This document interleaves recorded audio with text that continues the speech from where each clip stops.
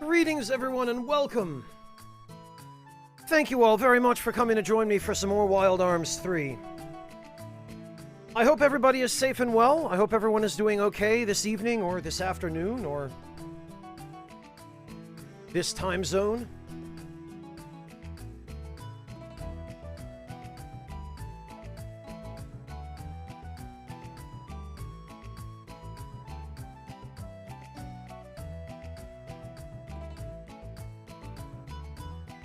Hello, Debler, Floofin, Nobleman, Afro. Yeah, Afro, these playlists, they don't always work the way that they're supposed to work, especially the ones on YouTube.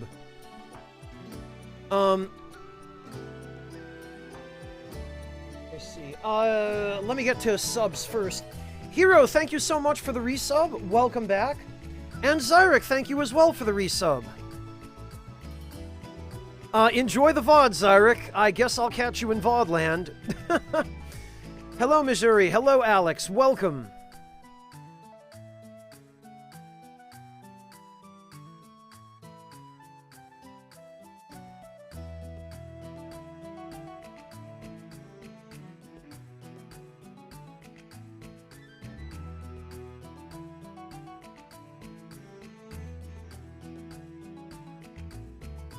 And once again, thank you all for coming to join me.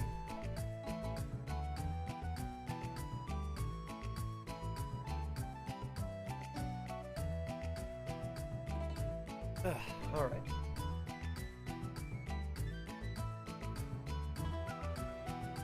Now, as I recall, because it's been a couple of days, I actually, well, it's been a day. I was hoping I would be able to stream yesterday, but yesterday I ended up going in for my first dose of the Pfizer vaccine, and that ended up being fine. My arm's a little bit sore, but no side effects or symptoms or anything. But I figured yesterday while I was out, I might as well take the opportunity, since I bothered getting dressed and, you know, putting clothes on and going outside, to get some grocery shopping and some other errands done outside and some cleaning around the house. Well, don't congratulate me yet, Floofin. I still have the second dose to go. But yesterday, as a result of all of that, ended up being a pretty busy day. And unfortunately, by the time I got home and got my groceries put away and everything else was taken care of, I just didn't have time to stream. It was too late, even for somebody with no sleep schedule. So, I ended up just going to bed, and I figured, well, we'll catch up today.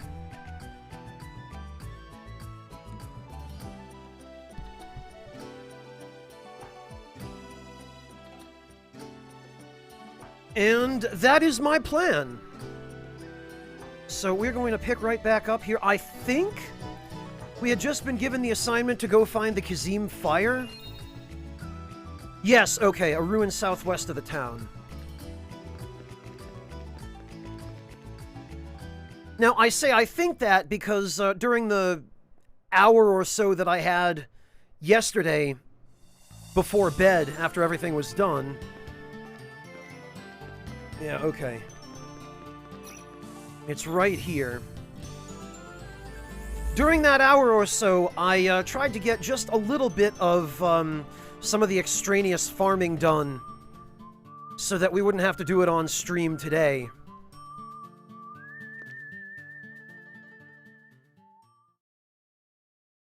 I wish you weren't joking, Hollow. I need better internet.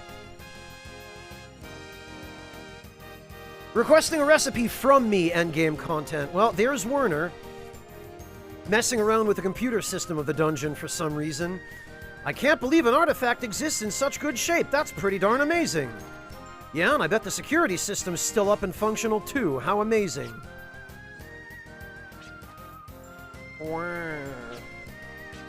What's the matter? Oh, it's nothing. I just caught a whiff of my dad's cologne on the security terminal. So what we're going to do here, actually, is we are going to load We're going to load the second file that I saved here after entering this dungeon to farm a little. And you guys get to see the new intro for this chapter. Or the updated intro.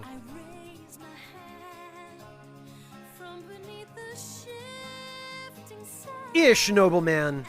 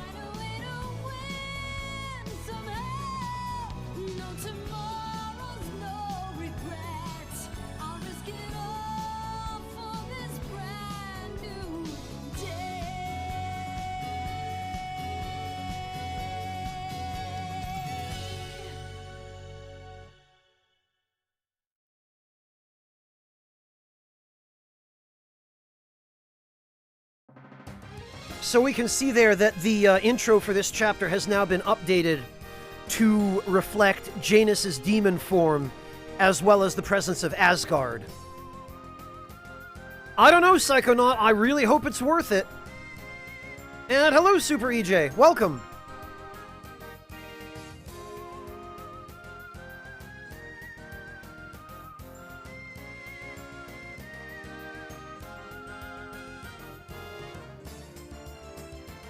Yeah, Fennec, this game has a slightly different intro for each chapter.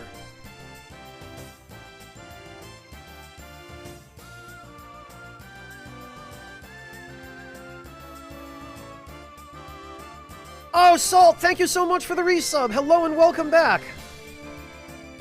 Is there such thing as a tea/teacup warmer that keeps your tea warm while you drink it? You tend to drink slow, but... Oh, yeah, absolutely, Salt. There are a few different things that you can do. There are little trivets with candles in them that you can put your teapot on, and the candle is just enough to keep your teapot warm for several hours. And then there are, in the UK especially, there are things called tea cozies, which is basically a little blanket, like a knit blanket, that you put over your teapot.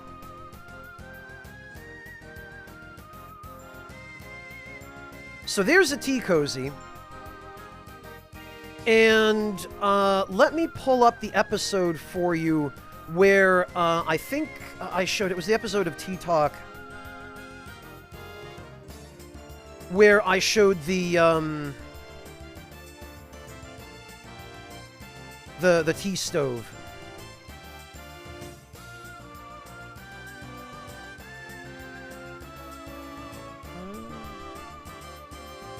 Yeah, okay, I think it was this episode.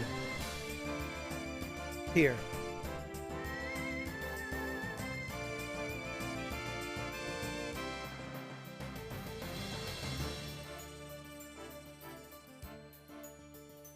And all Salt, if you're going to go the route of the trivet with the candle, try to find one that's made from cast iron because they retain heat very well. They definitely retain heat a lot better than other materials, and you don't want to get a plastic trivet because those can melt. Also, when you're buying your candles, make sure that you get candles that are made out of natural plant wax or beeswax, preferably beeswax, and not paraffin wax. Because paraffin wax, you don't want to be breathing. I mean, you don't want to be breathing the fumes from any kind of wax, but natural waxes will be less harmful for obvious reasons. And you want to make sure that whatever room you set that up in is well ventilated. make sure that there's at least a little bit of airflow so that you don't have the vapors from your burned wax just accumulating in an enclosed space, because that's not good for you.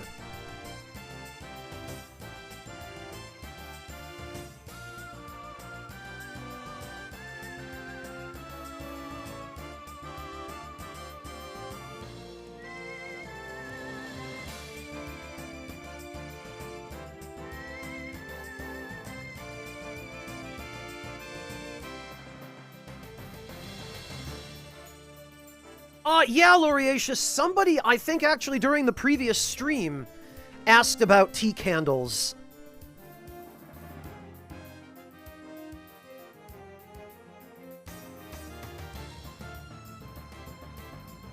Oh, yeah, Psychonaut, I've seen this. I've seen this. Somebody has shown this to me.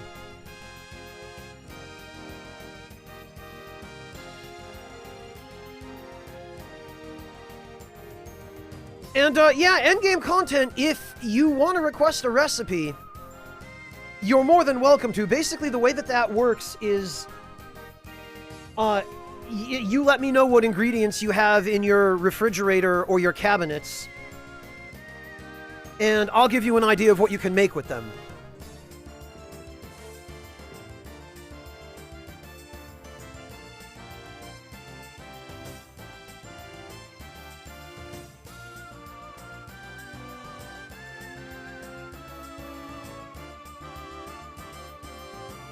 Now, I want to go over one important thing, just so that everybody knows what my goal is here, because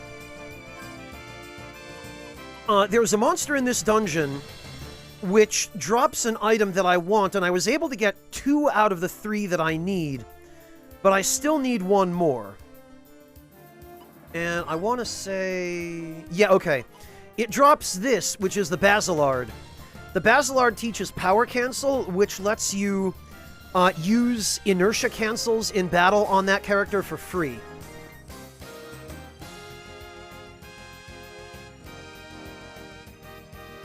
And I want to make absolutely certain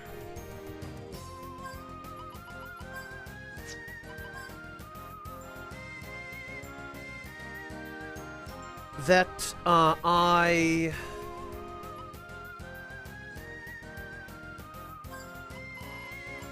Actually, we'll put this here because...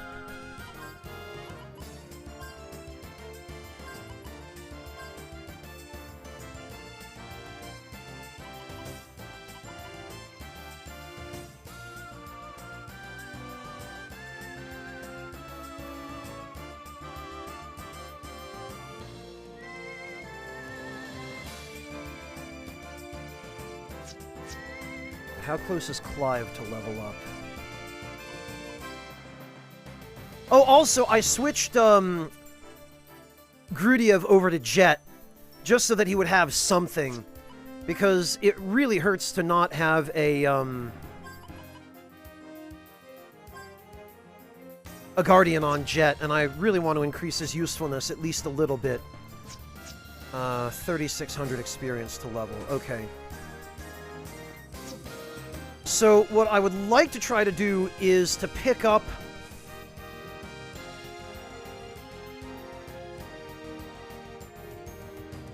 one more Basilard while we're here.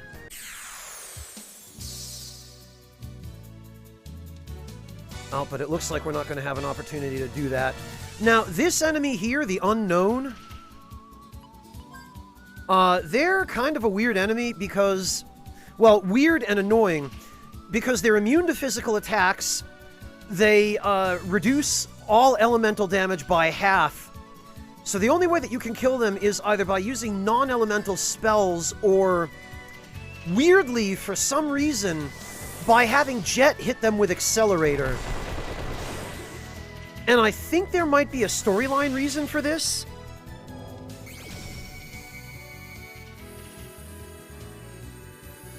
But yeah, you can see that they resist every element. But for some reason, when Jet uses Accelerator and a physical attack on them, it bypasses their, physical defense.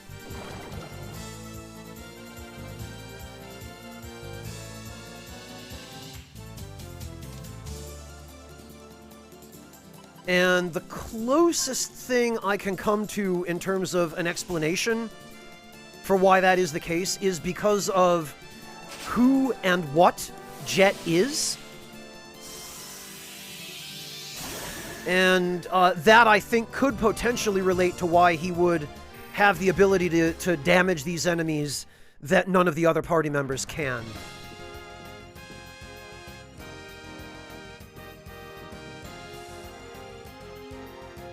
Now, what I want to do here...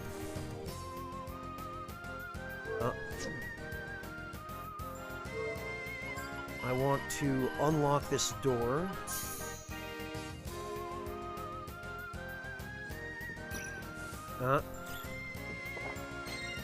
Name tags, Ooh, a full carrot! Excellent! And 5,500 Gela. Alright, we're leaving.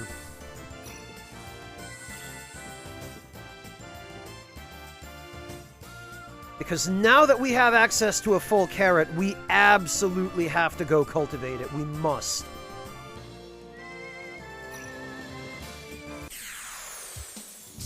Like, we need to go do that right now.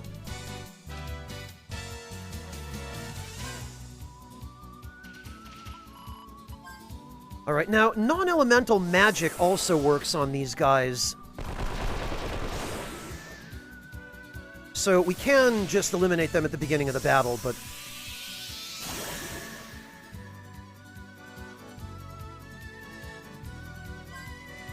There we go. Oh, you haven't even seen some of the later game enemies, Nobleman. They get worse. Or, more terrifying, anyway.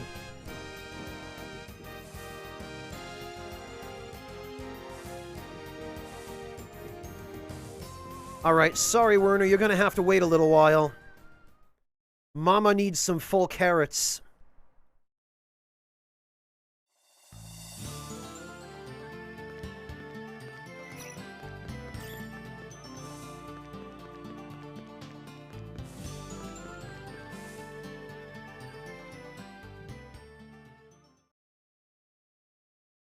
And the earlier we get on top of cultivating these, the less painful the rest of the game will be.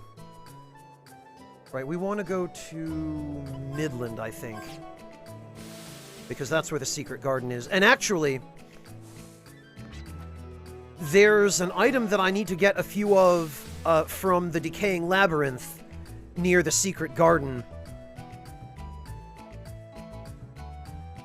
We need to go fight some... if I remember correctly, I think it's the rat monkeys in the Decaying Labyrinth, because they drop amulets, I believe, which give you the status guard ability. And that ability is extremely useful. It basically prevents you from incurring negative status ailments while you're guarding. And it synergizes very well with the Defender ability, which causes you to automatically guard when an enemy attacks.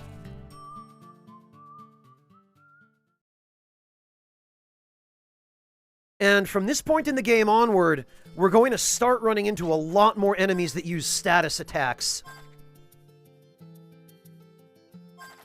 Alright, we'll get some mini carrots. Now we will sow full carrots. Yes.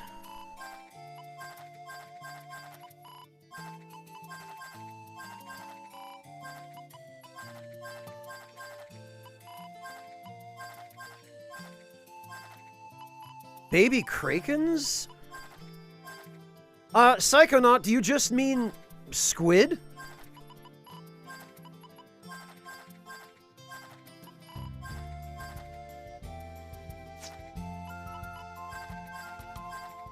There we go.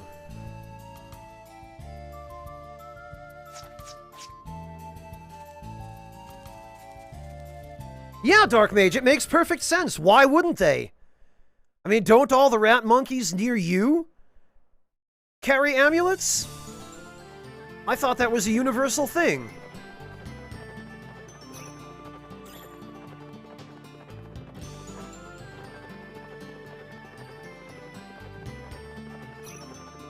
Alright, and now for the good old song and dance.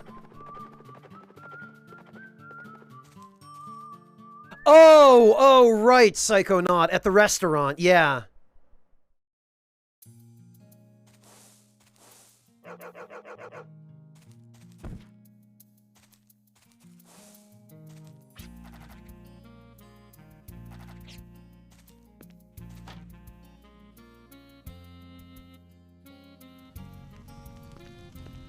Okay, so now we have to do the whole song and dance at Basker Village.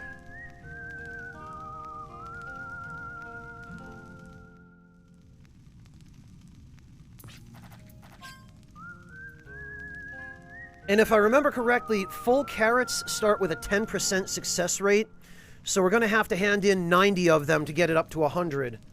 But once we have...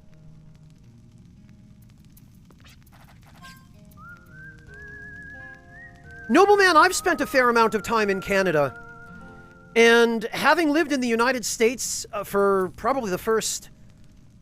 Well, I guess the first almost half of my life, I can tell you unequivocally that Canada is a better place to live than the US.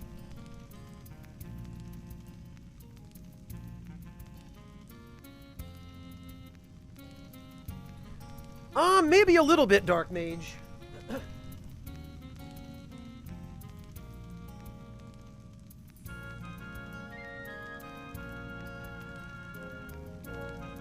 I mean, that depends on what you want out of it, Nobleman, but...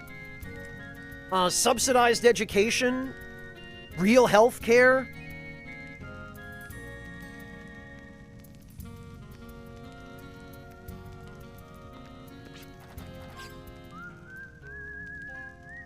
Oh, Nobleman, I didn't realize you worked at Amazon.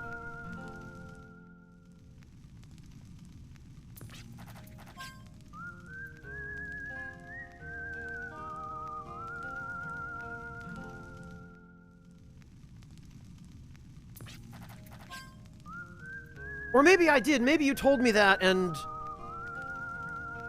in my advancing age, I just, I wasn't able to commit it to my long-term memory.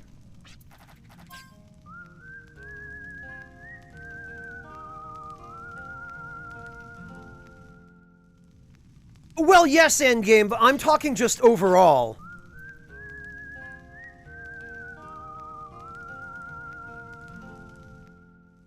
Oh, okay, Nobleman. I'm glad it wasn't just me, then.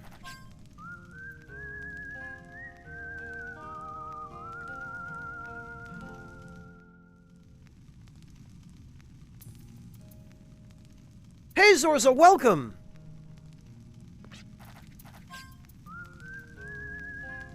And Monotone, welcome to you as well! How are you holding up, Monotone? Everything going okay, I hope?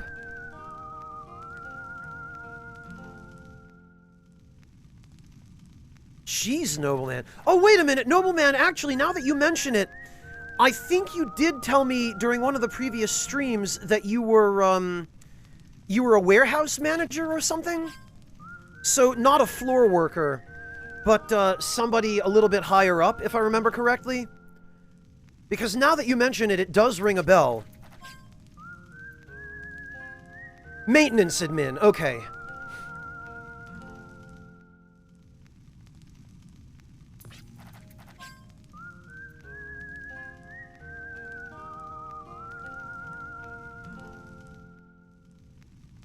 You push button, you count parts. Very challenging. Okay.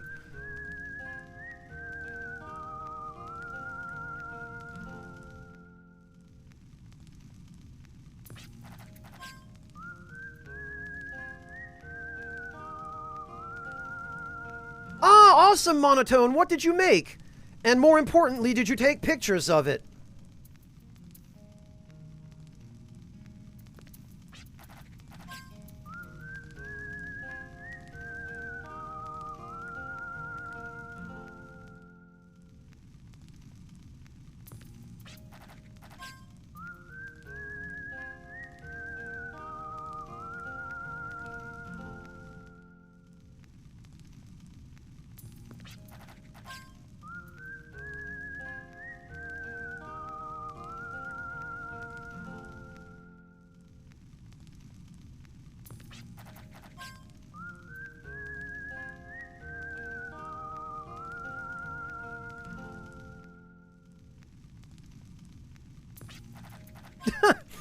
Psychonaut, I think that might be a little bit of a relocation for that kind of job.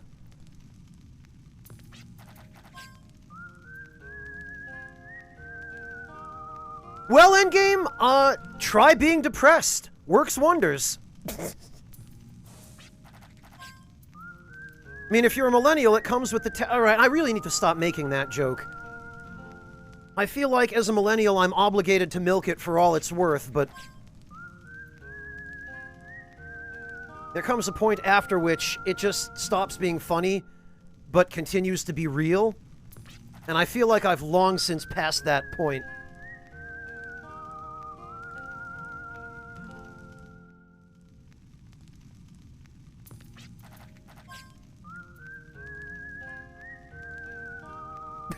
I mean, yes, Hero, I suppose.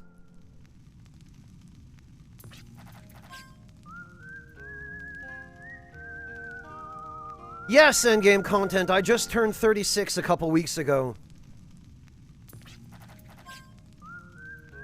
Oh, that'll do it, Floofin. That'll definitely do it.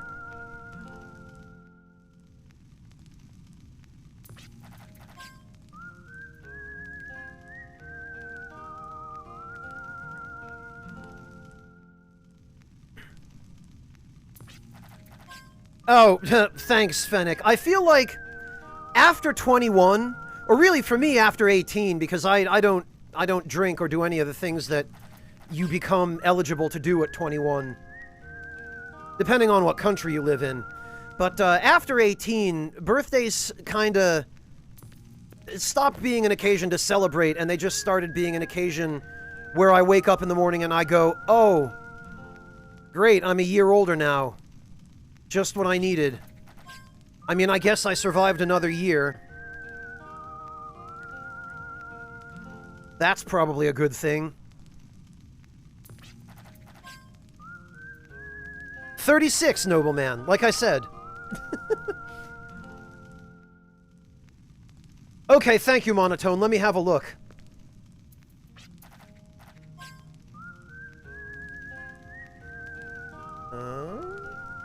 Ah! Monotone, I didn't know it was Thanksgiving already.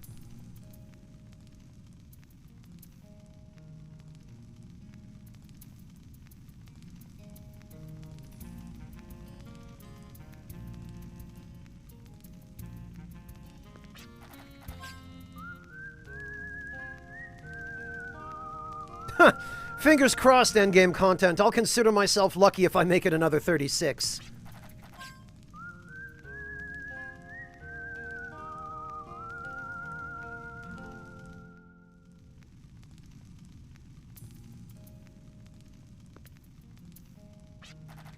I mean, honestly, I hope I can do a little bit better than that, but...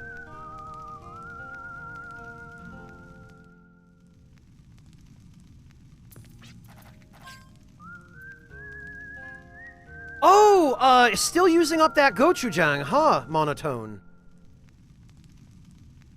In the picture, it looks like, regular, American-style Thanksgiving turkey with, just a pan gravy. How much of that stuff did you buy, Monotone, that you're still going through it? Because it seems like pretty nearly everything you've been cooking over the past couple of weeks has been Korean style and has had gochujang in it.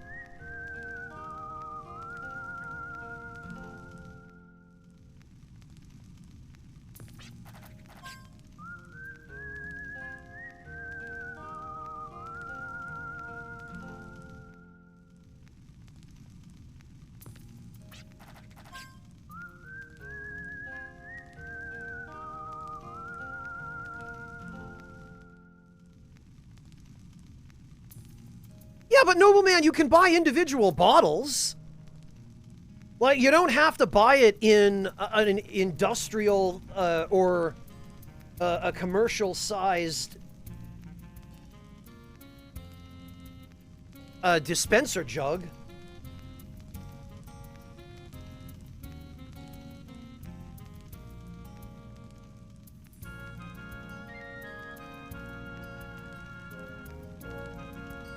Okay, so Monotone, pu'er is a type of fermented tea.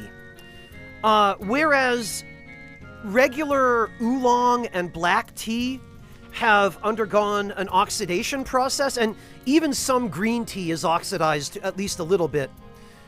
Pu'er tea is oxidized to the point where it genuinely begins to ferment. And once it begins to ferment, it is then dried. And invariably, by definition, it's also shaped into a sort of a hockey puck type shape. And kind of compressed. Or compressed into like little bricks. It's not bad. I like it. But the problem with Pu'er is that it tends to be expensive because it's fairly labor intensive to produce.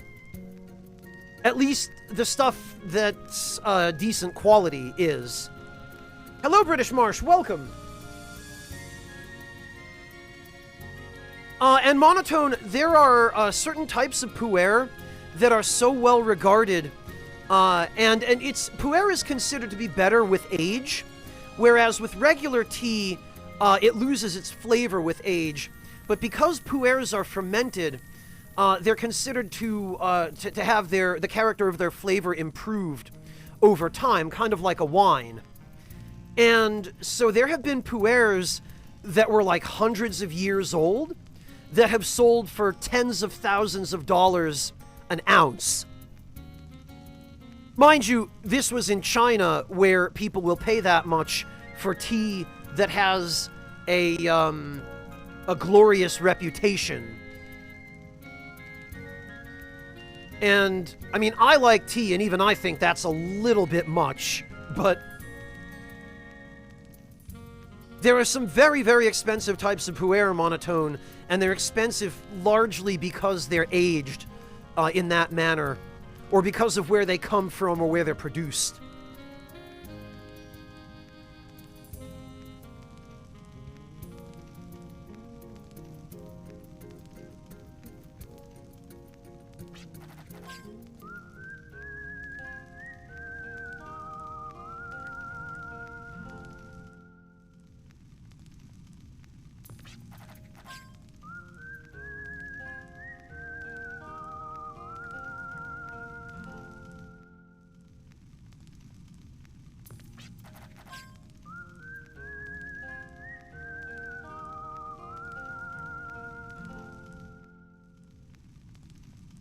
Now, unfortunately, with full carrots, they're a lot slower to grow, and therefore they take about 4 times as much time as almost any of the other plants in order to produce. So, yeah, that's not unusual, Monotone. Pu'ers often have other flavors in them, such as jasmine or sometimes spices or seasonings. Mainly, it's flowers that are typically used. Often jasmine, sometimes rose hips or other similar things, other herbs, you know.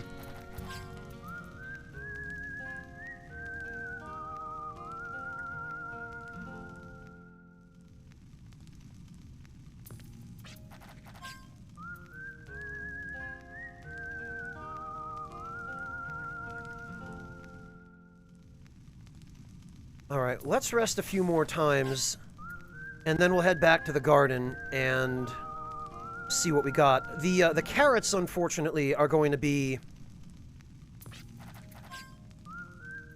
a bit more of a time-consuming matter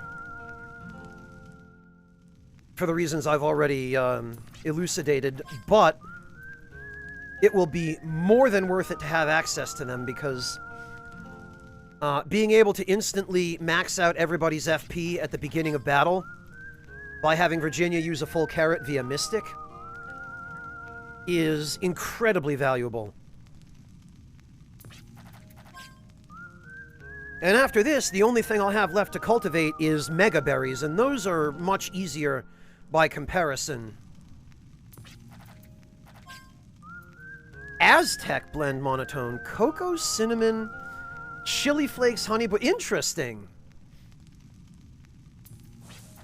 That one sounds like it's more of a tisane than an actual tea.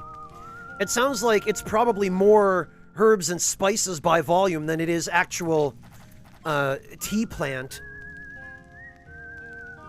But the important thing is whether or not you enjoy it, and it sounds like you did. Which I'm glad to hear.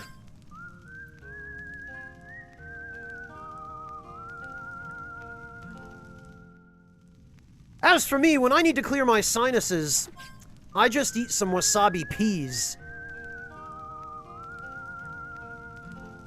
Or lately I've been finding wasabi soybeans, for some reason, at the Asian grocery store near me. I prefer peas, they have a slightly better flavor. Soybeans don't really taste like much.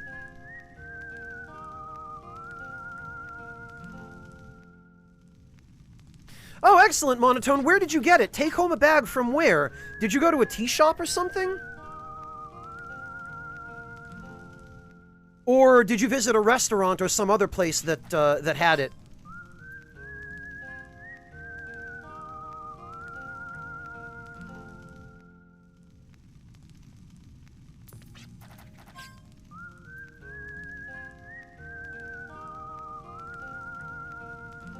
Hello, Yielding Thought. Welcome. Good to see you. All right, let's check the garden. Oh, and before I forget,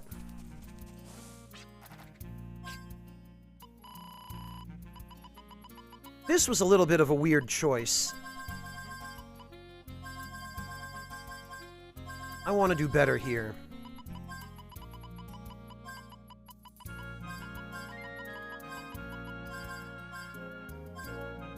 There we go.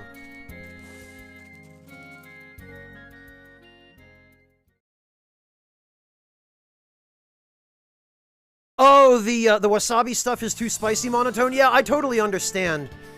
Bear in mind, though, Monotone...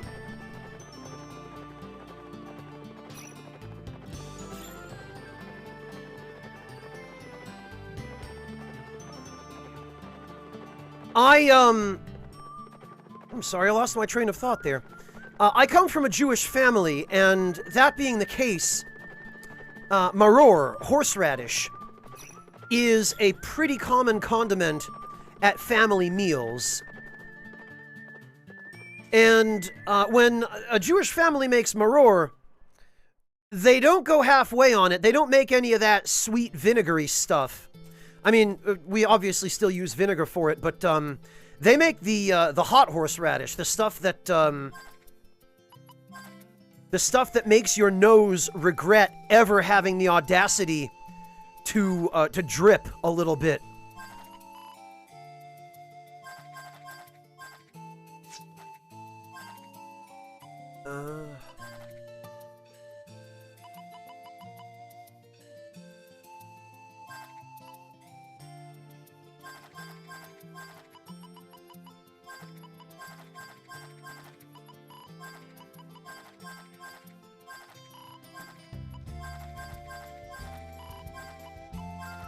So I grew up on that stuff, and maybe as a result of that, and maybe also as a result of the fact that I started developing a taste for spicy food when I was fairly young, probably around 12 or 13.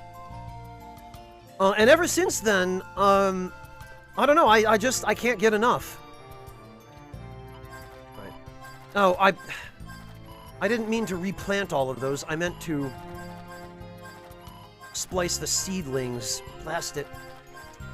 Oh well, so this will put us at a 21% success rate now.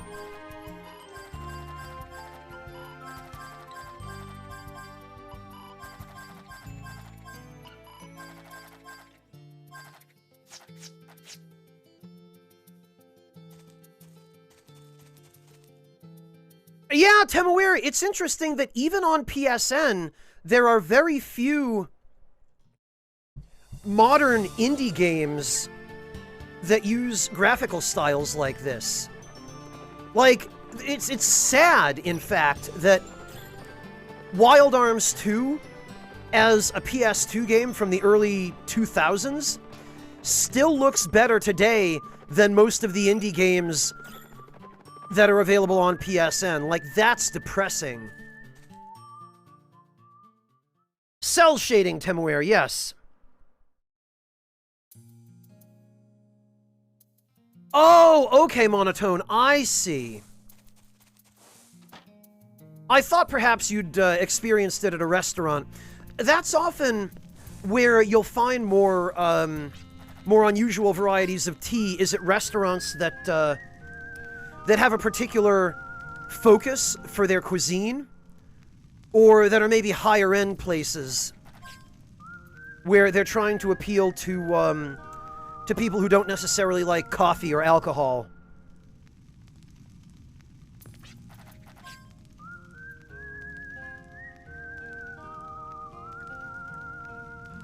Yep, that sounds like the standard American palate, Monotone.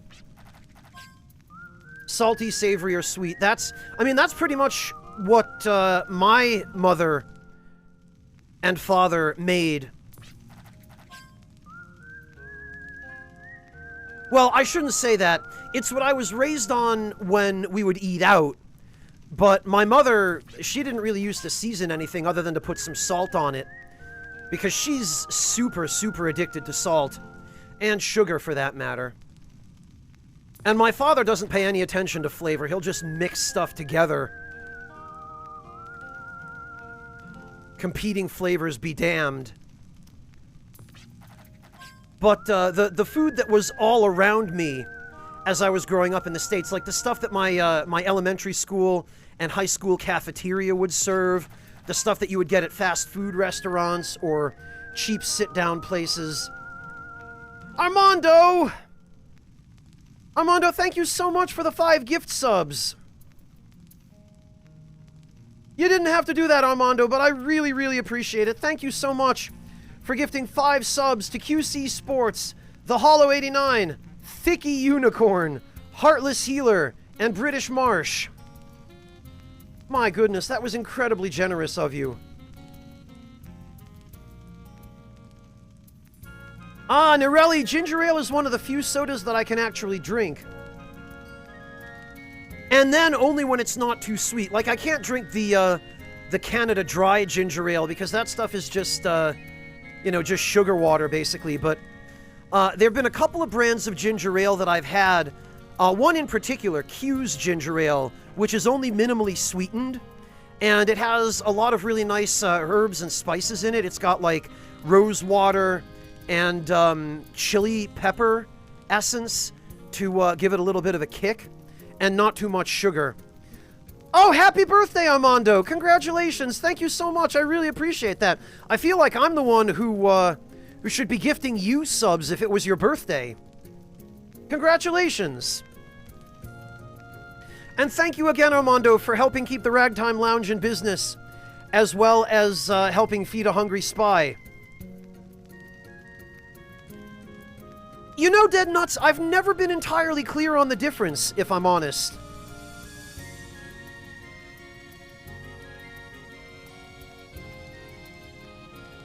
And I kept meaning to research it. You know, it'd take 5 seconds to look up, but I've always forgotten to do that. Don't get old, kids.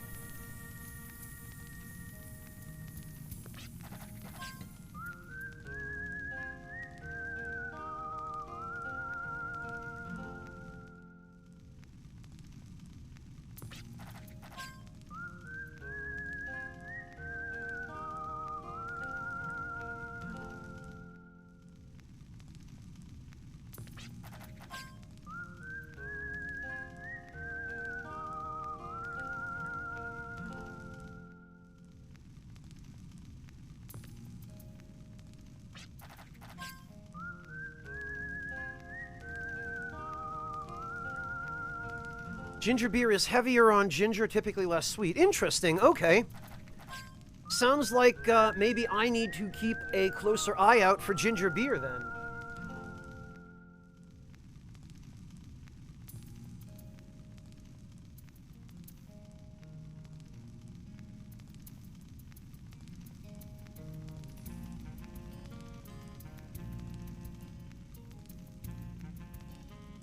Ah, that was kind of you, Armando. Marcus deserves it just as much as anybody else, if not more. Honestly, he probably deserves it more than I do, but either way, I really appreciate it, Armando. Thank you.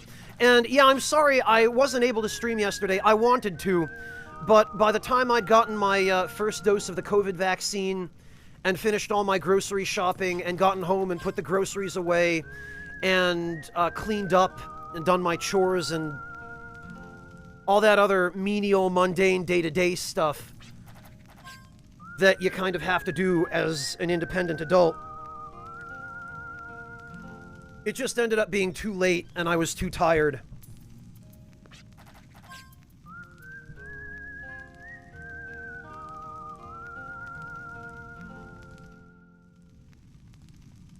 But we're here today.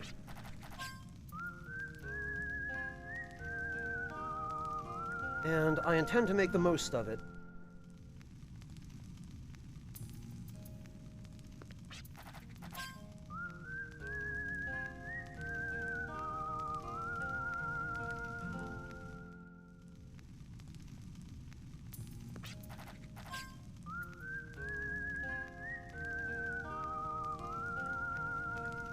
Oh, monotone.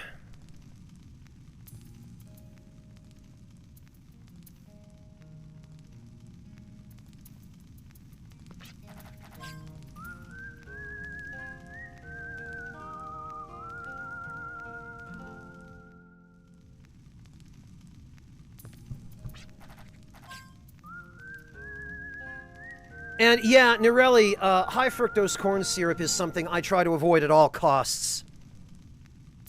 It's very hard to do if you live in the United States, and it's getting increasingly difficult to do even here in Europe. Even in Germany, more and more products that I see on store shelves contain it. Even products that attempt to tout themselves as healthy or all natural sometimes contain it.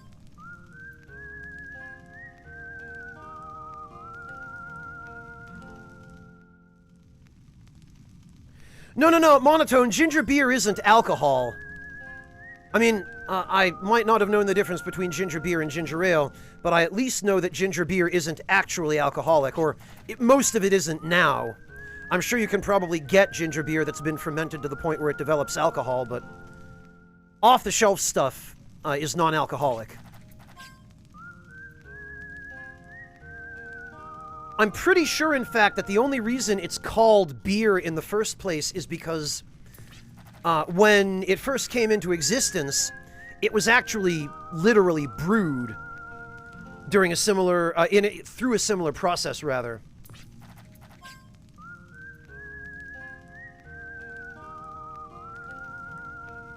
Oh, okay, monotone. Well, carry on then.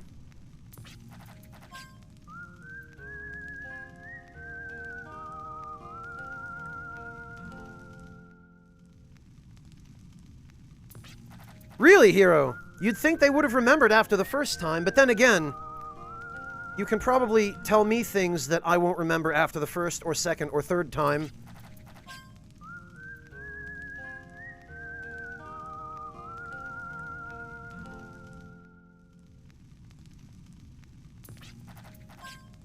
Well, I really appreciate it, Armando. Gifting subs is definitely nice when you want to make somebody's day besides just the broadcaster. You know, you're giving people access to the emotes and ostensibly to ad-free viewing, although Twitch doesn't seem to fully abide by that anymore. And speaking of which, Aratos, welcome back. Thank you so much for the unbelievable 63-month sub streak. That is... I can't believe I've been streaming that long.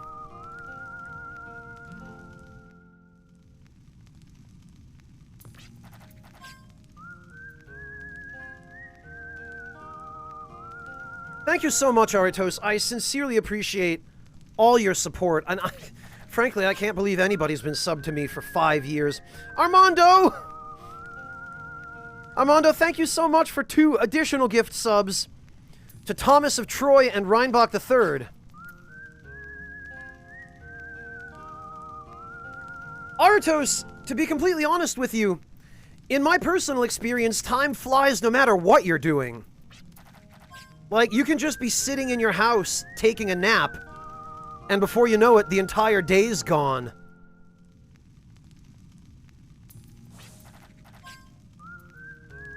Don't ask how I know that.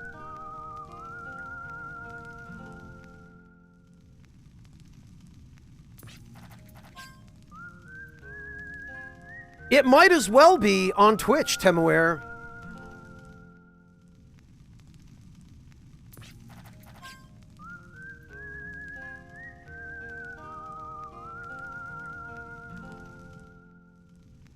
Yeah, Nirelli, it does feel that way, doesn't it? Drovenus! You guys. Drovenus, thank you so much for 5 additional gift subs.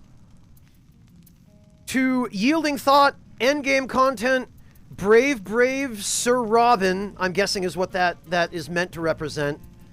It looks like that name ran out of characters. Shady Throne 94 and Jay Can't Do.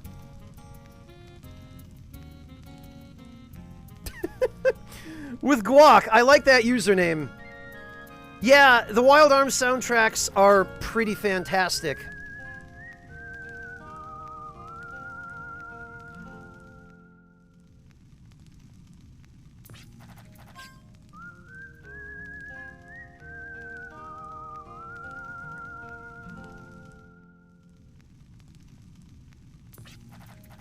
Yeah, Temuer, you can, and I'm pretty sure that's by design, because the soundtracks of spaghetti westerns and... I mean, westerns in general, but I tend to think of Wild Arms as being a little bit closer to a spaghetti western than anything else, just because of... I mean, I guess the JRPG elements aren't quite that, but they're closer to that than they are to a serious western. But the soundtracks of those old sorts of movies and TV shows had a lot of whistling, and I'm pretty sure that the composer for this series was influenced by that. Not to mention, Japan just has had this fascination for decades with American culture, and particularly with American Western culture. One of the things that you frequently see in Japanese pop culture and just in modern society there is wealthier people in Japan, like the CEOs of the big automotive companies like Nissan and Honda and Toyota. You'll see them walking around dressed in 10-gallon hats and American jeans, driving big pickup trucks and stuff. Like, I don't know where that fascination comes from, but I guess maybe it's in some way reciprocal to the fascination in the West with Japanese culture. I guess they've got a little bit of that too, just going the opposite direction.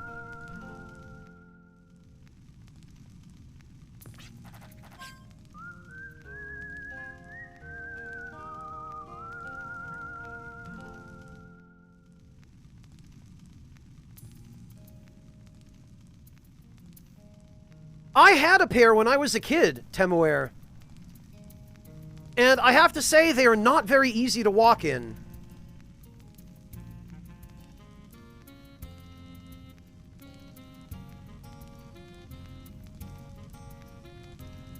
Like, cowboy boots are the closest thing I've ever worn to anything resembling women's high heels. Because cowboy boots do have the heel on them, which, for anything masculine, is probably the highest heel I've ever worn. And I'll tell you what, that heel alone, that was like a 1.5, maybe a 2-inch heel. I could barely walk in those damn things. So I don't know how ladies and cross-dressers do it. Like, if you're a drag queen, hats off, because, my feet were about ready to die.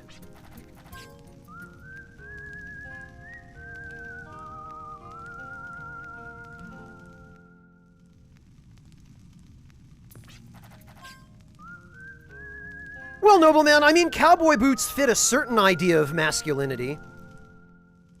It just happens to be an idea of masculinity that I guess went out of fashion 50 years ago everywhere except apparently Japan.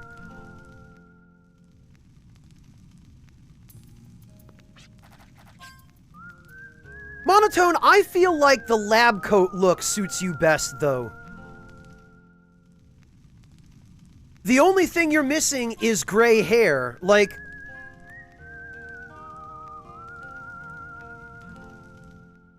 once you're 70 or 80, you will look the part better than anybody I know.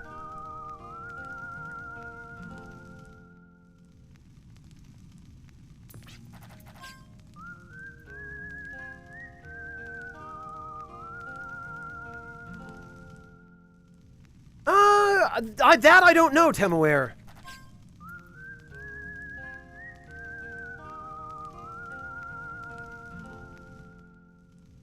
I mean, I know that gaucho culture is still a thing in some of the more remote regions of Central and South America, but I don't know specifics. That would be something that we would have to ask one of my Mexican viewers, or my South American viewers in general, or Central American, because we have several of them. And I imagine they would probably be able to weigh in with a little bit more certainty on that matter.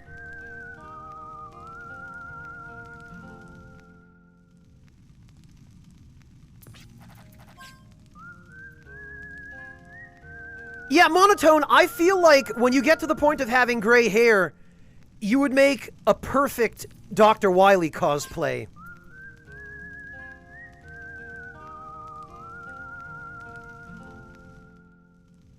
Yeah, Dark Mage, it's a pattern. It's not just a coincidence.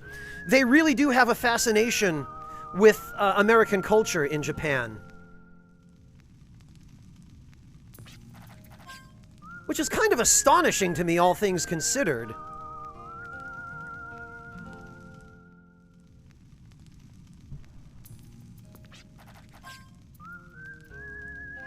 Because Japan tends not to be all that fond of cultural influences from outside their borders.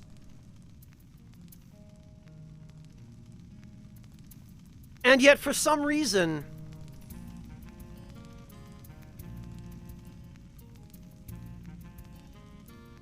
Oh, really, Dark Mage? I guess that makes a certain amount of sense. If you work in a lab where not much goes on, or where there aren't a lot of explosions to keep people entertained.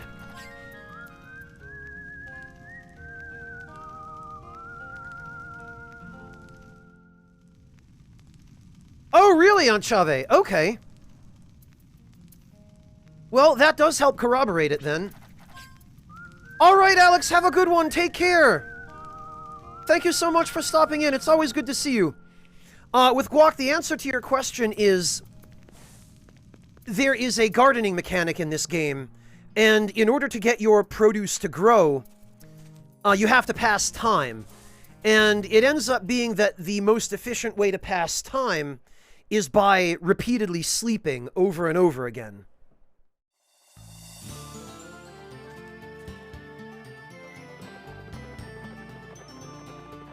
And the items that you can grow are really, really important.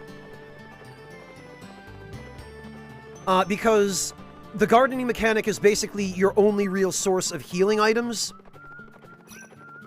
In this game, the developers decided to be really cruel, and they designed it so that you cannot buy healing items at shops. Shops do not sell healing items. They sell status recovery items, but not HP recovery items.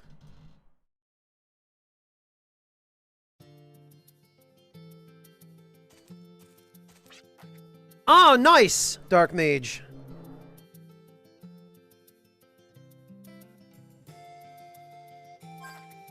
Alright,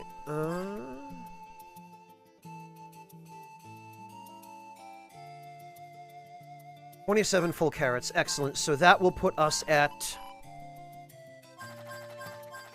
21 plus 27 is 48, I think, right?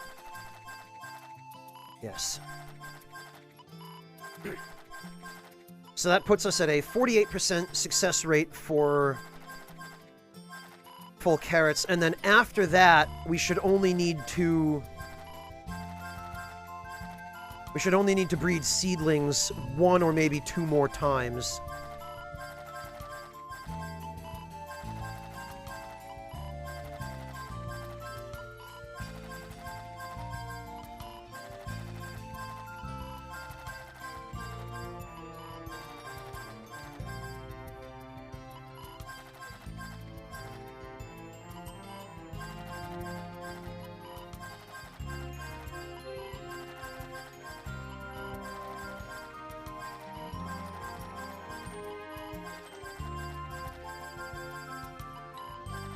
Interesting, all salt.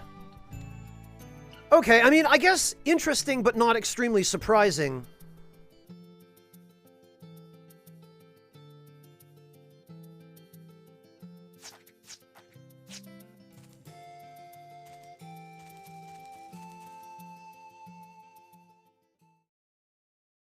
All right, I think we can go...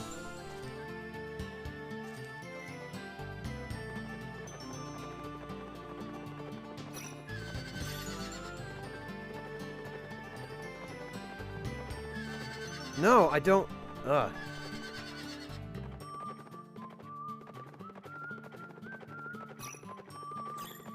There we go.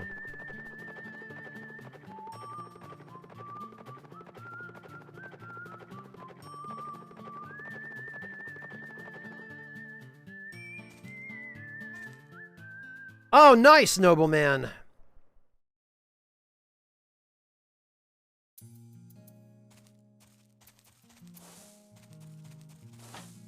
I sure do love when people do that on the road.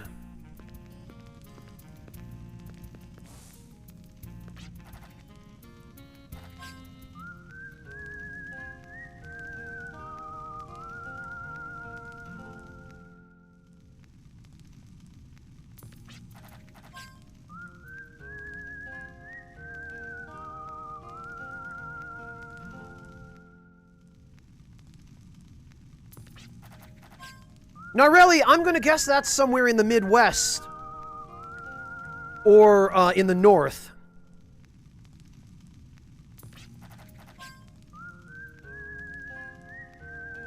Master General Vic, hello and welcome. Oh, yikes, Vic. Yeah, I can see why you would be driven over here by something like that.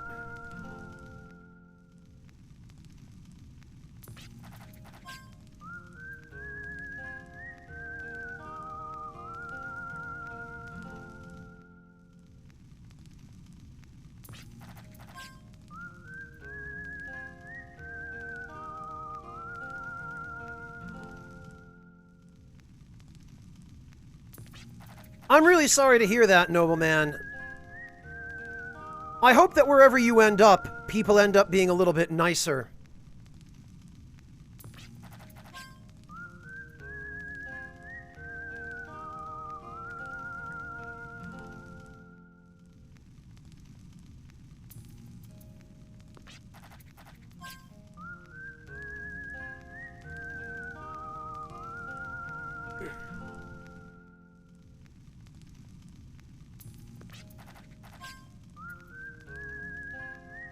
Unapologetically Californian, nobleman?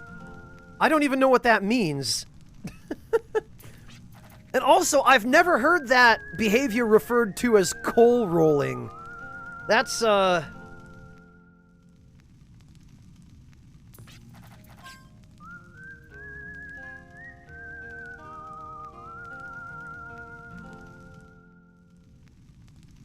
that's a new one to me.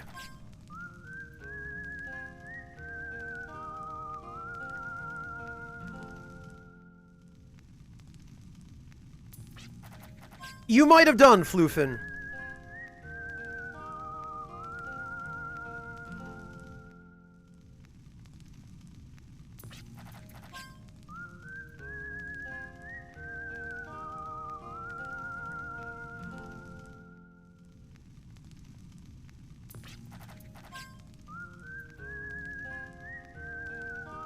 It is juvenile, nobleman. Floofin, that's the perfect reaction emote.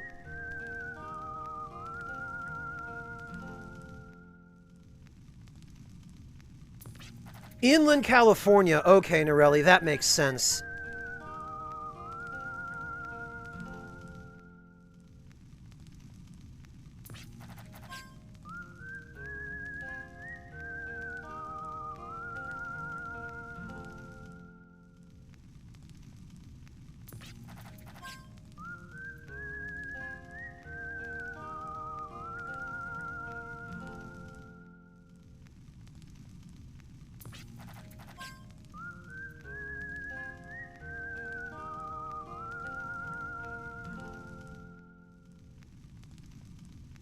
Yeah, Vic, or anybody who removes their exhaust to sound louder, really.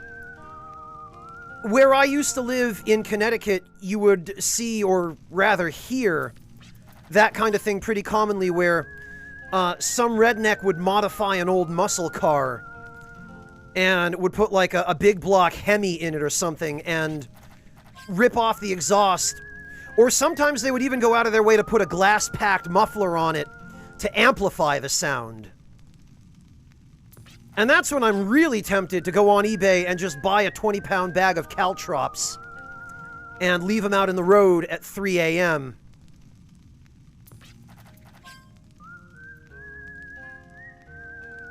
Monotone, I think we all went to school with somebody like that. There was always at least one in every class.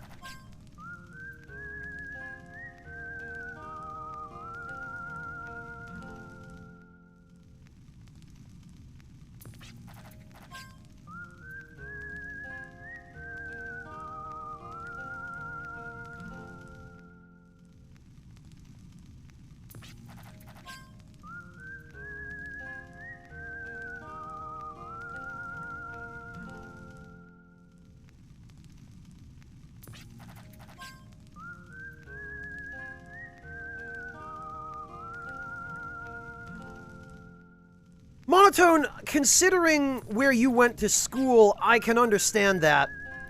I mean, frankly, I would have thought I'd encounter more of it at the high school that I went to.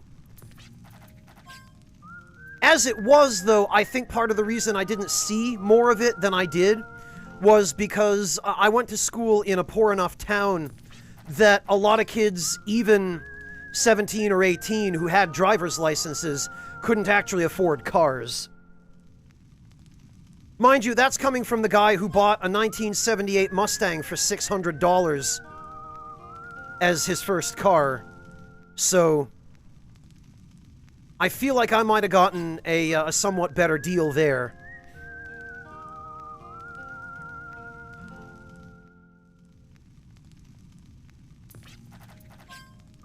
Floofin, I think that was a wise choice, all things considered. Jeez, Hero.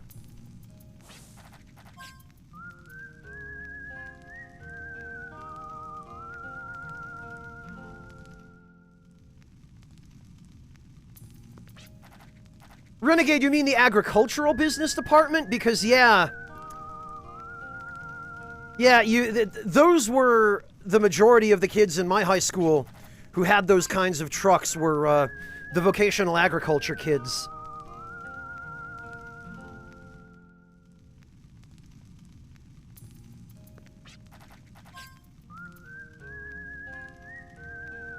I appreciate that, Norelli. I appreciate that you went out of your way to make your motorcycle more quiet. Because most of the motorcycle guys and gals who drive by my house at 3 a.m. have gone out of their way to make their motorcycles louder. It's just as bad here in Europe as it is anywhere else. And I think maybe even worse in Germany in particular, because there are so many motorheads in this country.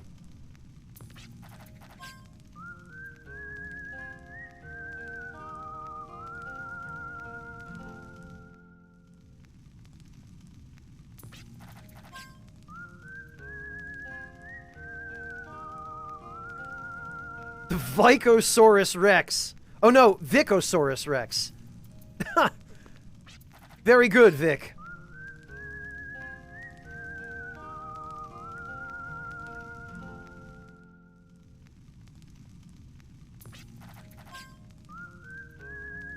Oh, that was College Renegade. Okay. So you went to an agricultural college, it sounds like.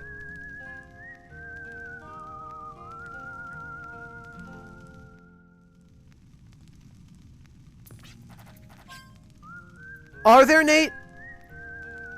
Do a lot of them have hydraulics and pumped up sound systems? Must be really difficult to get any sleep there.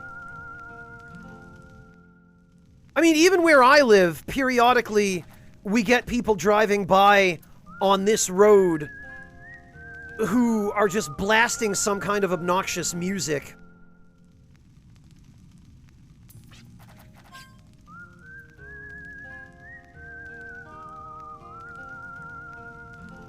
They'll tell you that, dead nuts, but I don't believe it.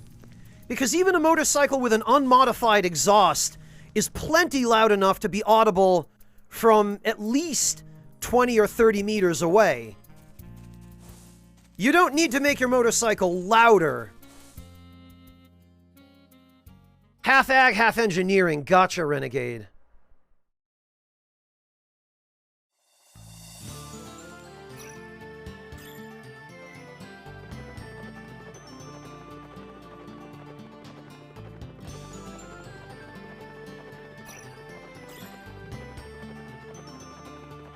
Ah.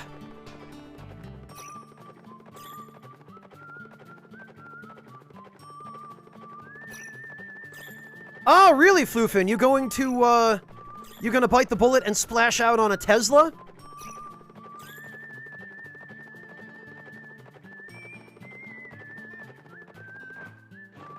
There we go.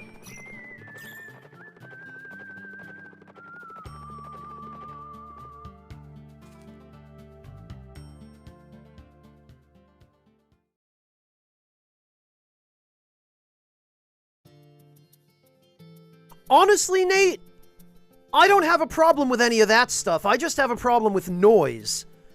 You know, if somebody wants to put spoilers or custom rims or, you know, hydraulics on their car, fine, go for it.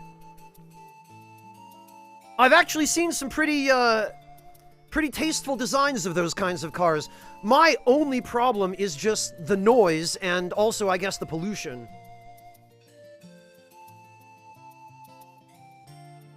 And that, Guac, to be fair, that as well. Yeah, they are nice for that, aren't they, Floofin?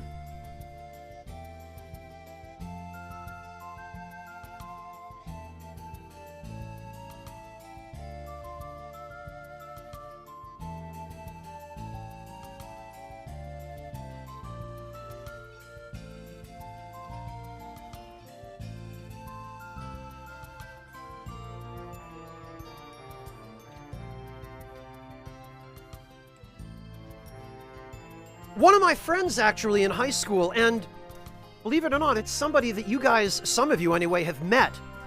He goes by Miros in chat. He, when we were in high school, had a, I want to say it was a 1994 or 95 Acura Integra that was sky blue. Sky blue, I think 95 Acura Integra. And he got a spoiler put on it. And I don't think it was that powerful a car. I think it had like a 4-cylinder engine or something like that. But with that spoiler, it went from looking pretty mundane and boring to looking actually kind of stylish. And he got no end of abuse for that from the other students. I felt terrible for him. He got people constantly like vandalizing his car, smearing ketchup on it, and like just unreasonable levels of abuse.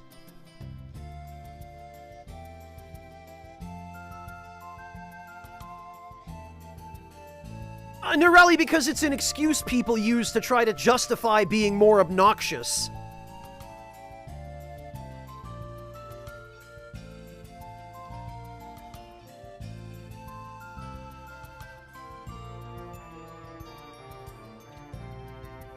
I don't know, Nobleman, like, I saw some pretty interesting first cars. at my high school, because of where we lived, it was a mixture of like the high school that I went to was it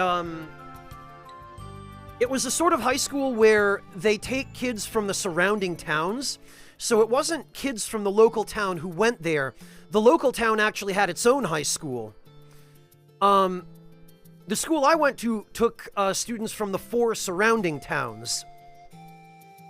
And those towns differed significantly in terms of their average household income. So what you tended to see were a lot of like junk cars that barely ran in the student parking lot, and then every once in a while there would be a really nice one, like a Mustang or a Camaro or something like that.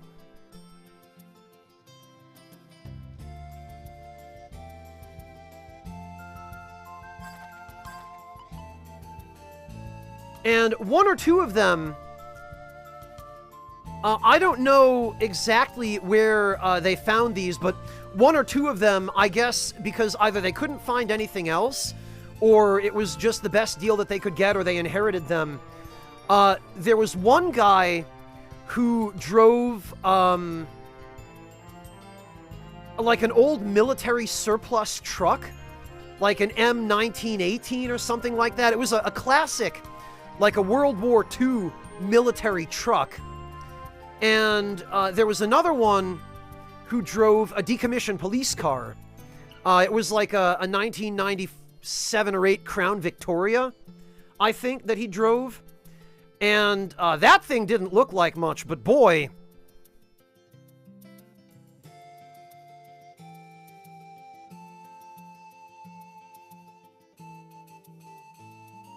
I don't know if that's universally the case with guac.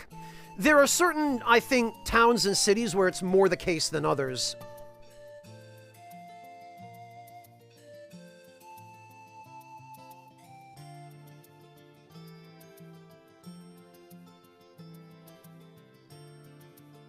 Yeah, Warrior, people always seem to want to go for the hot cars. And if you were female, that was no problem, because the insurance companies would charge you reasonable rates. But if you were a dude in high school and you owned a Camaro or a Mustang, yeah, have fun with those premiums. The way I was able to get around it was that the Mustang I bought, first of all, was a 1978, so it was old enough that it qualified as a classic car. So there was an insurance discount for that. And it also had a 4-cylinder engine. It was the I think like the 96 horsepower 4-cylinder. So, I was able to negotiate a fairly tolerable insurance rate for that car. But, all the other guys who had like 6 or 8-cylinder Mustangs or Camaros, their parents were paying like $700 or $800 a month for their insurance. Really, Monotone? I wonder why.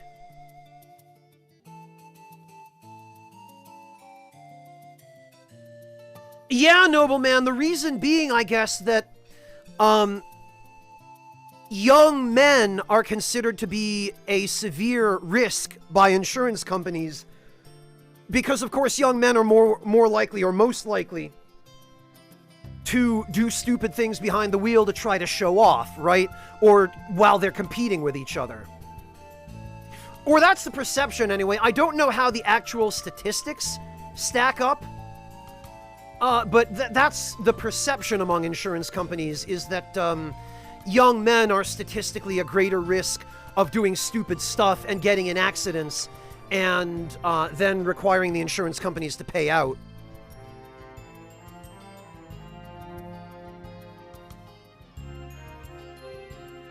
Well, Norelli, or if you're able to get a car that isn't expensive to insure, you know? Yeah, Guac, I suspect that all depends on the community and upon who you ask. Like, for me, I grew up in a pretty affluent neighborhood. I was probably from the poorest family in town. being a family of immigrants, and you could definitely tell to look at our house.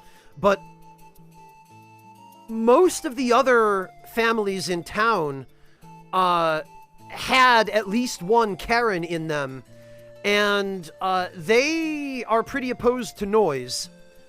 They don't tend to like noise in that town, and we've actually had noise complaints against a couple of the residents who own loud vehicles over the years that I lived there that became known around town, apparently, because it was a small town, and when somebody owns a loud car, eventually people figure out whose car it is.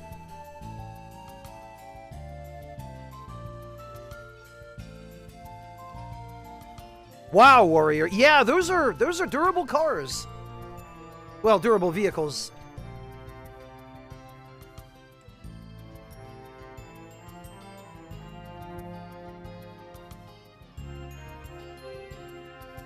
I don't know if you'd quite call a Jeep a car. As far as I know, a Jeep is a Jeep.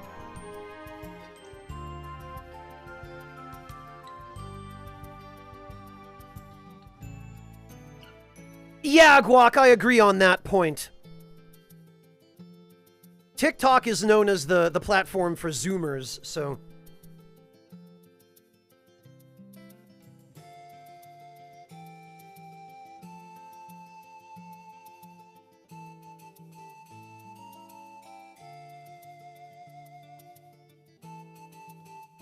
Wow, Floofin.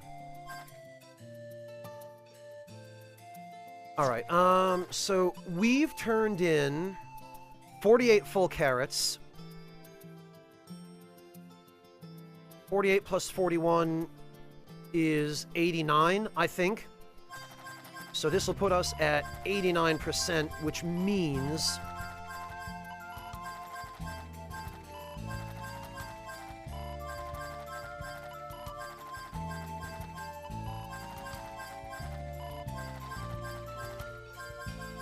Well, Guac, I appreciate that. I mean, I'm not that... Well, I say not that. I'm a millennial, so I'm probably at least 10, 12, 14 years your senior, and I still constantly have people tell me I'm not that old.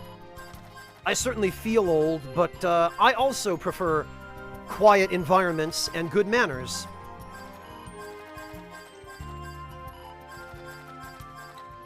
As a result of which, I do not tend to hang out at places like bars or large restaurants or beer gardens or any of those sorts of establishments where there's lots of noise and uncivilized behavior.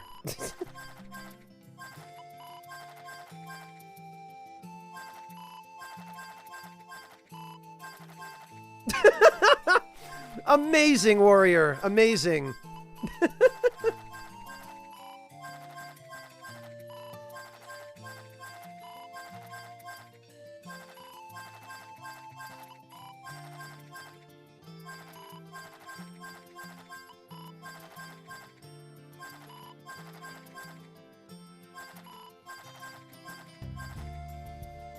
Yeah, it is a lot of carrots, Guac. But we need every single one. Because this is one of the most valuable items in the game.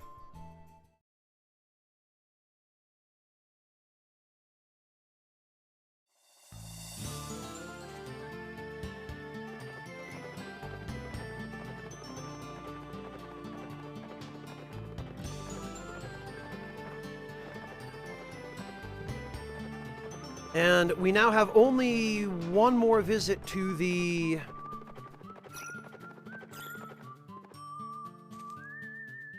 One more visit to the garden before we've maxed out the success rate of full carrots. At which point we can then begin...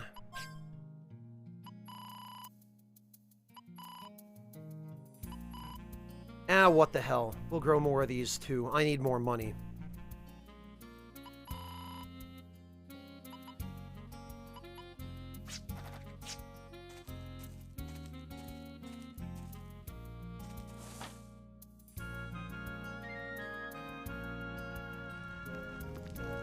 Hello, the Doctor! Welcome!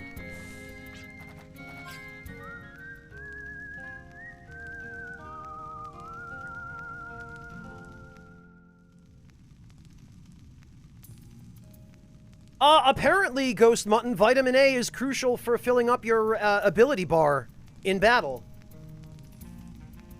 Who would have guessed?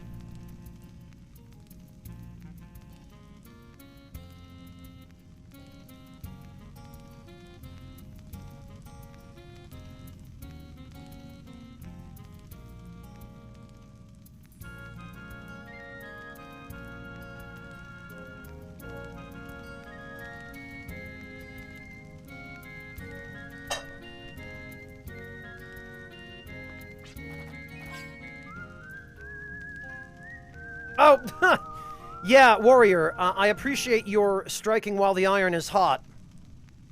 Take that opportunity.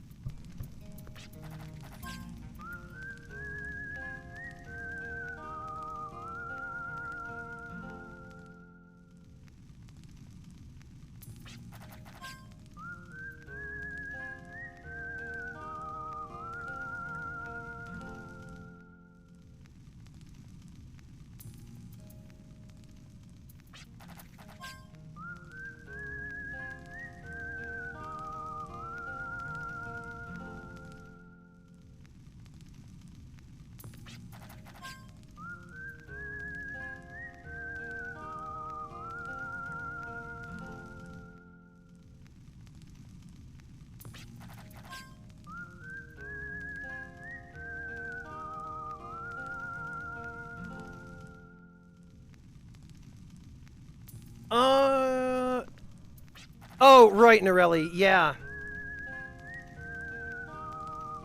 I assume you're referring to the fact that it's not good for rabbits to eat carrots, actually. Or I've heard that it's not. I'm not sure what the scientific reason is behind that, but... With Guac, thank you so much for the sub. Welcome to the Ragtime Lounge. Very much appreciate your support.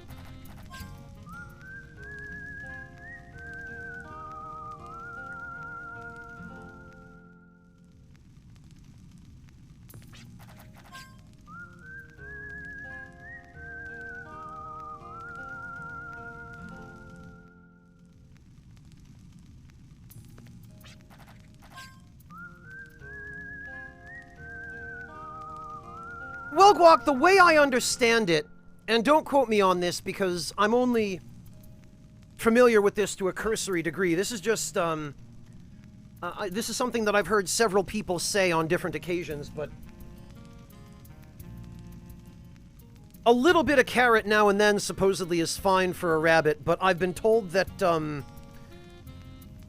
if you feed rabbits nothing but carrots, they overdose on vitamin A. And it can be harmful to them in some way. I'm not sure exactly how. Oh, okay, it looks like Norelli has just clarified that. Thank you, Norelli.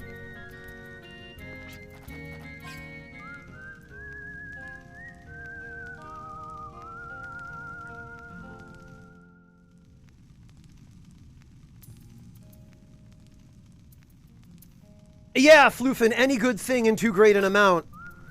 Right?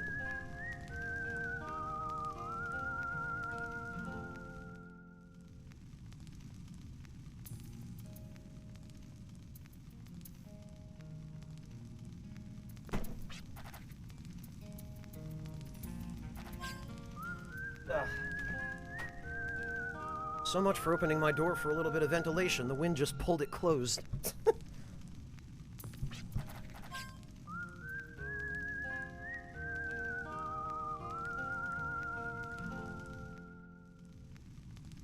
Dravenus, thank you so much for the resub. Welcome back. Thank you once again, Dravenus, for the unbelievable amount of support that you've offered me over the years. I truly appreciate it. And hello, Echo Drop. Especially too much.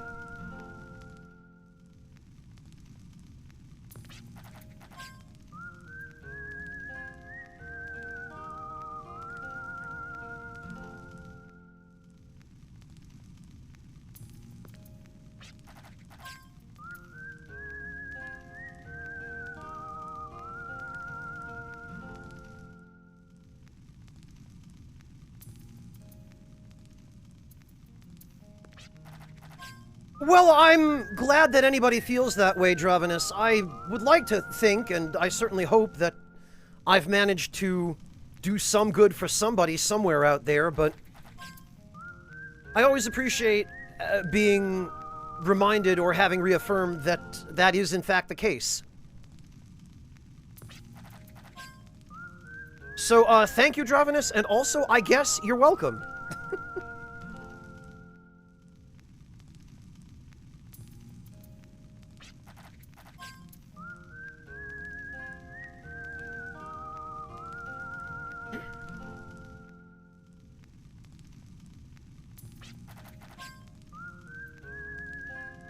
Well, thank you, Floofin. I appreciate that as well. Guac, you mean a patron? A patron of the arts? It's interesting you say that because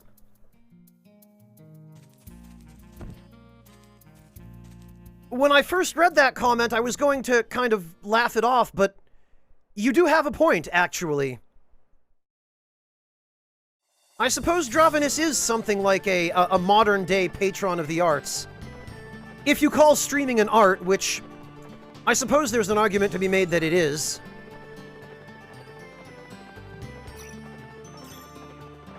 Speaking, just in and of itself, could certainly be regarded as an art.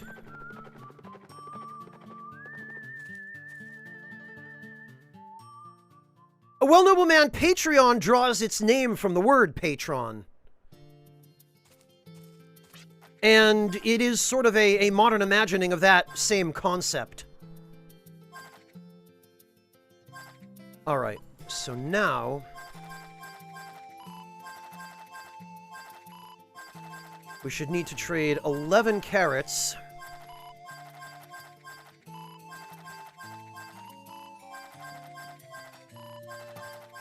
And then this should be the last one. Yes, it is. Okay.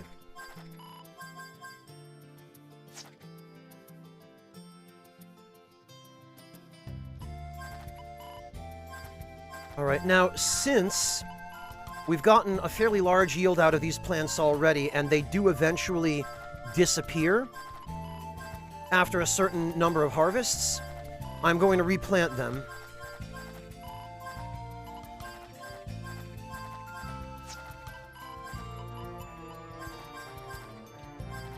To reset the timer on them expiring.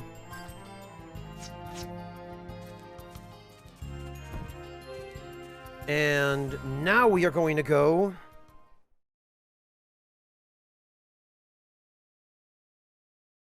Oh, don't worry about it, the Doctor. I'm glad to have been able to help a little bit. And hey, you're doing pretty well on your own now, the Doctor. Now that you've got things up and running, and you're starting to get into the rhythm of it, you really are doing genuinely very well.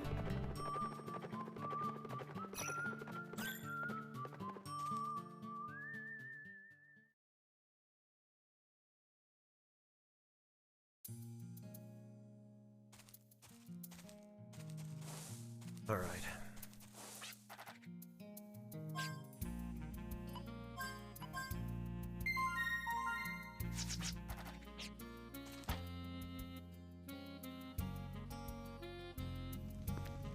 Guac, I don't know how you can do that. I'm garbage at multitasking. I can't divide my attention to save my life. I'm afraid I probably literally couldn't divide my attention if I had to do so to save my life.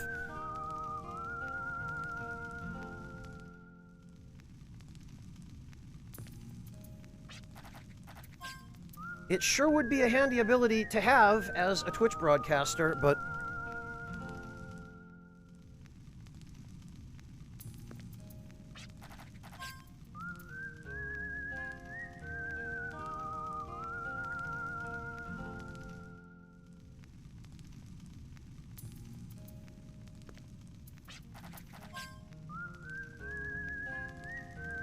Norelli, I only barely get that.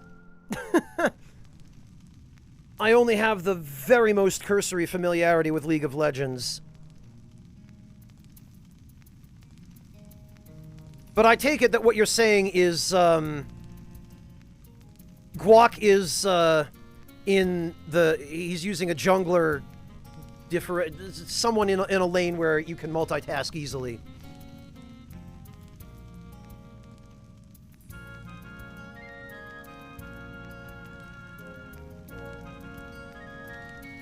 Don't look at me. League is utter anathema to me. I don't League.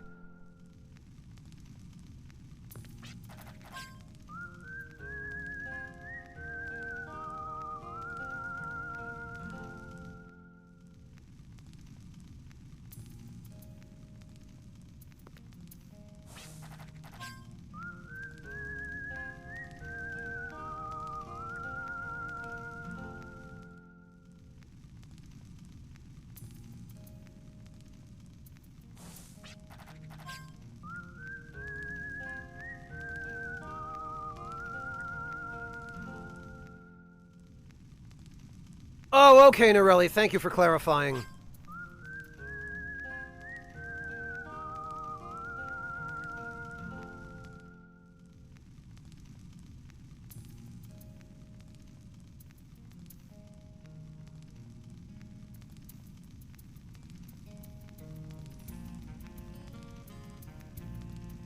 Guac, it's funny you say that because that tends to be how I pick my characters in, like, fighting games or games where there's a roster that you choose from. That is certainly true endgame content.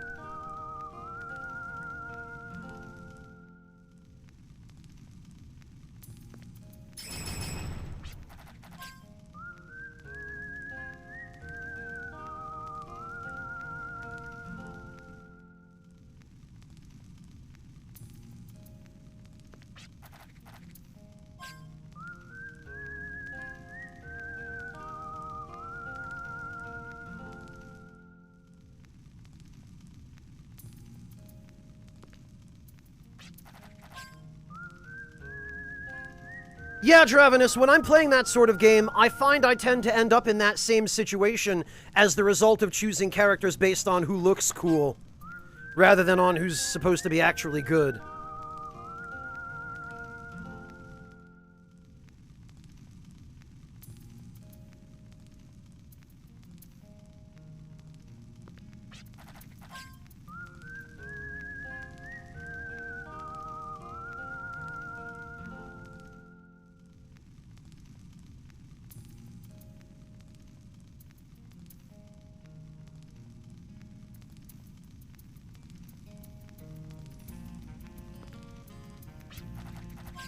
That's one response, Floofin.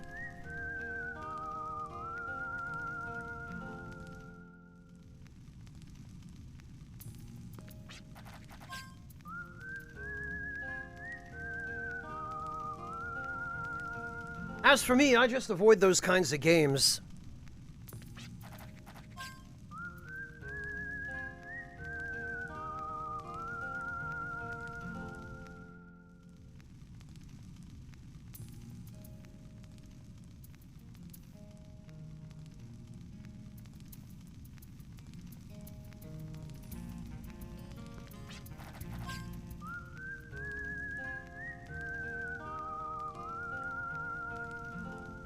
Yeah, I don't either, Floofin, which is an interesting point because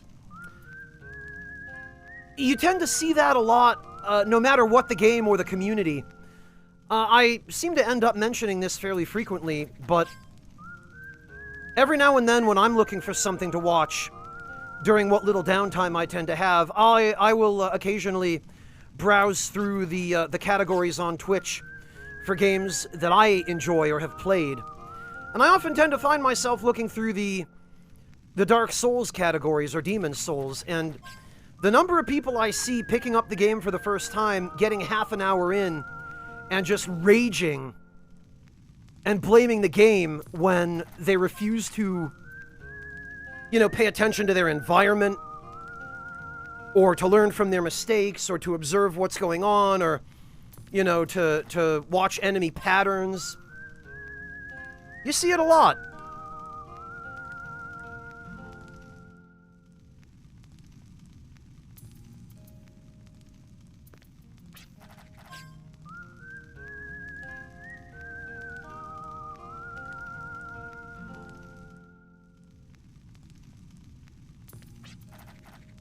Yeah, I remember that too, endgame content.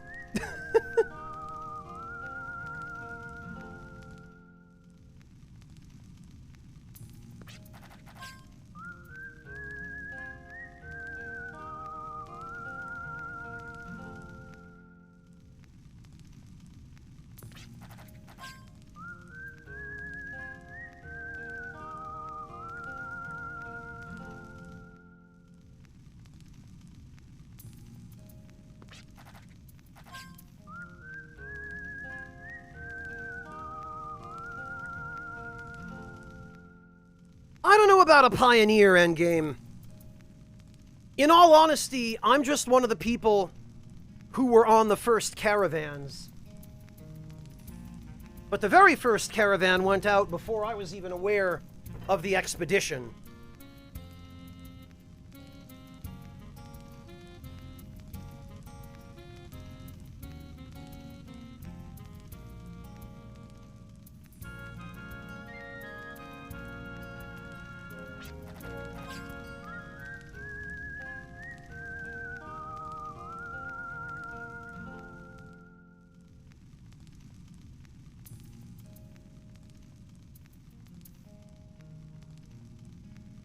I've never played Breath of Fire 4, Nobleman.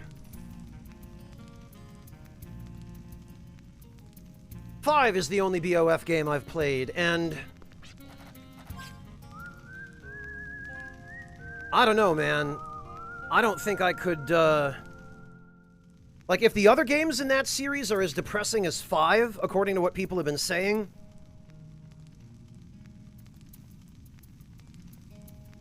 then I think I'll have to pass.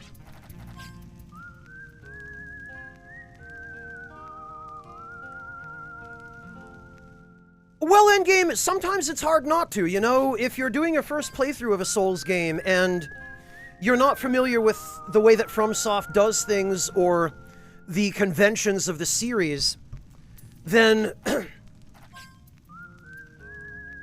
it ends up being pretty easy to miss stuff. Especially stuff later in the series.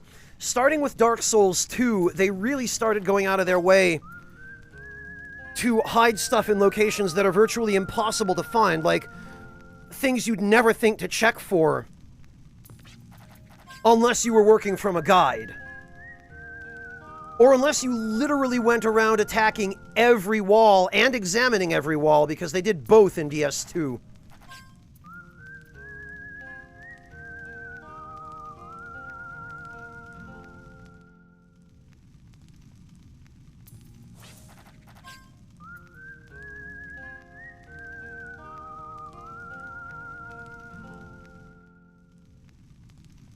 Oh, really, Warrior? Is Breath of Fire 5 considered to be one of the worst ones in the series or something?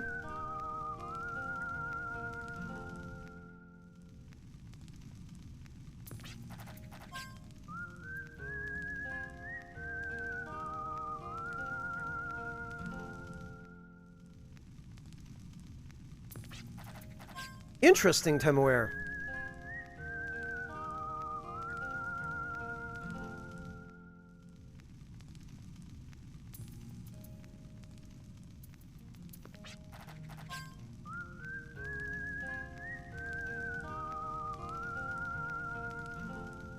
It's the black sheep of the series and nothing like any of the other games before it. Ah, okay. Warrior, I think I do recall you mentioning to me the other day that, they brought on a new writer for Breath of Fire 5. Somebody different than whoever had written the previous 4 games. And I guess that would help explain it.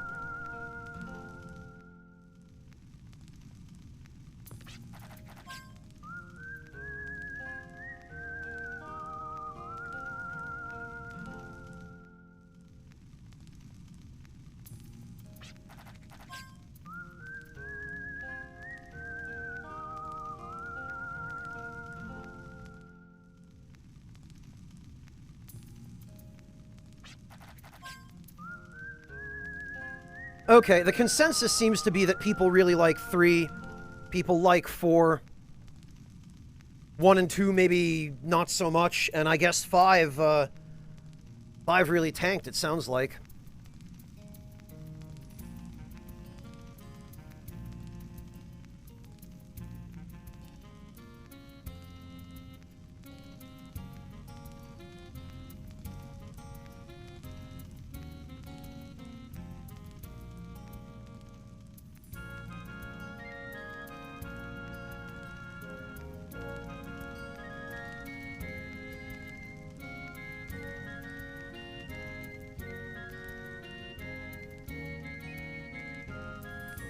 It was, Nobleman, but we did get some genuinely really good JRPGs out of that generation. I mean, Valkyrie Profile 2? This game, Wild Arms 3? Say what you want about Final Fantasy X, but it was, at the very least, a successful game. And it did a lot of things for the Final Fantasy series that series had never done before. Well, FF10-2 is another matter, Nobleman. There were definitely some pretty serious flops in that generation as well. I make no pretenses about that.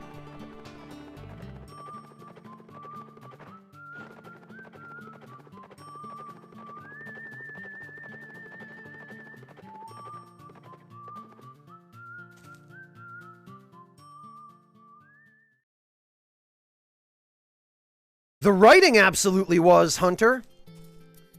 10-2 had an interesting battle system, but the writing and the music were just god-awful.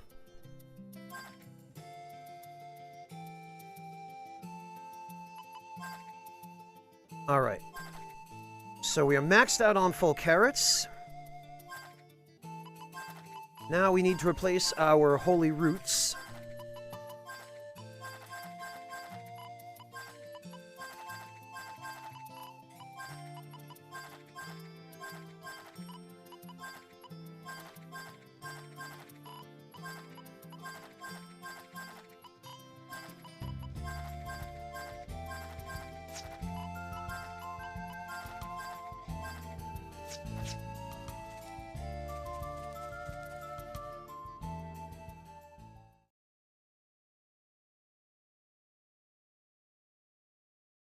Five was that bad, Warrior. Really?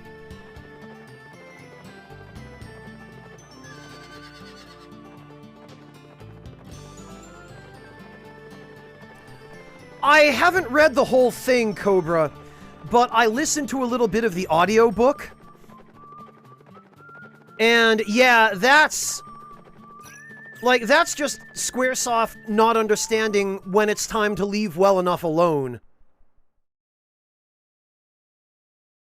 These developers, they just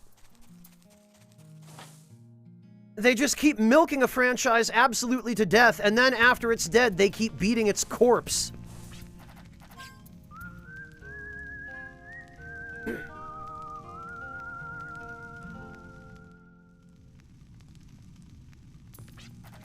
Okay, Warrior, so it's the same sort of situation as Dark Souls 2.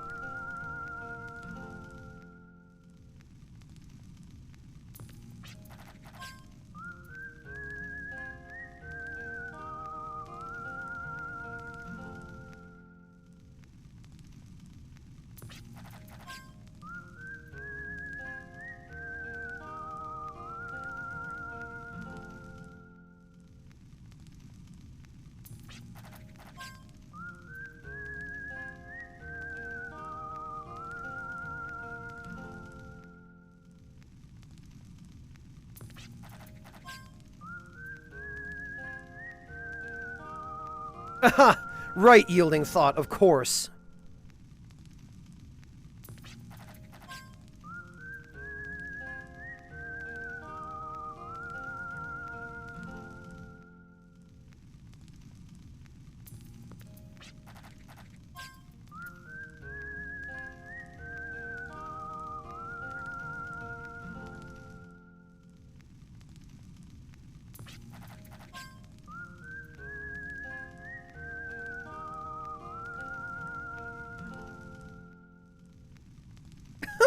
I suppose that fits, Cobra. Hello, Nix, welcome!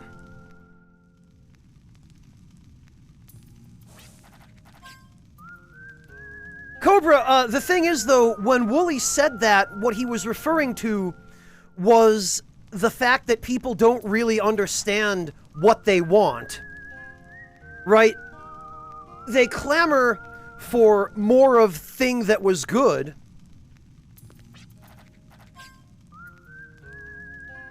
And then the developer decides, okay, well,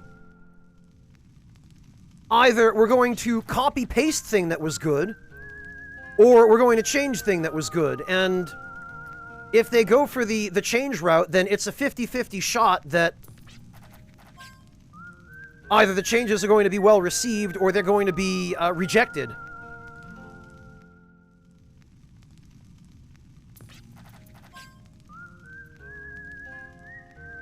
With the hardware itself, maybe Floofin, but not with the games so much.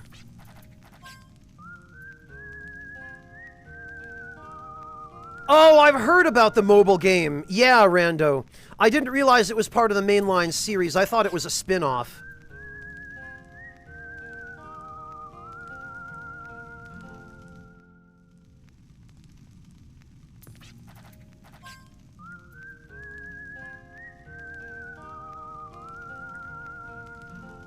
Well, Timware, there's not much point right now. There are very few good games that are out for the current gen consoles right now. Well, Cobra, or the wrong people are not willing to let sleeping horses lie, or dead horses, as it were. It seems to be that franchises that lots of people wish would get revived, such as Wild Arms here, are dead and buried. But then franchises that nobody wants, or, you know, nobody needs, are getting mobile sequel after mobile sequel.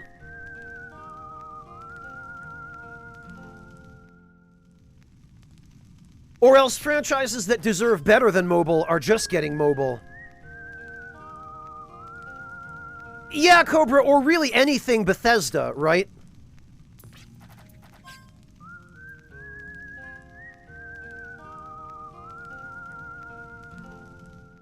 Nix, in fairness to those people, Nomura really did some stupid stuff with the FF7 remake.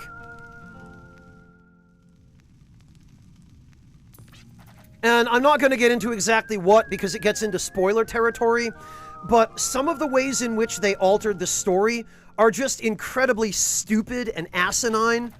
And even if it weren't an FF7 game, if you were to take it out of the FF7 canon and make it just a self-contained story, those elements would still be incredibly stupid.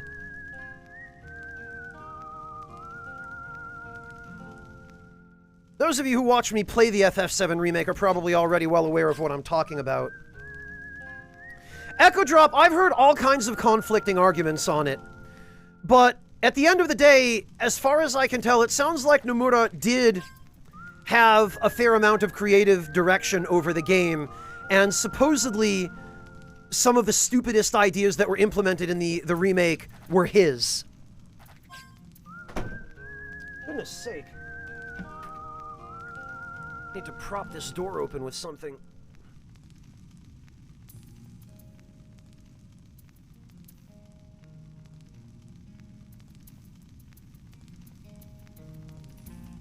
There we go.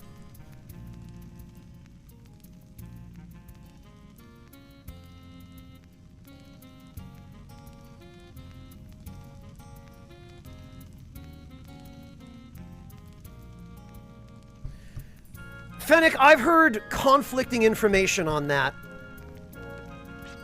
I've heard people make diametrically opposite claims, so until or unless I have the opportunity to really dig through that and find out what's what.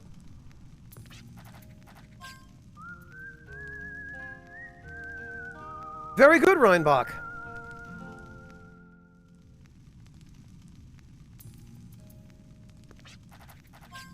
Cobra, if anything, it's the opposite problem. It sounds like you're familiar enough with Wooly to have been there for the podcast where they talked about the FF7 remake.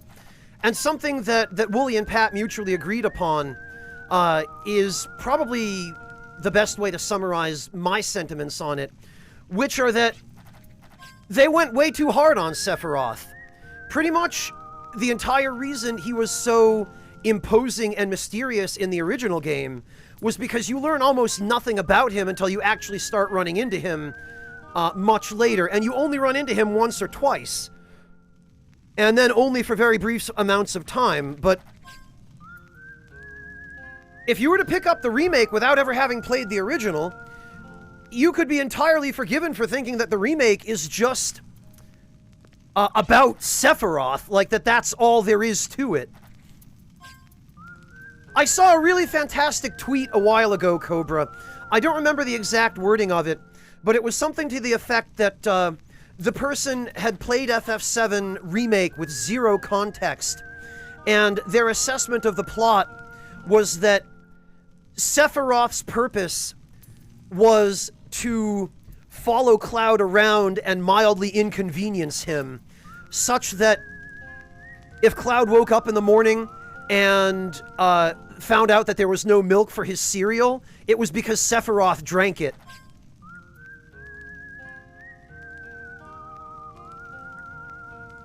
So whoever was in charge of integrating Sephiroth into the story of FF7R did not understand that sometimes less is more.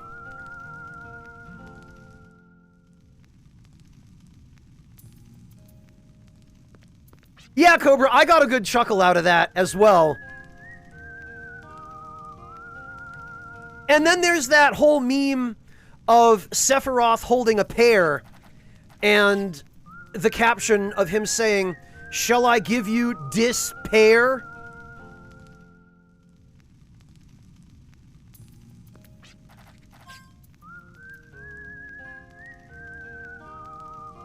And all of that kind of stuff is just a result of the fact that the writers were like, hey, what's popular? What are the kids like? The kids like Sephiroth? Let's shoehorn him in as much as we can.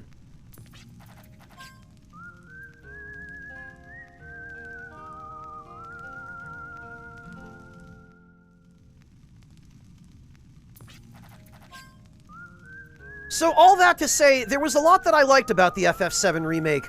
I thought the battle system was generally very well done. I thought they did a good job of integrating things like limit breaks and summons, and they did a pretty decent job of integrating magic. I am not as keen on how they implemented materia. I don't like some of the changes they made to the materia system. But the soundtrack, for the most part, is pretty damn solid. It really is just some of the writing that... Yes, Reinbog, exactly. Despair. Which, the original line was, "Shall I give you despair?" D-E-S-P-A-I-R.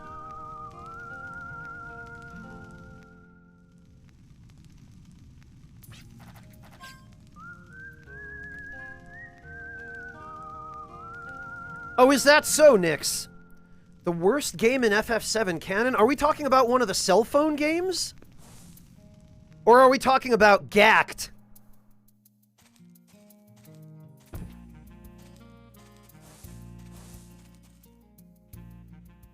Rando, my biggest gripe with the summons is that they really... their in-battle non-ultimate attacks don't do any damage.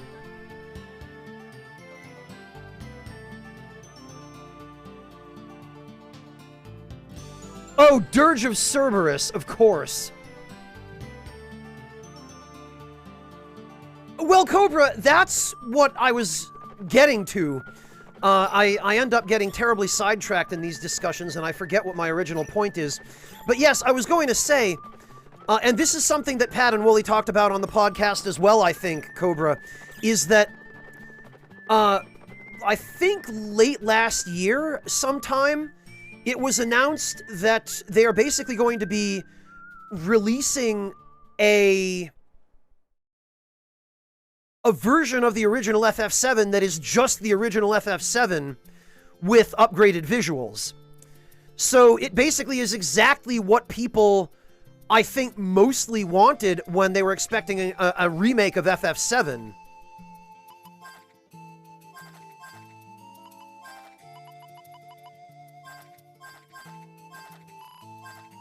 So, at the very least, once that is out, then maybe by some miracle, everybody will actually have what they wanted.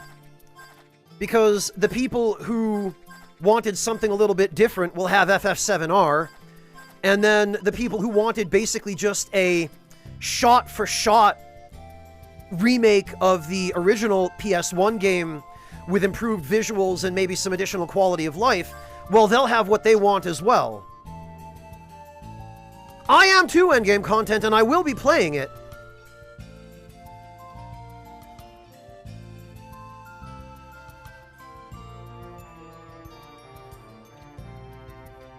Well, Lord Louise, that's only because of how much I've had to rest. But fortunately now we are done with that. Because we've got 99 full carrots, and we racked up 99 holy roots again, and we have enough other healing items. We've got our 99 heal berries, potion berries, revive fruits, 65 mini carrots, but that's fine, because now that we have full carrots, mini carrots are only going to be a situational item.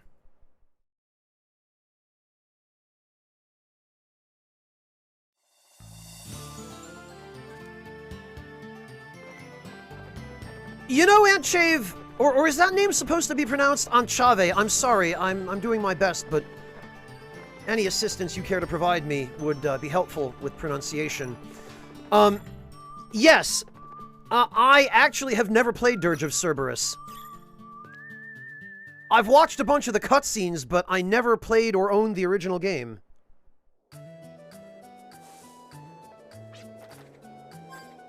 Alright, we want to go to East Highlands.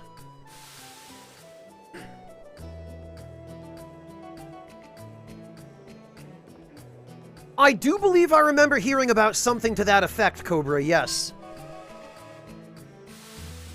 Cobra, that might even have been Maximilian Dude who did that. I know that he was directly involved with the team that was working on FF7R.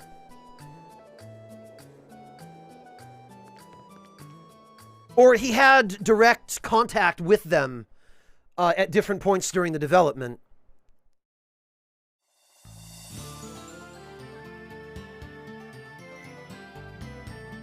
So I've heard, Psychonaut.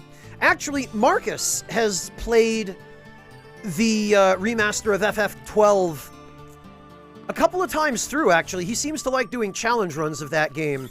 And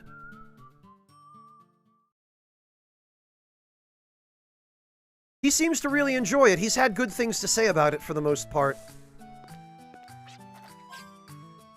Alright, we'd better save here. Because I do not look forward to having to do all that farming again.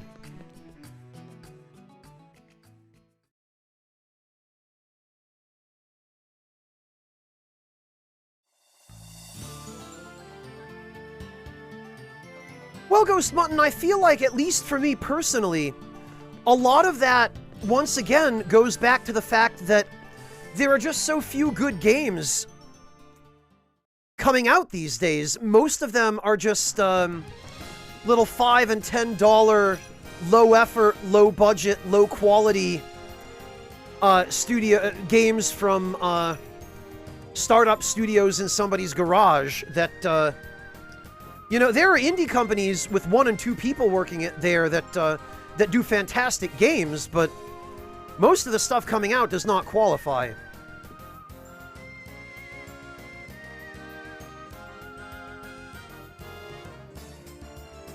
That's what it was, Yielding Thought, or that was part of it at least, yeah.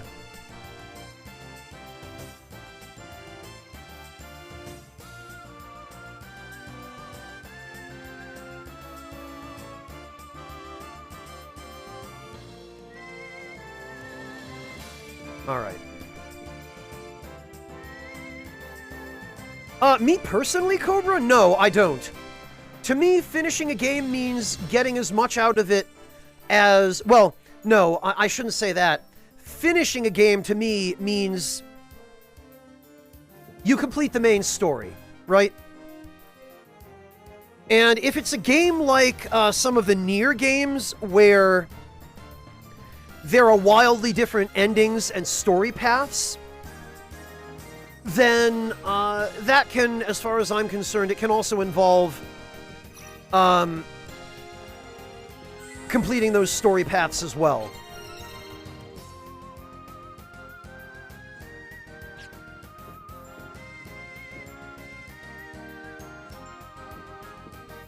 But for me personally, it depends on the game. Oh, right, okay, I remember this. We have to light the furnace, I think. A generator can be heard operating in the distance.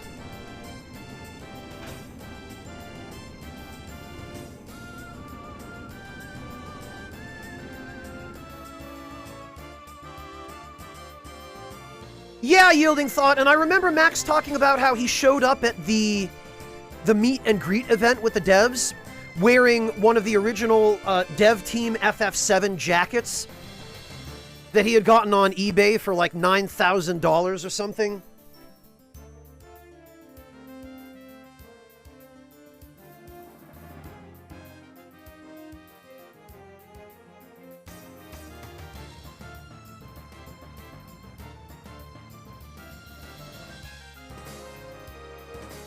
Well, Nirelli, sometimes that just is what happens when a series that you enjoy goes mainstream. It happened to me with the Souls games.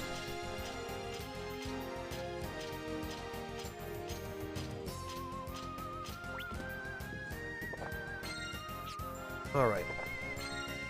Ooh, 2 lucky cards. Excellent.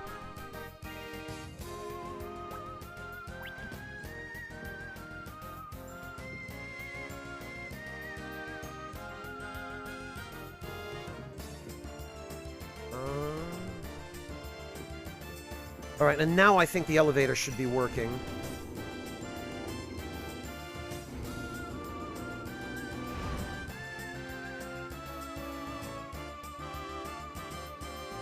And what do we have in here? Ah! Okay, so I think...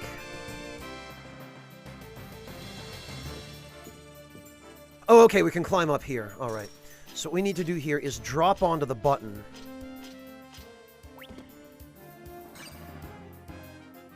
There we go.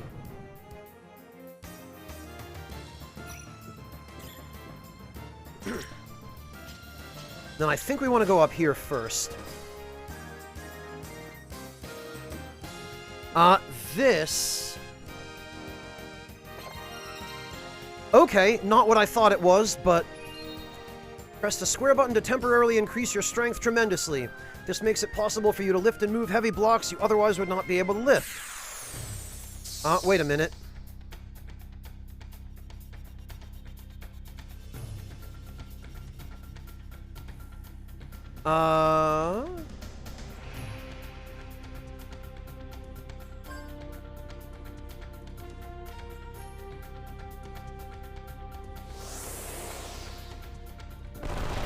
I don't remember this encounter. Why is this a boss? A dragon fossil?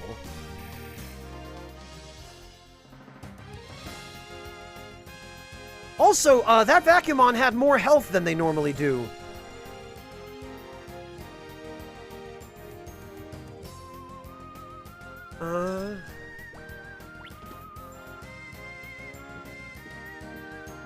Alright, now I believe the... Yes, this is an item for Clive.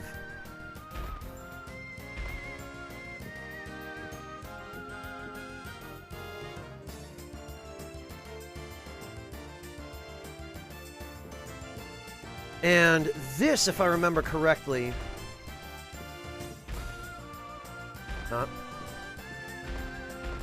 Can't put it on the stairs, I guess. No, Nix, they do not. Enemies remain the same level regardless of where you are in the story or what level you are. Oh, wow, Wayward. Automod did not like the fact that you said cowgirl. Even though we're literally playing Wild Arms 3.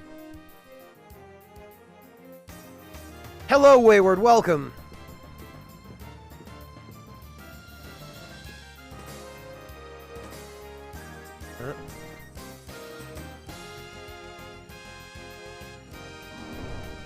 Oh, right, okay, I forgot. We have a shove attack with this.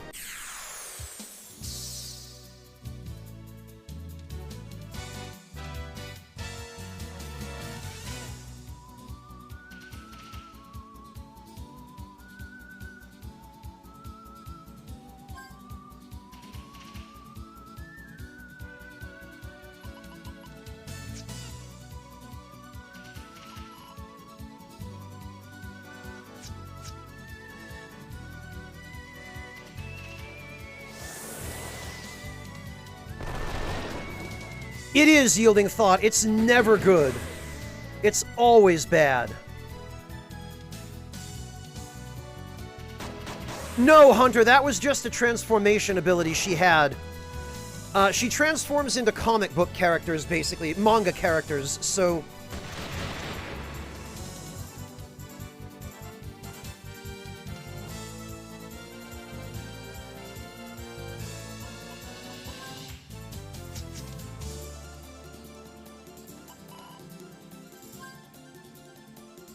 she has a few different ones that she goes through over the course of the game.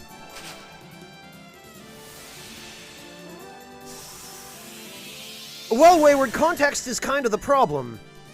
Because Automod does not understand context. For God's sake. This is why I haven't gotten that last Basilard I need, because the freaking treasure chests keep blowing up.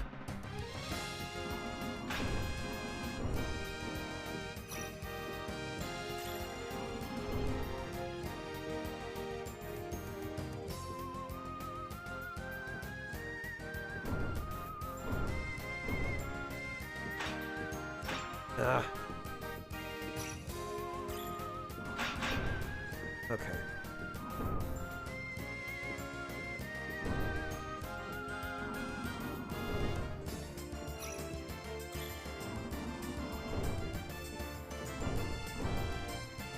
What? All right.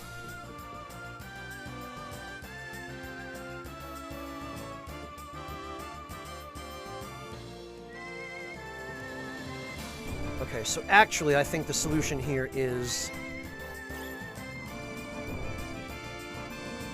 There we go.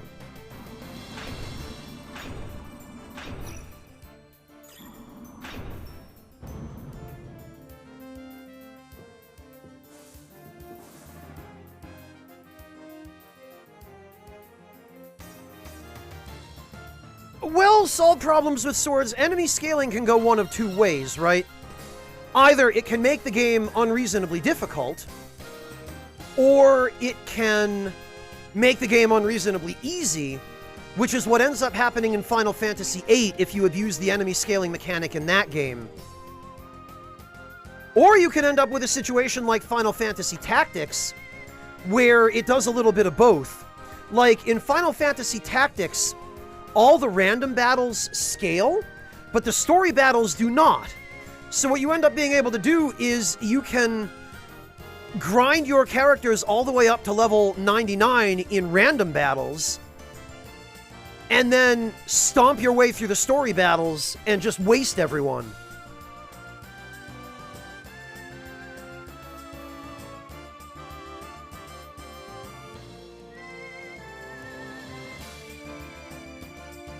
Yeah, Reinbach, that's a slightly more natural way of letting the player know that they're in an area they're not supposed to be in yet.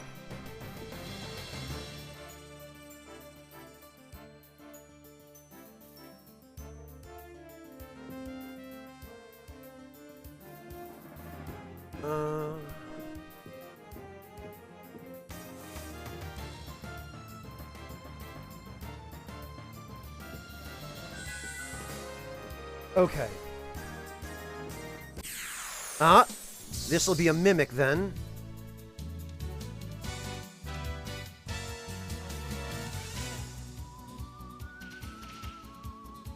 Hello, Little Water, welcome! Oh, okay, these have slightly more health. Alright, and...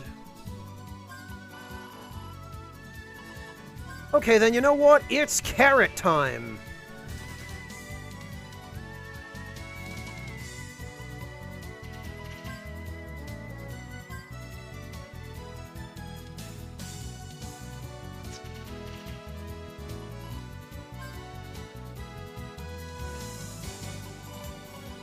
We can just have Clive use a random item here.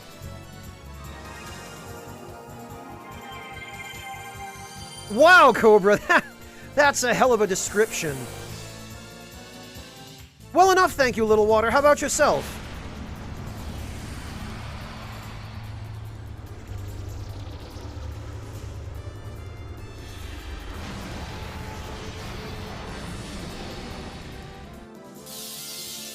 Alright, so this is the use case for power cancel, where I want Gallows to take a different action. Oh, it doesn't have anything.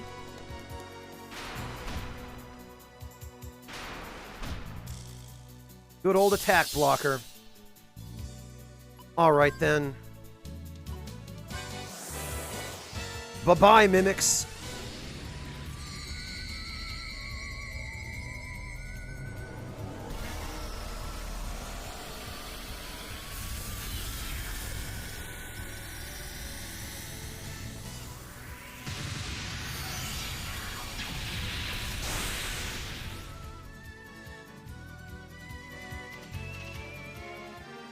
Okay, we got 2 light gems, unsurprisingly.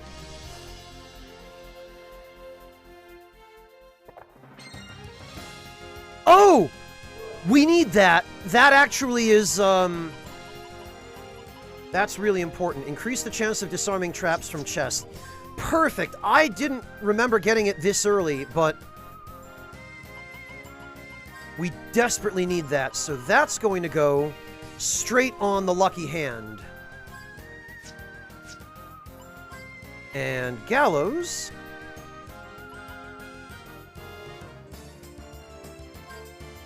is going to reallocate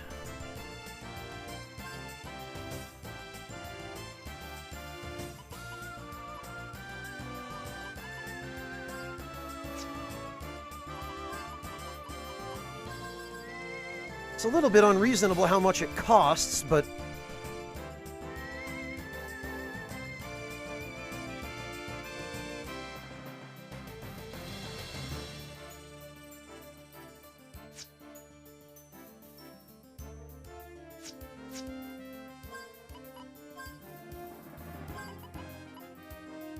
in one more level, that won't be an issue. Okay, excellent.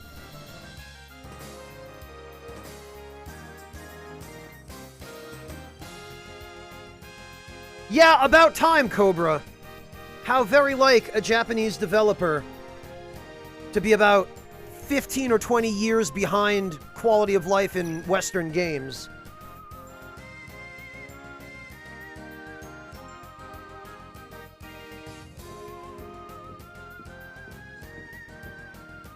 Alright,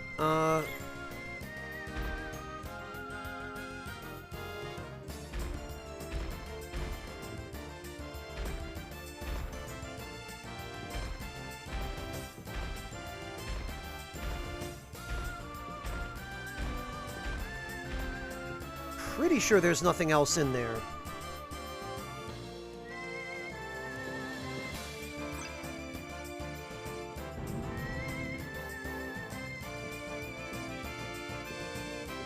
Oh yeah, that would be nice, huh, Cobra?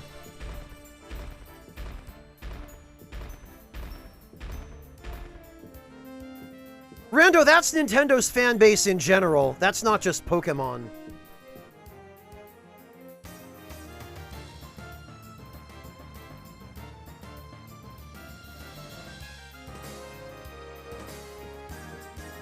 Alright. Excellent, a Gela card, and a Dragon Fossil.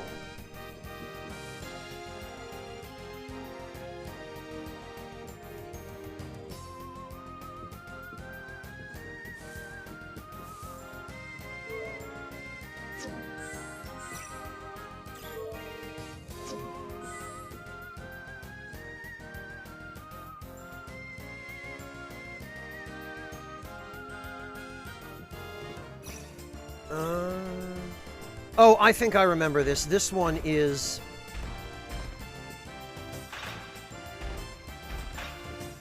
where you have to put them on opposite switches.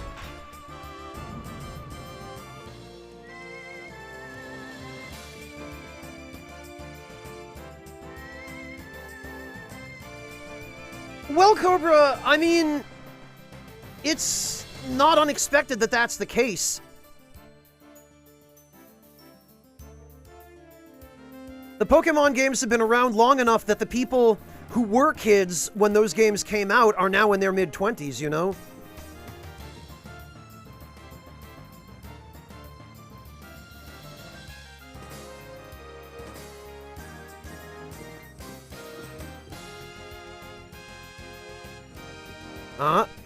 I believe this is our target.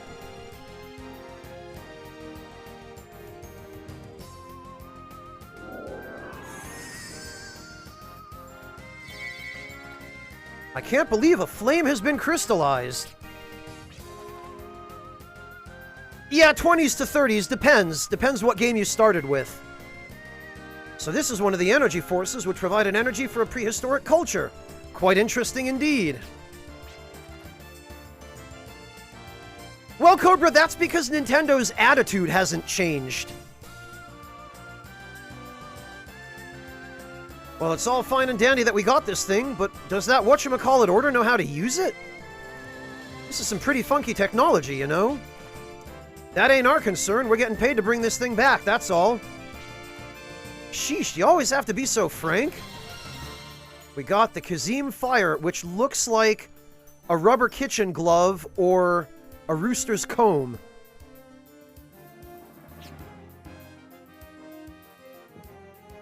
Not to mention,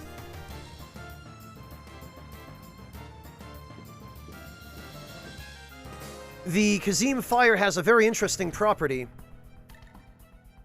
The immigrant vessel, a vessel said to have come from a distant land. Out of all the artifacts we know of, this one seems to have made the biggest mark. Melody! But you're first on my agenda today. Our plans cannot be delayed any further. Your very existence is detrimental to our plans for the future. We're not going to let you toy with our future, let alone Filgaia's. That's true, Rando. What does this weakened, unsightly little planet need? It needs strength and beauty. How dare you stand there and oppose me? Come, Asgard!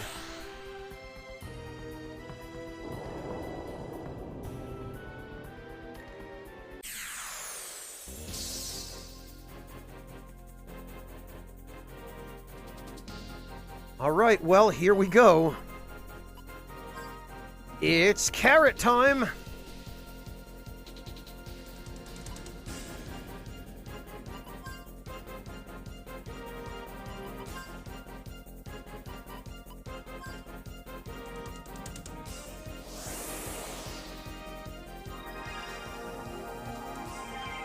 Nyx, I think she actually will jump into the battle after a couple of turns.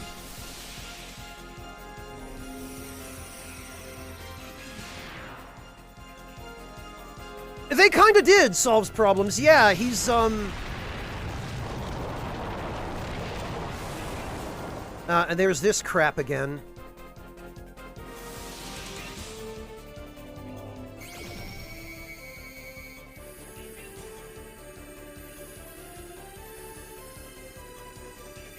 Oh. 0 experience and 0 Gela. Which makes it pretty clear to me that this is yet another one of those stupid battles that we're supposed to be forced to lose. Yep, here we go. Suddenly everybody is on the ground even though we were fine a moment ago. How pathetic and above all unsightly. Your inconsequential existence is filthy. Just like this planet. Filgaia is unsightly because it is impoverished. There is nothing more hideous and repulsive than a decayed and weakened existence. What I find repulsive is your denial of an existence trying desperately to survive. You dare ridicule me twice? Then let me show you hands-on the true meaning of beauty. Show them the light, Asgard. Roger. What the? Since when does this clunker talk? This ain't the time for 20 questions. We gotta act first or else we're in for it.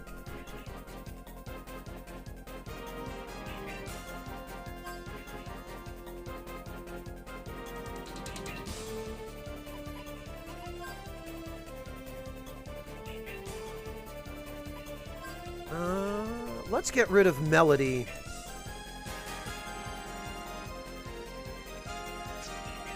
Actually, you know what?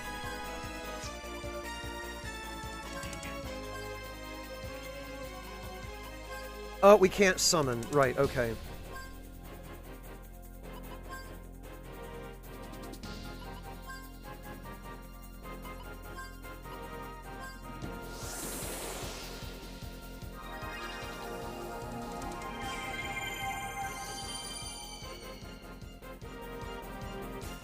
Amazing, Temuer.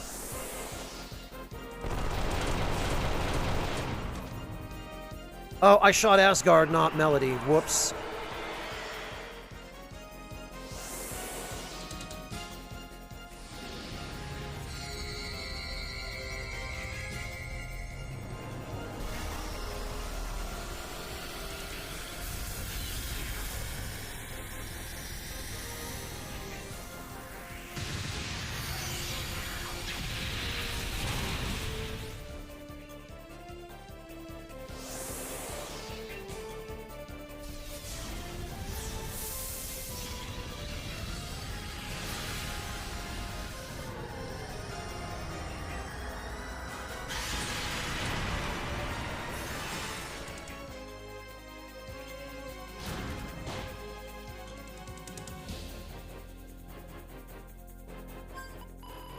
And a full carrot for everybody. See, this is why full carrots are so important.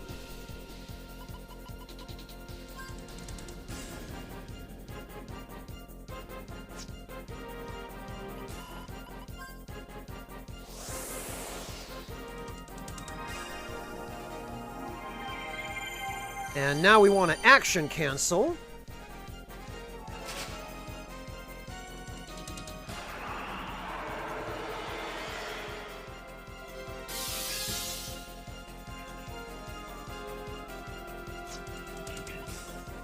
And we can Gatling on Melody's big dumb face.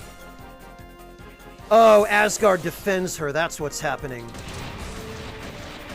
Ha! Later, loser.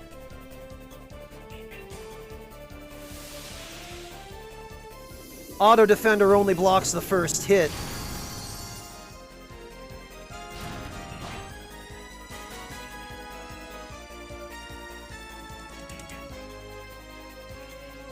Alright, so check this out. We just received the Kazim Fire. What happens if we use it with Mystic?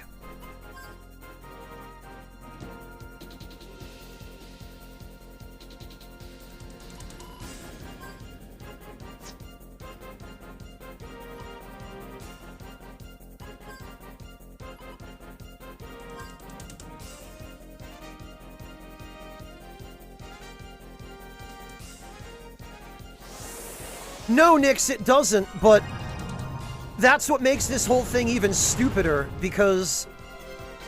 Oh, that did crap damage. Because we absolutely are strong enough to win this. And for storyline purposes, we're being forced to lose, so literally this whole battle doesn't matter. There might as well not even be a battle here.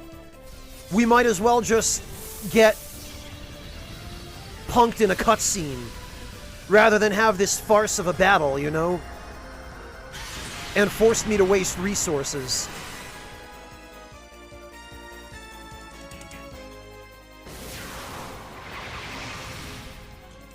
Yeah, see? That's what I'm talking about. And now we suffer the max HP penalty because we were forced to die in a battle that, we were scripted to lose. Limit overload, generator overheating.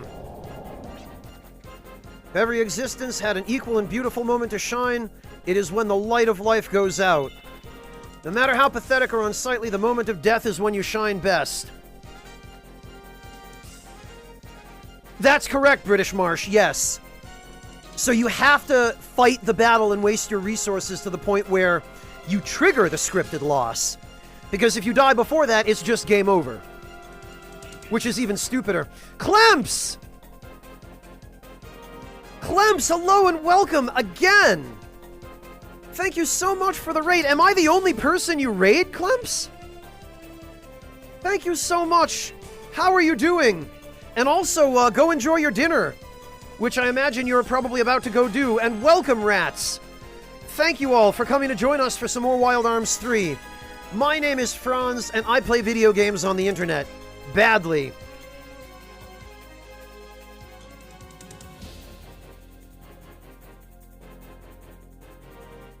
Well, I really appreciate it, Clemps. Good luck with the remainder of your work, and I look forward to seeing you next time. Have a good one. Thank you again for the raid. take care of yourself. And guys, you don't know my buddy Clemps. I mean, you probably do by now because he stops in a lot. But please, go check him out. He's a great dude.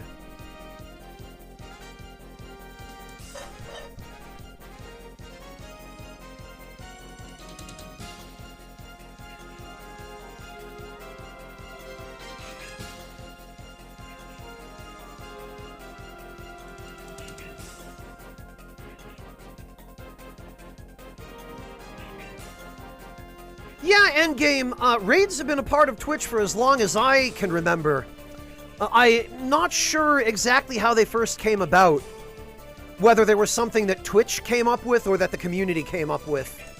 And that Twitch integrated. But they're a great thing. In my view, they're a way for a larger broadcaster to support a smaller one, which is how I try to use them. But I also really appreciate it when my friends like Clemps drop by with a raid as well, because it's just nice to see your friends now and then. Yeah, Zakier, if I didn't know any better, I would be inclined to think that as well. Because a good idea, that's not something you can usually credit to Twitch. So clearly it was the community. Oh, they were a community thing that Twitch integrated. I figured as much, Zephia. If I had to take a guess without knowing, which, I mean, I basically just did, that would have been my guess.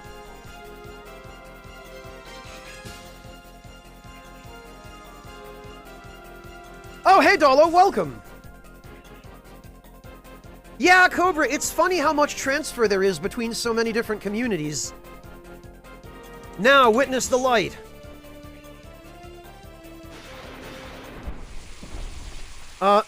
System down, generator malfunction. Damn it, stand by for auto recovery. Switch to scan mode. What's going on? Those who have not forsaken life must stand and fight. Huh? Daddy? What are you waiting for? The jammer bullet is only effective for a certain period. Make the most of this chance. Show me the meaning of your dual guns. Show me, Virginia.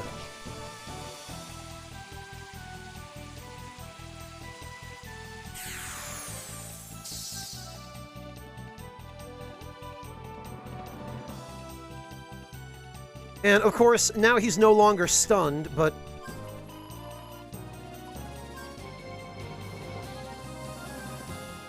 more importantly, and rather unsportingly, our death during the previous battle actually counted, and we've incurred the max HP penalty.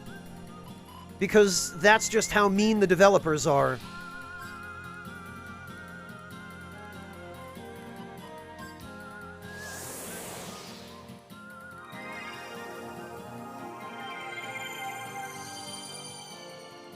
Yeah, Blue Zephyr Fishy, it almost certainly began as something like that. Because, I mean, you would, wouldn't you? I would. Right, now the question is, does he have anything we can steal? Bosses usually don't, if I remember correctly. Yeah, he doesn't.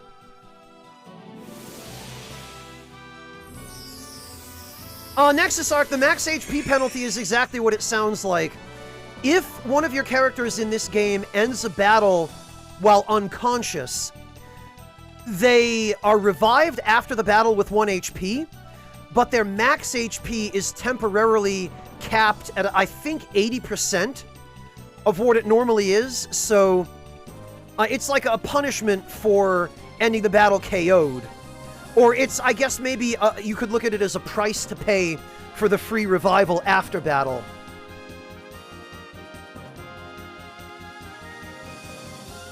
Which is okay on its own. The problem is, it's ridiculous to slap us with that as the result of a scripted loss. Like, it's just really, really dirty to do that. But although it might not look it, this game is a PS2 game originally. This was released in, I want to say, 2001 or 2002. And back then, that kind of design was common in JRPGs. And it is a JRPG, believe it or not. It's Western themed. It takes place in a sort of a vaguely American Western, like Old West, steampunk, science punk setting, but make no mistake, this is a JRPG.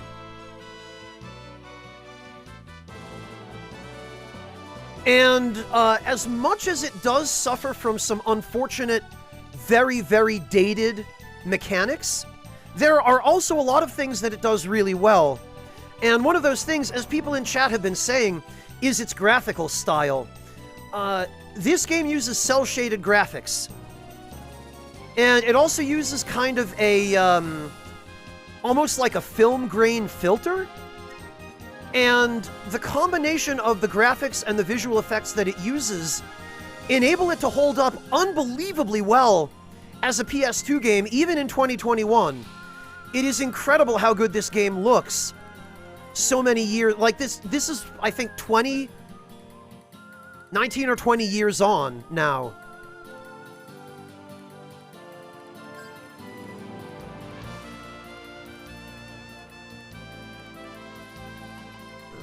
All right.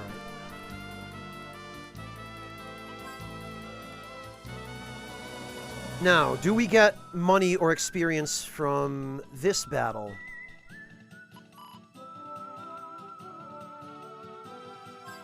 We want Desperado on Clive.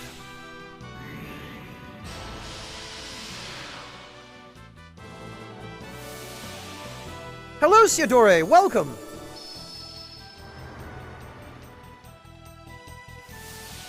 Well, Nexus Arc, this game is actually available on PS4 digitally. I don't know if they changed it too much for the PS4, but yeah, okay, so here we actually do get money and experience, which means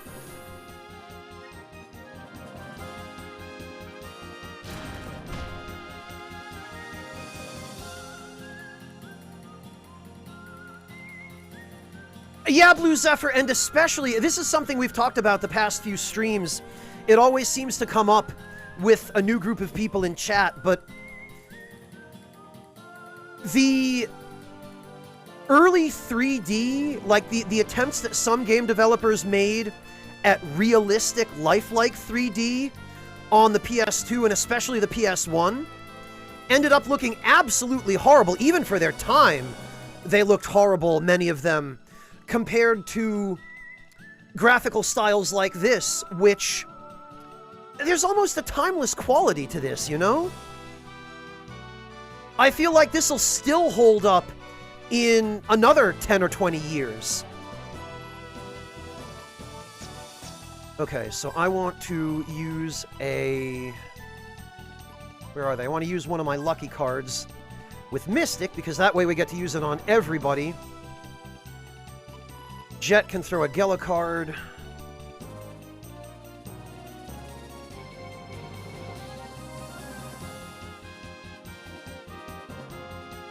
And since he doesn't have anything, I guess we can try...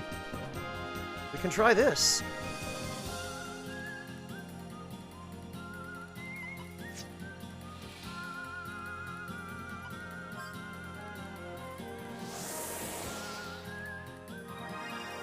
They really do, Temuera. The bold outlines in particular help the characters stand out against the background, and they really emphasize everybody's features, especially considering that this, for a PS2 game,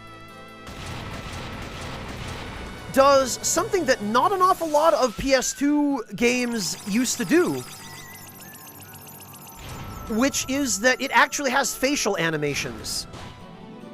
The characters have different expressions and different facial animations, as well as even animations for their individual fingers. Like, the level of dynamic movement that was captured with the character models in this game is fantastic. And the animations are canned.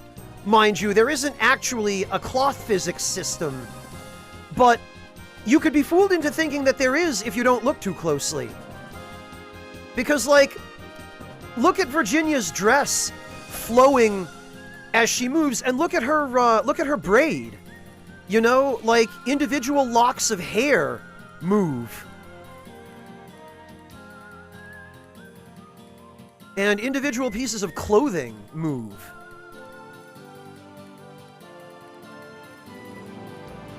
And I believe there might actually even be a little bit of animation on Virginia's vest and her red neck ribbon. Right, well, gravity is almost certainly going to miss, but...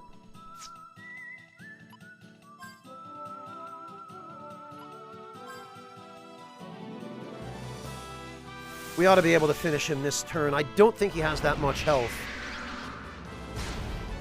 Yeah, of course. Gravity always misses when you cast it, and it always hits when an enemy casts it on you.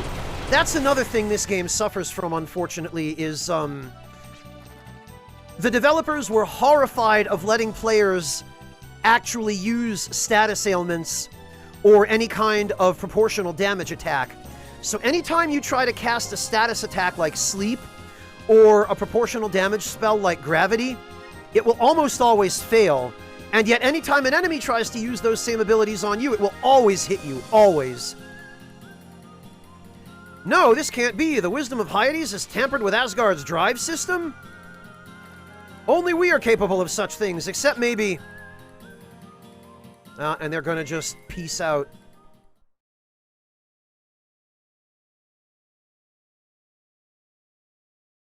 Cobra, there's a happy medium. I think that there's an argument to be made that status ailments should be useful on bosses. Because I feel like...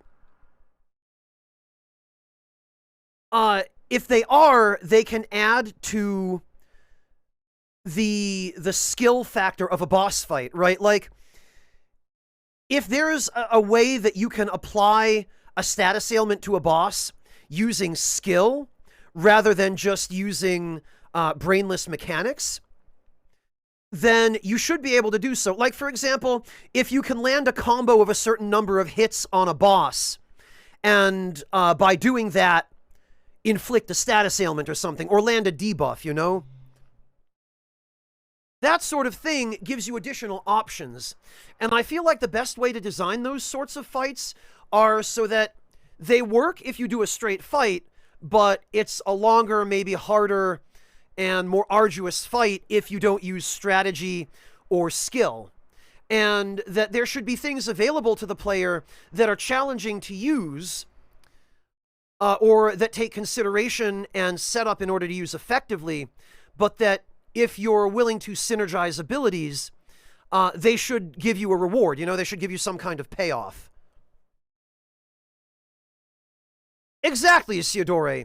And this game actually supposedly does it during a previous boss fight that we've already cleared, where in the dungeon that gives us the guardian that casts gravity, you fight a boss at the end of that dungeon that supposedly, I'm not sure if this is true, but I've heard rumors about it circulating around the internet for many years. Supposedly, that boss becomes susceptible to gravity on the turn after it uses its ultimate attack. So something like that, you know, where you use the right ability at the right time, or you perform a certain series of abilities or a certain series of actions, and this game has that as well. This game actually has at least one boss fight where the boss that you're fighting is essentially immune to physical attacks, but it has a hard outer shell, and if you cast a bunch of fire magic on it, and then immediately cast ice magic on it on the following turn, you basically, you weaken its shell, and you essentially destroy the shell, and it becomes vulnerable to physical attacks, right? Stuff like that. Yeah, something, Theodore, that you can do to modify the difficulty. I've always been a proponent of dynamic difficulty, as exists in the Souls games, really, are probably the best example I can think of, although they're certainly not the only example, where there are choices you can make within the game rather than choosing a difficulty setting at the title screen. There are choices you can make within the game that dynamically affect how difficult or how easy the game is, you know? Such as if you want to upgrade a really powerful weapon really early, you know, if you want to go get the red Tearstone ring really early or something like that, you know, if you want to summon allies online for boss fights.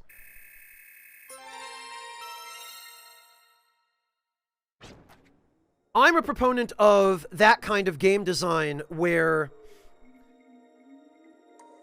the game gives you a wide variety of options, and you have not just one way that the devs expect you to do things, but you have a toolkit, and you can choose freely from that toolkit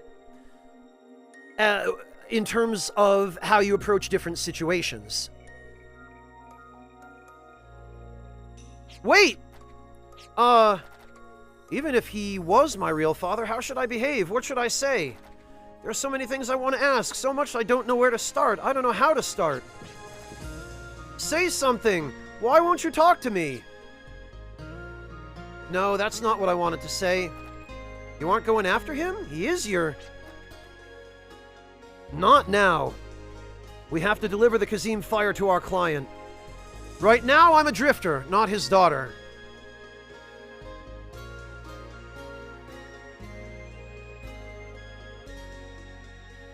Endgame, I think I've encountered that a couple of times over the years.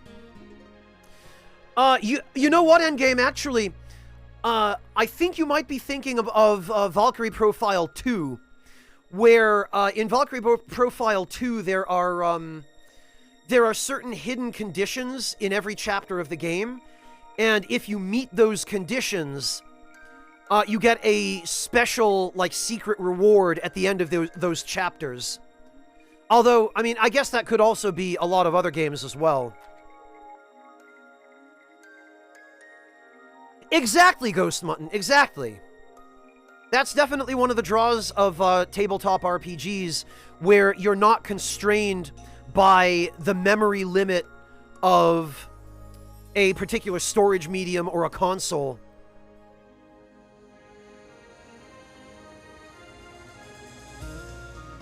Oh, Theodore, that's if Cloud is level 98 or 99. The final form of Sephiroth has its HP tripled, and he's a lot more aggressive. That's all.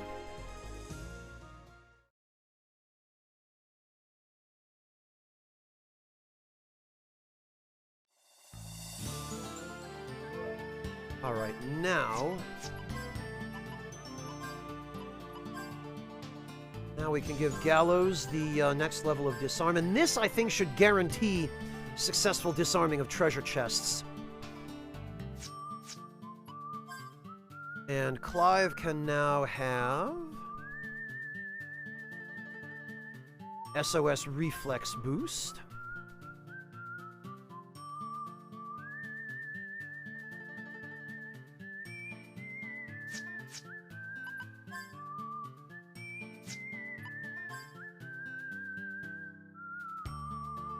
And I guess we can save that point for Virginia because we don't have an awful lot else. Not right now, anyway.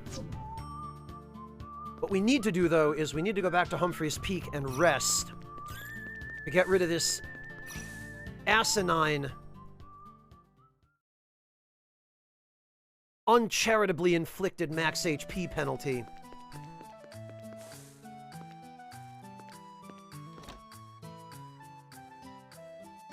Nobleman, it honestly doesn't even take all that long, even in the original version of the game, before they added the ability to speed up battles and to get bazillions of experience in AP per battle.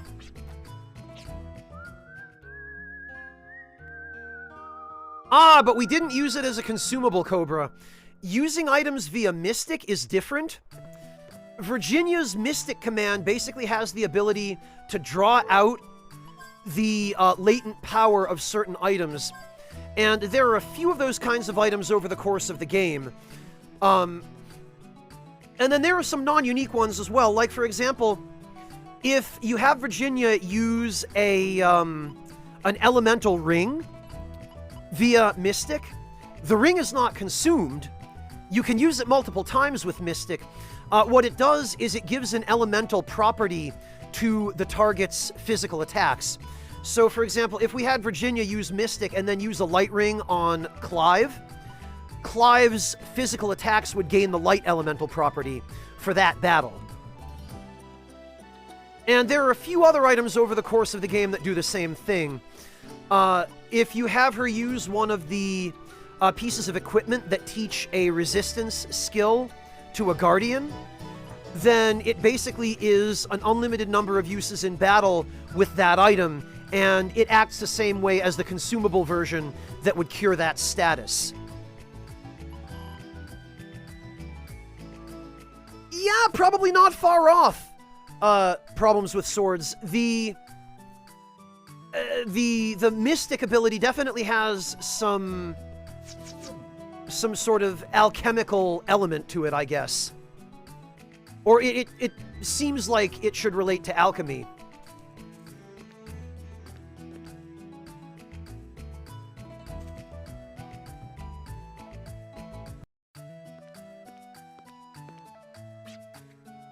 So this is the Kazim Fire. Thank you very much. I'm really glad I entrusted you to this mission. Here's the 2,000 Gela we discussed. Please accept it with my gratitude. Even if you're not exploiting selling holy roots at this point in the game for big money, this is a pittance that they've paid us.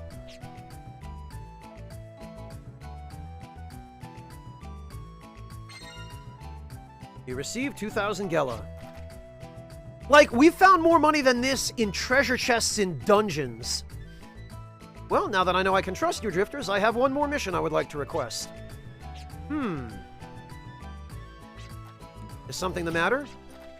I'm sorry, I was just lost in thought for a sec. I have much faith in your skills. I hope you will accept. I would like you to deliver the Kazim Fire to our central office. I prepared 8,000 Gela for this mission, which is a little bit more reasonable. I feel like 8,000 Gela is a fair price. However, I'd like to pay you 3,000 Gela up front, and the remaining 5,000 Gela to be paid out at the Ark upon the Kazim Fire's safe delivery. That's all fine, but why are you dishing out so much just for us to deliver it? Our temple is located on a small island southwest of Jolly Roger. Please think of it as an allowance to cover travel expenses. Now I get it. Well, Cobra, play the Atelier series. Well, what's the plan? I'm willing to do it as long as it has something to do with Daddy. That way I can probably... We accept. We'll get the Kazim Fire to your temple in one piece. Excellent. Thank you. Here is the money. I look forward to seeing you all there. And we got 3,000 more Gela.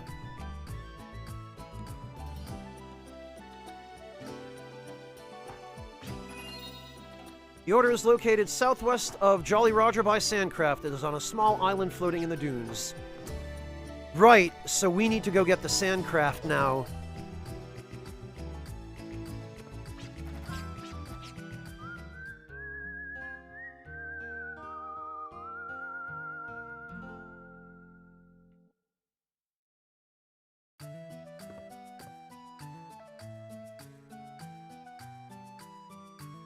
Right, Sudore? Like, I can sell a stack of holy roots for 25,000 Gela.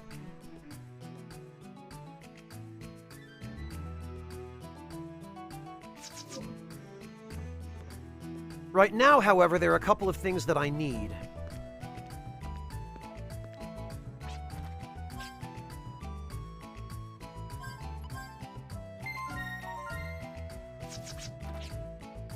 Yeah, Cobra, we talked about that as well during a previous stream, about how the sand in this world is basically sand, but physically it behaves like water or like some kind of non-Newtonian solid. Oh, Cheville? Yes, I feel really sorry for her. She used to be a doctor, you know. Anyway, after losing her husband to an accident, her only daughter fell ill and passed away soon after. Cheville hasn't been the same since. After suffering a fate like that, who would be? She gave up practicing after her daughter died. She lost all hope after her death. Her name was Alice. She was a vibrant, sweet girl with the prettiest blue eyes.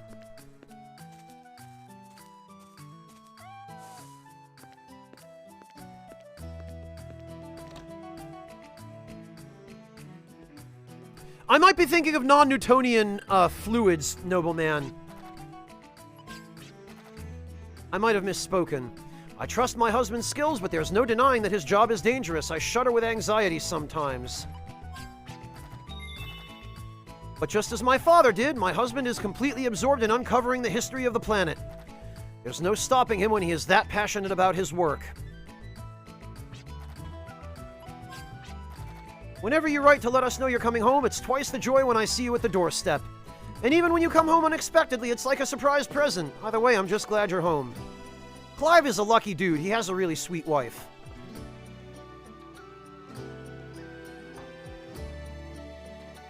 Well, Blue Zephyr, then you'll be glad to know that there are lots of them in this game. And birds. Yeah, I'm thinking of non-Newtonian fluids, nobleman. I don't know why I said solids. What's the most terrifying about the wasteland is not the monsters. It's the hidden anxiety inside your heart that stops you in your tracks. The guy wearing funky-looking clothes says he belongs to some religious order. I don't think he has anything to do with believing in a certain god, but then why did he say he belonged to a religious order? When he approached me, I thought for sure he was trying to convert me, but he just wanted to know if there were any skilled drifters around. I felt kind of faked out, you know? Well, there aren't many religious types in this village for him to preach to anyway. That's because there are like 6 people in this village.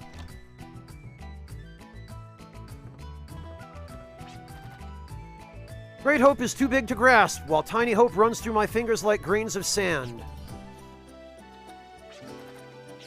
Same stuff.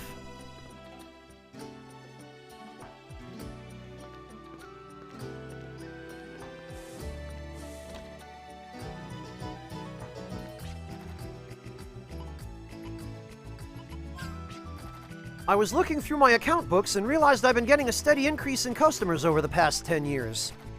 I thought maybe my trade was finally getting some respect, but all it is the crime rate going up.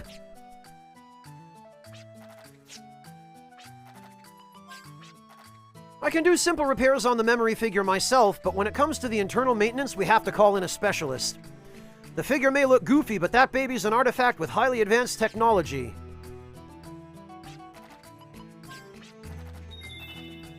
Most of my earlier work consisted of simple repairs, but nowadays I'm mostly upgrading arms. Goes to show how people are good at adapting. You may think that time is standing still, but you just don't notice. Let's see. Oh, that's, Oh, hers is maxed out. Okay. Yeah, we definitely need that attack power for Jet.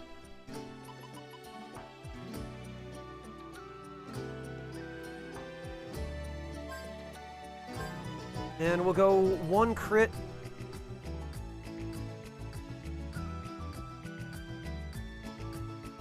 And 1 more crit. And then maybe 1 more crit and 1 attack, or maybe 2 more attack. I feel like Jet really needs the attack.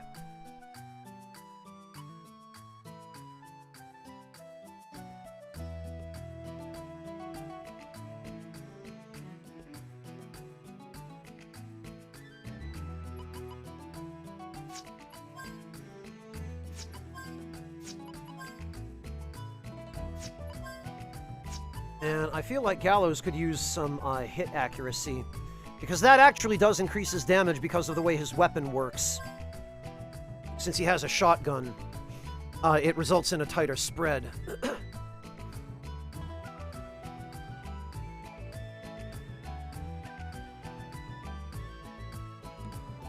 Cobra, physics can be scary sometimes.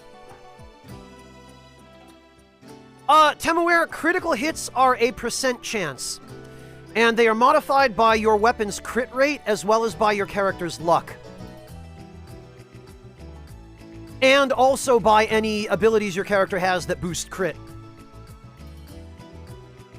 Zero Side, probably this one. This is certainly the one I've played the most.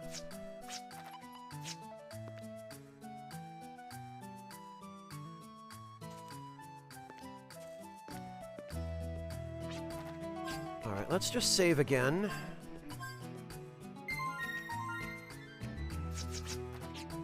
Temawira, I think it's more of a modifier. I don't think it's like a direct percentage.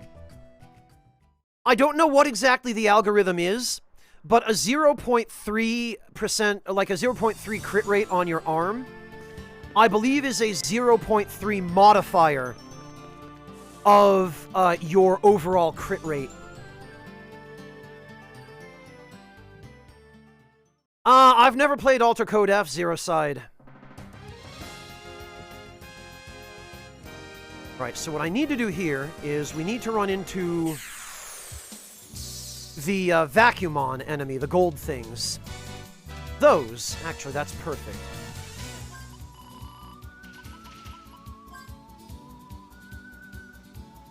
And we're gonna accelerator on him.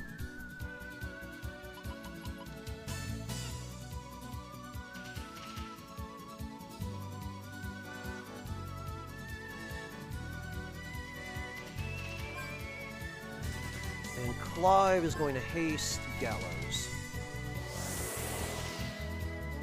That much I do know, Zero Side.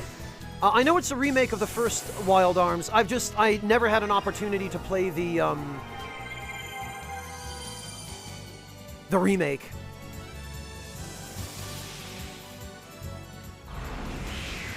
See, this is what I mean. The gravity spell will always miss when you cast it, but when an enemy uses it on you, it'll always hit. It never misses. This is the developers being unwilling to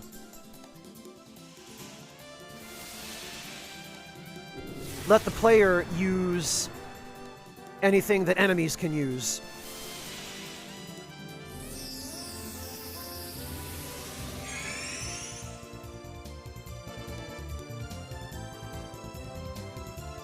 Now, what I want to do here, this is something you don't see too often in these kinds of games, but since we have just cast haste on Gallows, we are able to view the turn order, and we see that Gallows now moves before Jet rather than after Jet. And I want to change that, so what we can do here is assign a manual turn order for individual turns. So we want Jet to go before Gallows. And that will only affect the next turn. I wish you could set this permanently, but if you want to manually reassign turn order, you have to do it turn by turn individually.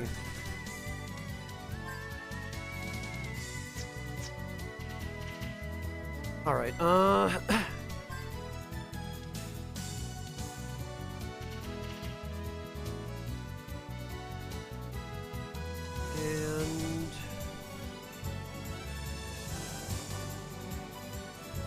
think I want to go with a Thunder Gem on this one because he's weak against it, and Jet does not have quite enough magic damage to do the amount of damage we have to do otherwise. I've looked into it, Cobra, but I honestly can't help feeling a little bit skeptical about whether or not I would enjoy it.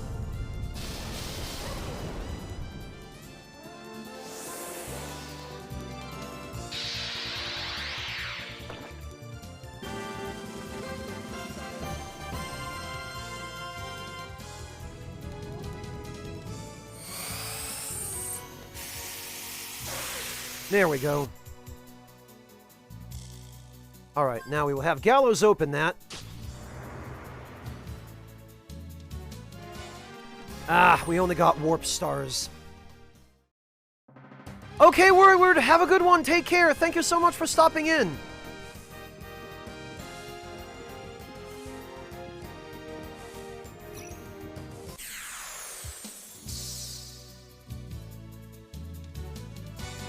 Ah. And of course, this battle doesn't even have any of that enemy. Fortunately, however, we can end it pretty quickly.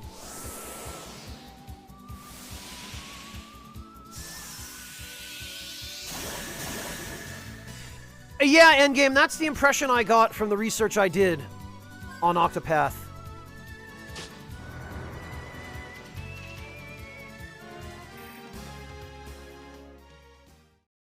Alright, so the item I am looking for here is a Basilard.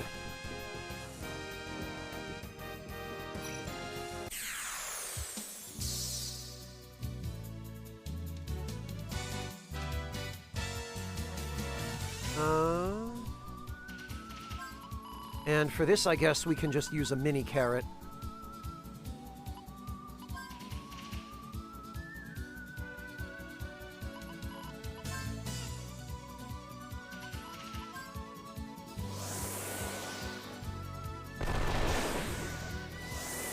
Yeah, that's pretty consonant with what I've heard as well, Nobleman.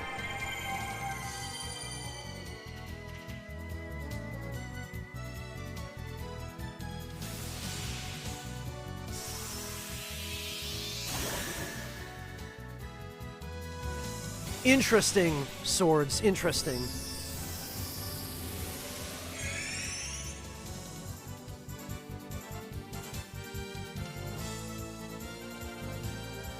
Well, that's encouraging, Cobra. It's a good sign to hear that.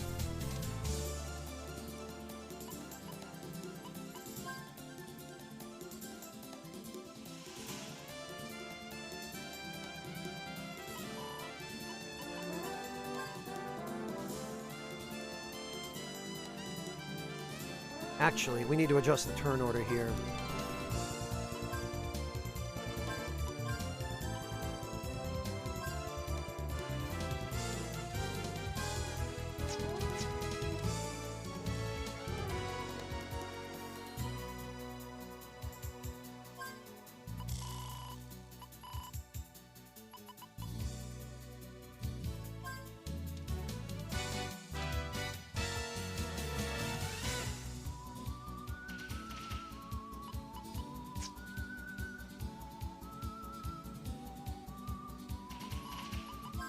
And there is a very small chance that we can steal a Basilard from this enemy, but it's a very small chance. Unfortunately, once again, this is one of those games where it does the typical JRPG thing, and enemies have a common steal and a rare steal, and the rare steal is like a 5% chance.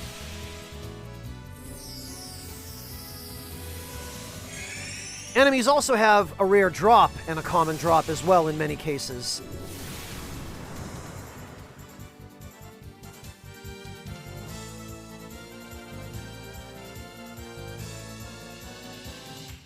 Okay.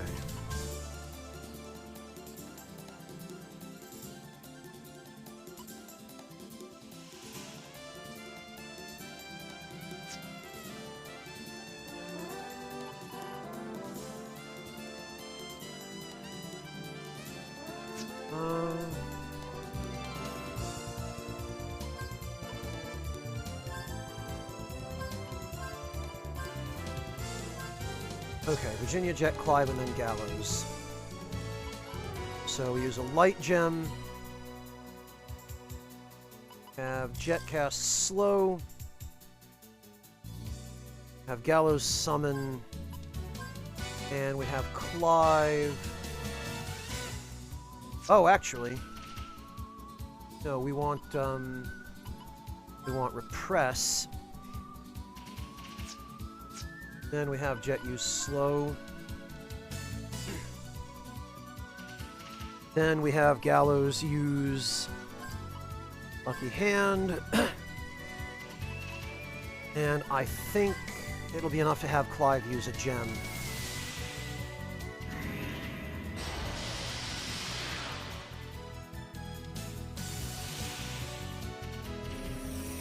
Because if you debuff this enemy, I believe it will just instantly kick you out of battle on its next turn.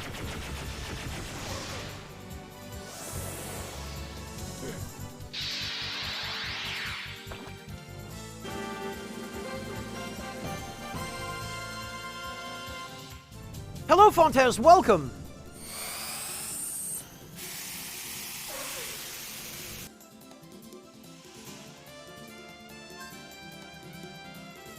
Alright, I should probably also clarify that the reason I am... Oh, for goodness sake.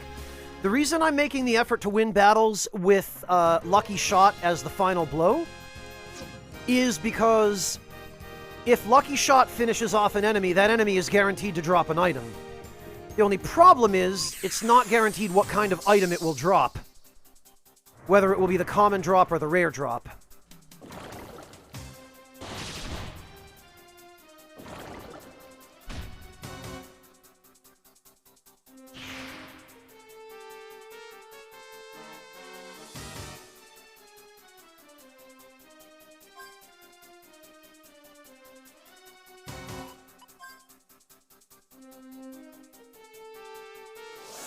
And of course, this time there isn't even the enemy I want in the battle.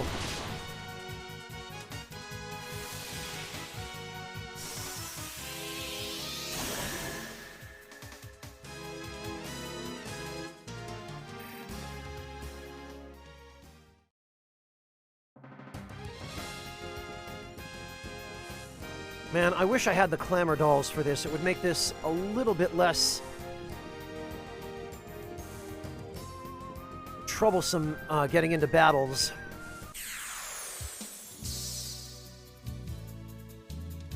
Oh, and it's that same group again. Thanks, motorcycle guy. Hate you too.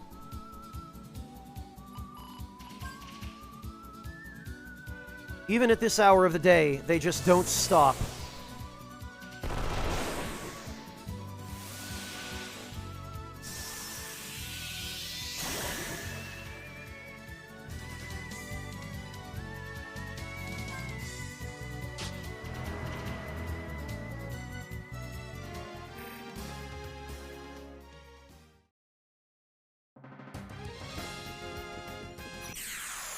Wow!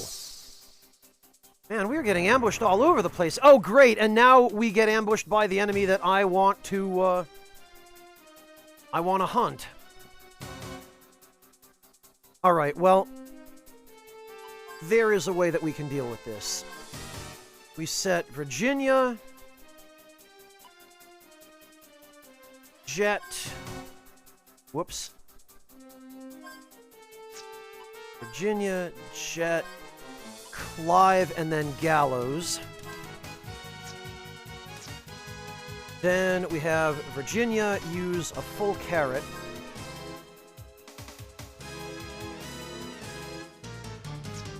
I guess Jet can just defend here, because...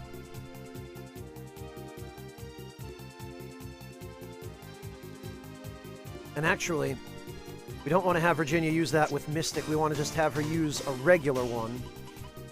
Full carrot on Gallows. Jet defends. Gallows summons Lucky Hand. Clive summons Gale Claw.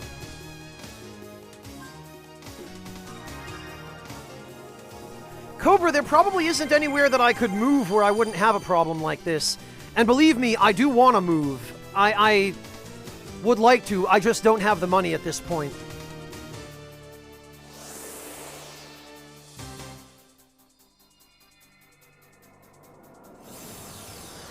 But believe me, I've had moving on my mind for quite a while now. More than anything because I would like to move someplace that actually has decent internet.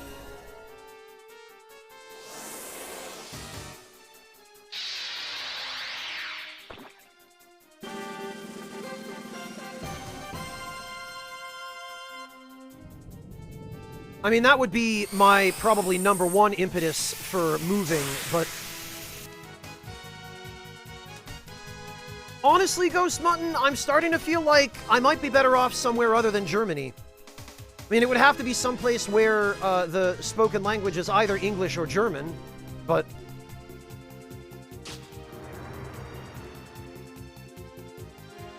Yeah, 3 warp stars. Now this is just being uncharitable. I might be able to get by in Japan if I were to enroll in a language program there, but... Ah, I'm jealous, Cobra. See, I would like to avoid moving back to America at any cost, because apart from the fact that there are certain places where you can get fiber internet, America isn't really a great place to live these days. If I were going to look into moving back to that continent, it would be Canada.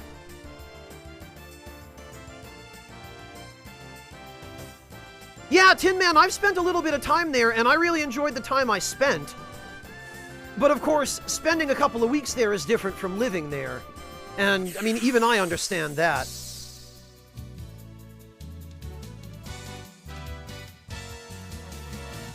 Oh, you live in Edmonton, Theodore. Okay. Yeah, I've got family in Canada, and I've spent a fair deal of time there as a kid because it was the only place my parents ever wanted to go for vacations.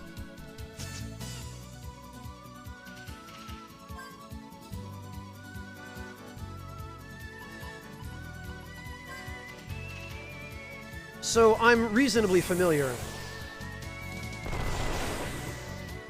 Well, Tin Man, I have a basic grasp of the language thanks to teaching myself informally through video games, which I doubt will surprise you, but if I'm going to live in a place like Japan, I really want to be properly fluent in the language. Like, I'm going to want to take the JLPT and get the certification and, you know, be able to properly communicate.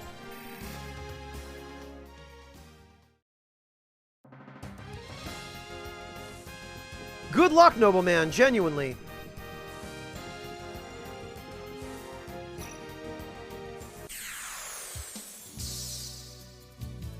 Yeah, Tin Man, it sure does, especially when you need to know which bathroom at the restaurant to use, and they're only marked with kanji. If you don't know the kanji otoko from the kanji ona, you can end up in some real trouble.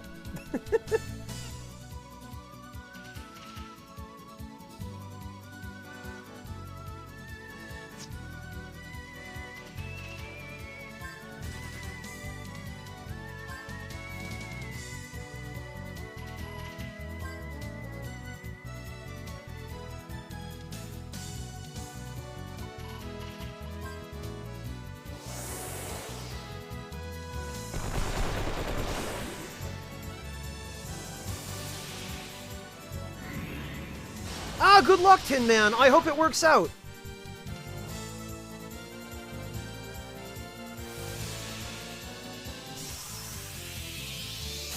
Yeah, that's another reason why I'm reticent about moving in the near future as well, is because of COVID.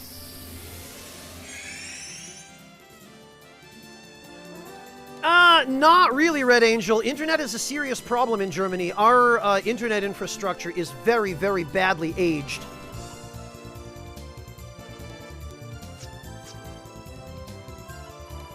Like, horribly outdated. And because most of the people in charge here are older, and they don't really use the internet or understand why it's valuable, there's been very little movement to change that.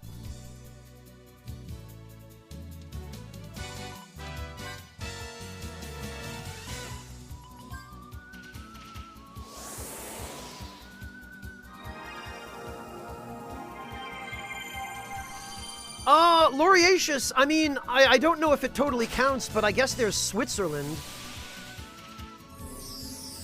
where Swiss German is a common language, but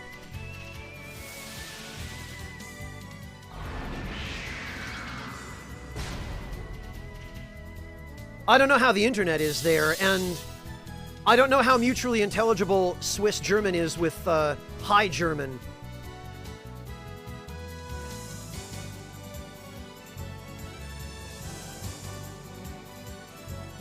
Cobra, in Japan it might, but there are other countries where you do just fine.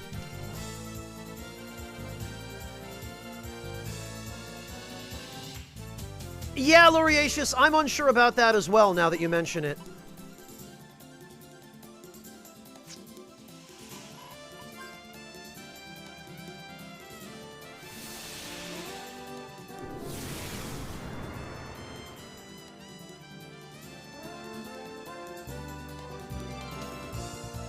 I don't know what the over-under is on getting in on lunar real estate before everybody starts buying it up, Red Angel.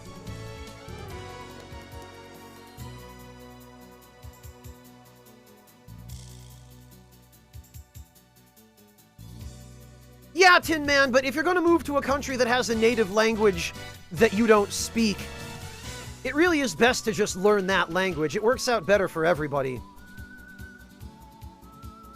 All right, enjoy, Cobra. Take pictures of whatever you're grilling. I want to see.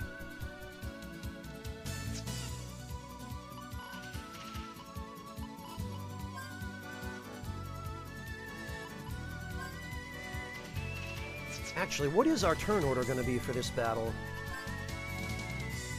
Virginia and Gallows. Okay, that's fine.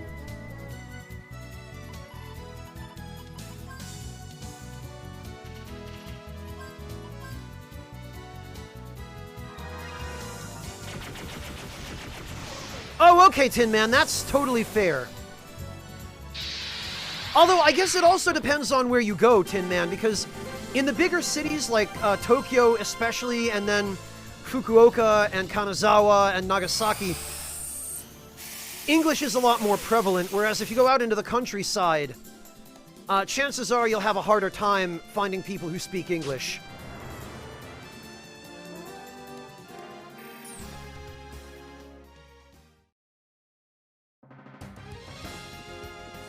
Well, Thomas of Troy, theoretically, yes, but who are you buying it from? Who actually owns that land and can claim to be selling it to you? Well, yeah, Tin Man, everyone speaks English in Roppongi because Roppongi is literally the foreigners' district of Tokyo.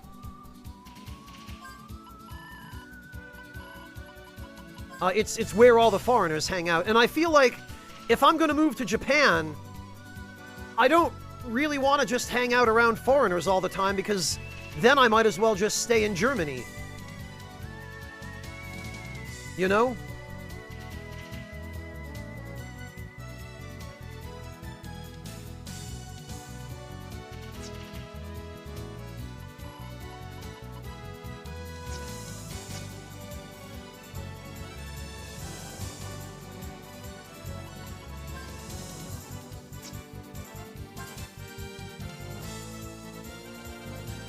Right, nobleman, right. No, screw that. I'm investing all my spare cash in Dogecoin.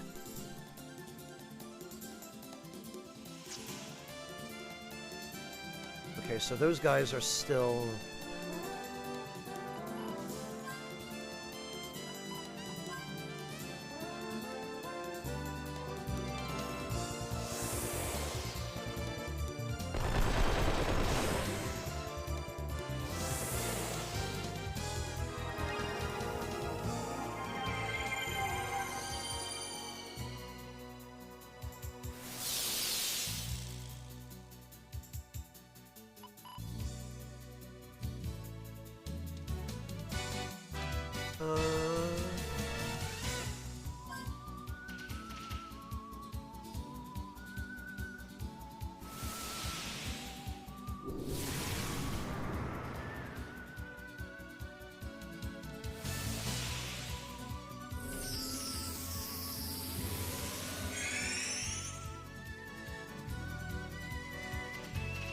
Okay, what do we want to do here? I want to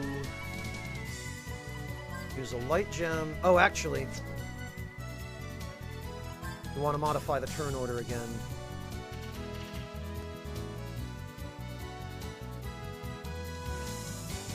Actually, no, that's fine. Virginia, Jet, Clive, and Gallows.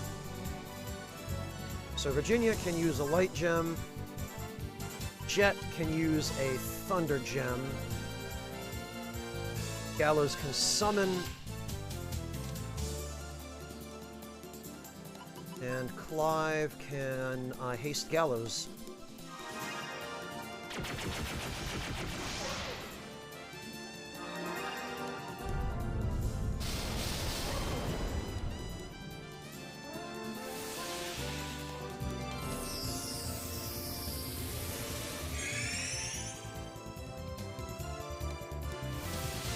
But even after hasting Gallows, it doesn't take the new turn order into account during that turn.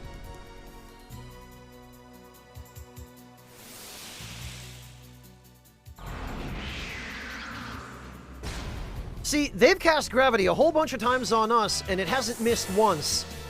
When we cast it, it misses 80% of the time. Like, why even give us that spell?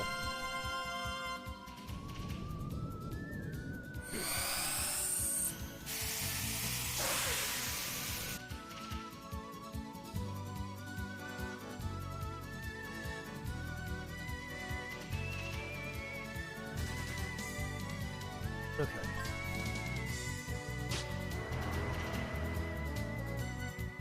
Yes, Tsumikiro, it's a proportional damage spell. The spell Gravity does 50% of the target's current HP, but when the player uses it on enemies, it's actually capped. So, for example, the boss that I mentioned earlier where you can use Gravity on it, the boss has like 15,000 HP, but Gravity will only actually do about 1,250 damage to it at most. So even the damage that your version of Gravity does is nerfed. It's the stupidest.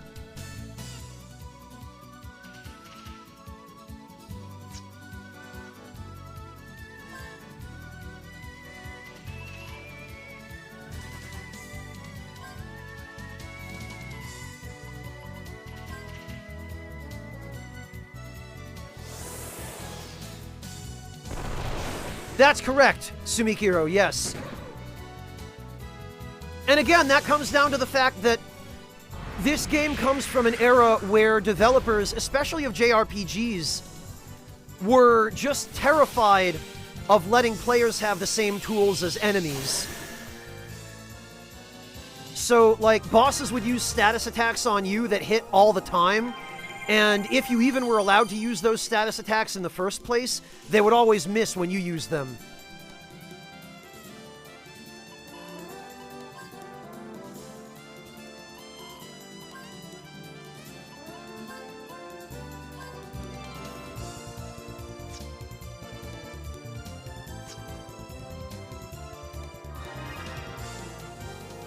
Yeah, Tsumikiro, so the solution was give players a useless version of it that's a waste of a spell slot because there's no reason to ever cast it.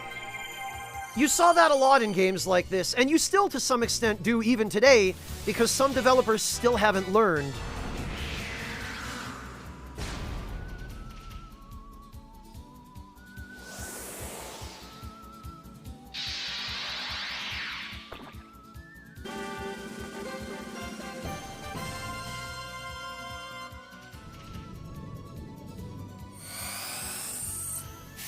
Maybe, Tsumikiro, it's possible. I don't know or pretend to be able to get into the heads of the developers who made those decisions, but...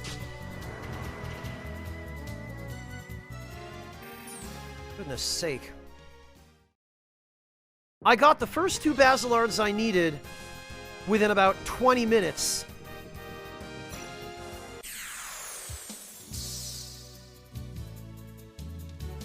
Okay, here we go. This is a little better.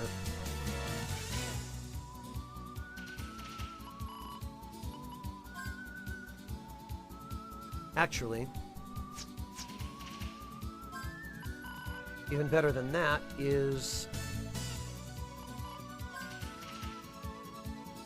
do that, we do this, and we do this.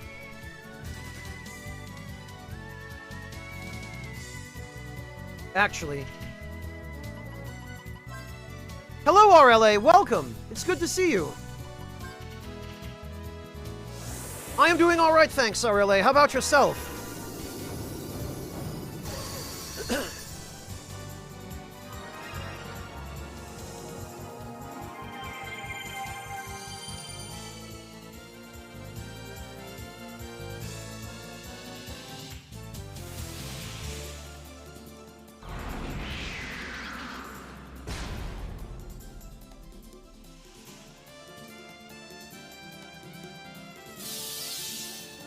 Alright, so now we can use a pickpocket on all of them. There is a small chance we'll get the item I need from stealing.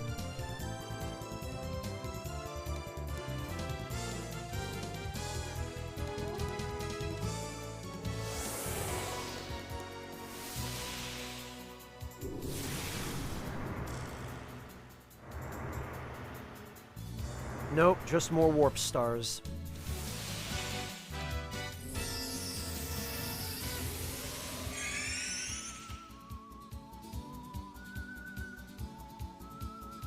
Right, so Jet can use Accelerator, and he can throw Gallows a mini carrot, and then Gallows can summon.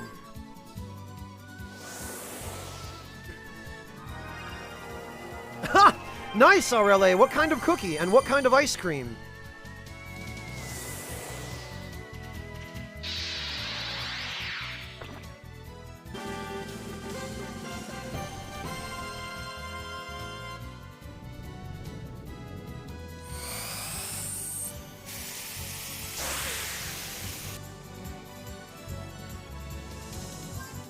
Alright, come on. One of them has got to drop a Basilard, please. Ugh.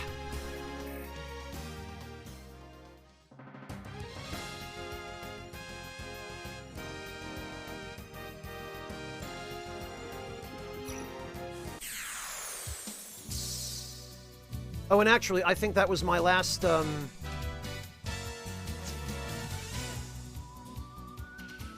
that was my last material count on Gallows anyway, so we have to go rest.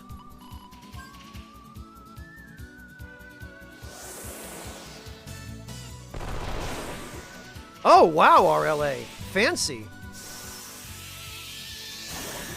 No, Dalo. I'm going all from prior knowledge.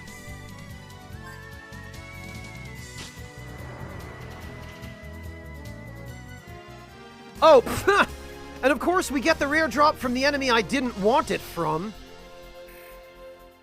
Well, I guess that'll be protection against bronze for everybody. Which I didn't need. But this is pretty typical for JRPGs of this era, where the drop rates are just unsportingly low. Items that you might actually have any use for are unreasonably difficult to get.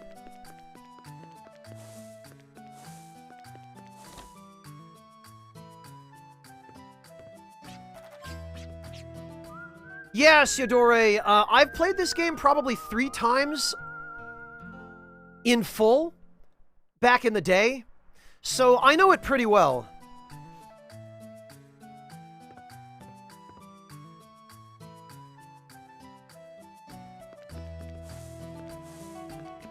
Yeah, Tsumikiro, exactly, exactly. Gotta be able to claim that this is an 80-hour game.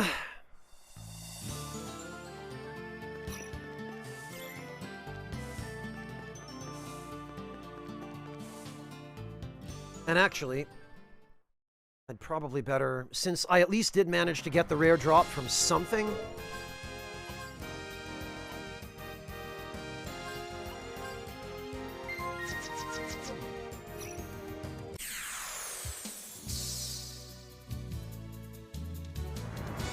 Ah, alright.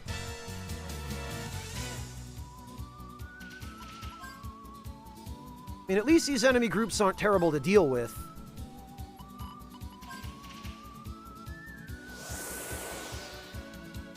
Oh, okay, Dalo. What are you using? The Prima Guide?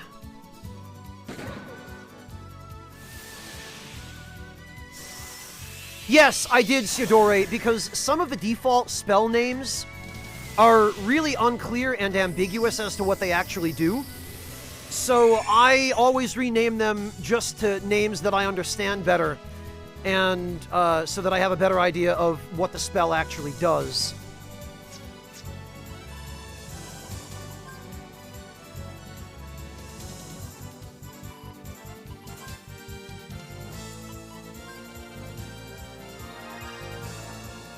Some of them are pretty bad, Siodore. This game had a really inconsistent, like a weirdly inconsistent localization, where the character dialogue is generally localized really well, but some of the character names,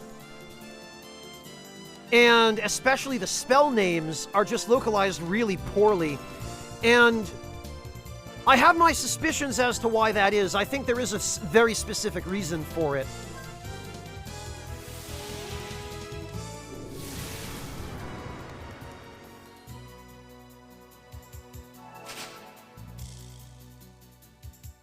Which I believe has to do with the fact that the master glossary document, which would have contained all the in-game terms and names, was probably sent to the localization department with no context for what those terms or names were supposed to be. No pictures, no images, nothing. And then the localization department would have had to translate them without knowing what they were meant to be. You see that a lot, especially in older games, where the localization is done early in development before a lot of the assets are finished. And sometimes before even some of the names are final. And it results in the localization team not having any art assets or visual assets or script assets to work with. So when they see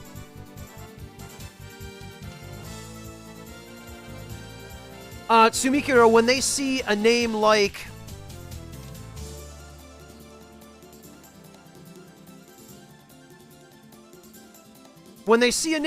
that in the script that they've been sent to localize into English, well, without any context, you could read that either as Earth Crusher or Ass Crusher.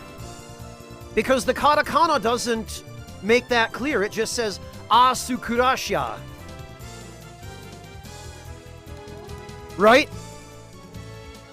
And if you're on the localization team and all you've been sent is a game script that has a bunch of katakana phrases in it and terms, and nobody has told you what those are supposed to be, or given you a picture, or sent you a video clip of what the attack does, then you're guessing in the dark. And that's why so many of these localizations ended up where the game script was okay, but the names and the terms were ass backwards. And it's why, I'm almost certain it's why in Wild Arms 3, the character whose name was supposed to have been Richard ended up being called Lehalt in the English localization.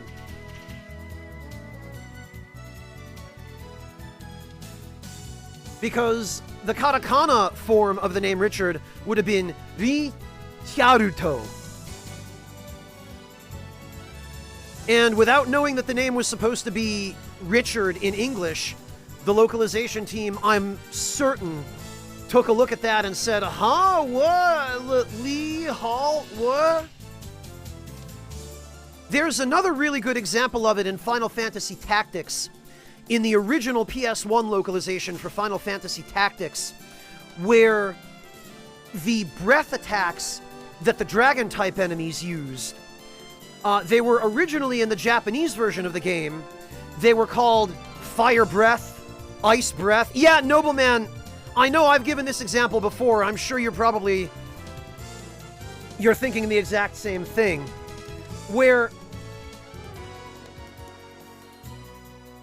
and again, I'll have to write this out in chat so that,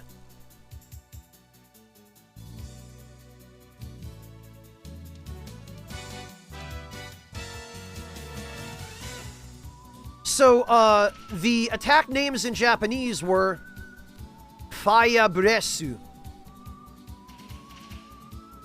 Aisu Bresu. Fire Breath, right? Ice Breath. Now,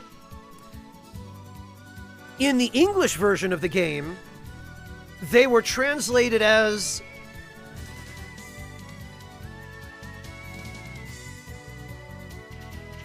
Hey, Bone Score, welcome! Thank you for the raid! How are you doing? Good to see you!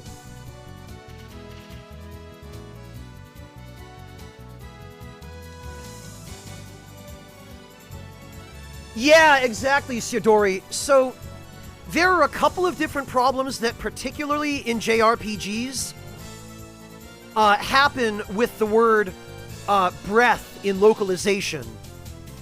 Because in Japanese, the English words breath and bless are spelled exactly the same way. They're spelled buresu.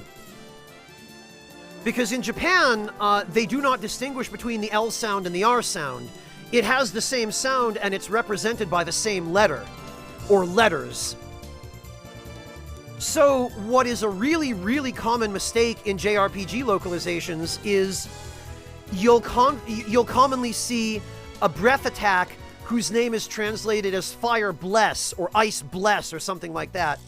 And then you'll see like a holy ability or something that's supposed to be Divine Breath, and it'll be translated as Divine Bless or something along those lines. And that's why. Because the localization departments get sent text documents with no other materials to give them context on what is supposed to be translated into what.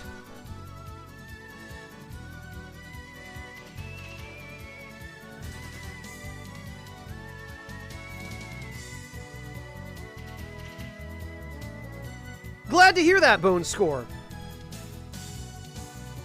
Well, the problem is, Nikita, what ended up happening with Final Fantasy Tactics is a really bizarre one, because sometimes in Japanese, the word buresu is used as a portmanteau, like it's used as a short form of the word bracelet.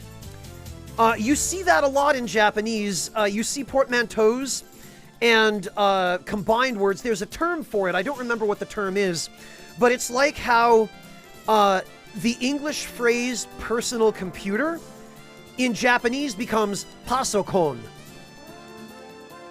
Or the phrase air conditioner becomes eakon in Japanese, because they basically, they like to shorten the word, and in order to shorten it, they just chop off half of each word and then mash what's left together.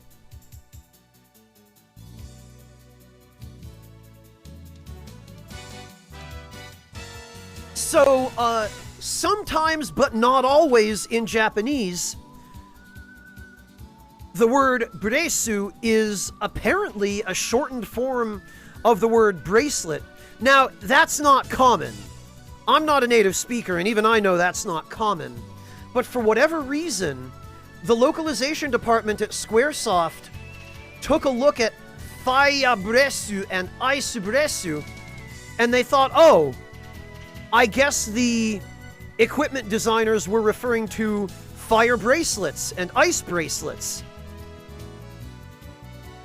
So that's how they translated them, even though they were supposed to be the names of breath attacks. And what really gets me, the part that really sticks for me, is the fact that at no point was there ever any communication between the localization department and the equipment designers to check that the names were translated into the correct things. Like, there was apparently never any verification or any step in QA that, you know, nobody communicated with anybody else. Everybody was just sort of working in a vacuum and doing their own thing.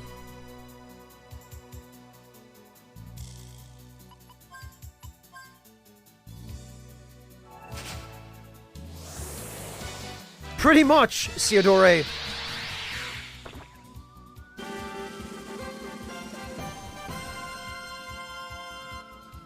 It's possible, Dalo. I don't specifically remember that, but that doesn't mean it's not the case.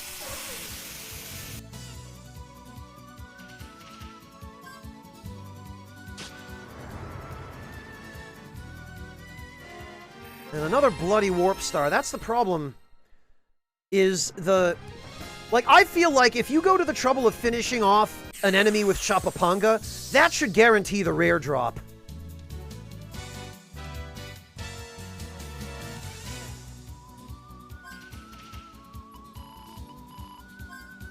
Oh, bloody hell. And...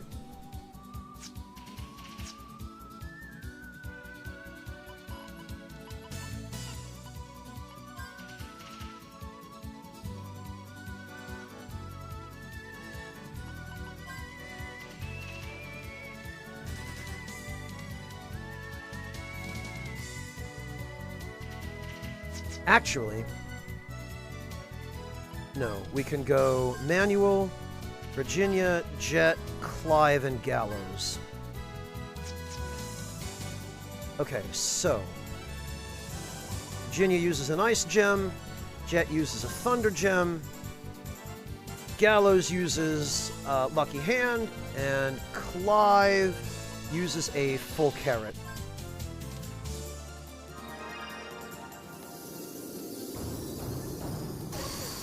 Oh, I realize that, Red Angel, yes. And especially not if the people whose work they were challenging were in senior positions to them. But that's just the problem with corporate culture in Japan, is that you're not allowed to question anybody who outranks you or is in any sort of senior position to you, even if they are literally about to burn the whole company down.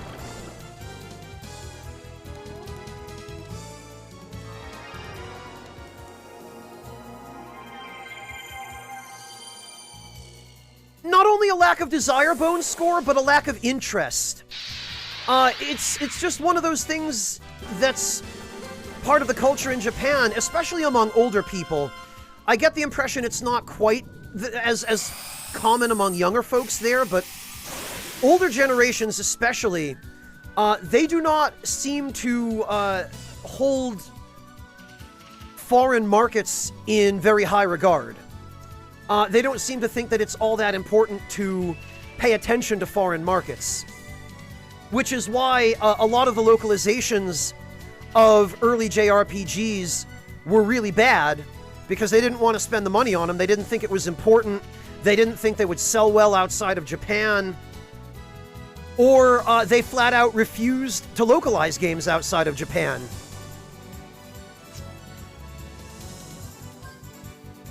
And there were a lot of examples of that.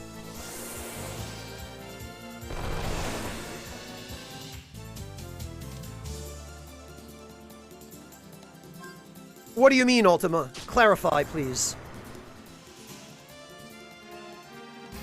Ugh. More bloody warp stars.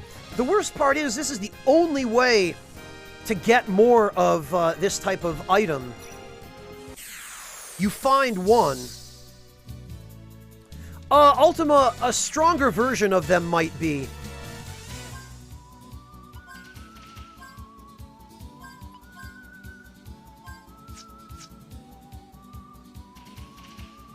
Okay. So, this is another weird mechanic where sometimes these enemies will be grouped, and sometimes they won't, and you can only use multi-target abilities on them if they're grouped. Which is another really bizarre design decision.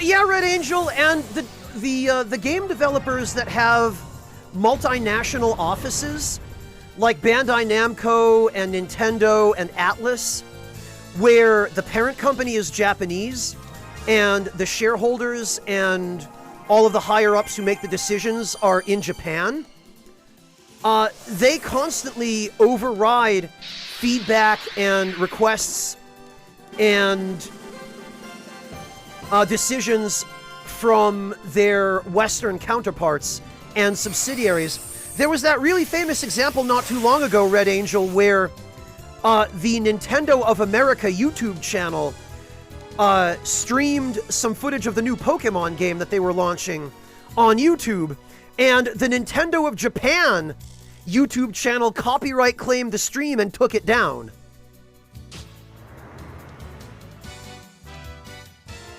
There it is! Okay, there's our Basilard, finally.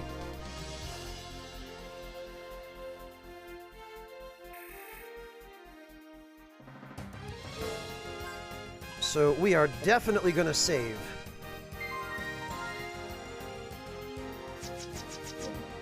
Yeah, Bone Score, there are plenty of examples. There are just numerous examples.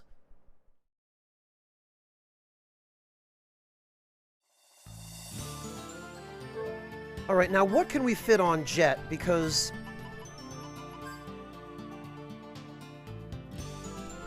okay, status guard. So we want...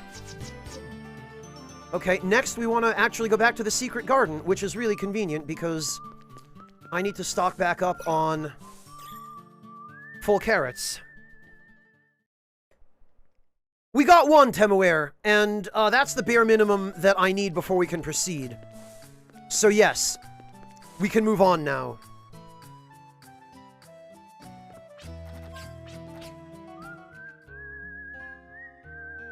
Yeah, Nirelli, but that's what I mean about Asia in general, and Japanese developers in particular, because of their attitude toward content management. Just being so far behind. Not only are they anti-exposure, but in a lot of cases that also ends up meaning that they're anti-community. Like, look at Nintendo, right? There are a lot of examples of fans of Nintendo franchises such as Pokemon doing unofficial charity events to raise money for good causes, and then they get a letter threatening them from Nintendo's lawyers saying cease and desist, you know? There have been several examples of that kind of thing over the past 10, 15 years. The most recent one that I'm aware of, in fact, was a Pokemon-themed charity event that received, the organizers received a C&D from Nintendo, like, really threatening them, too. Not just politely asking them to stop, but, like, threatening them.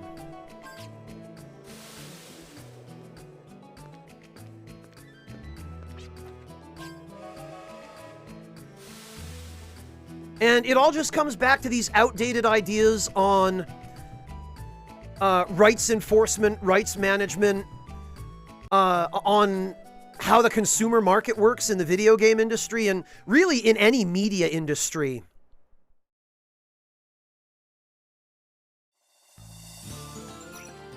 There seems to be this overt hostility by Japanese developers toward any form of media that uses their content in any way other than what they've explicitly envisioned or intended or sanctioned.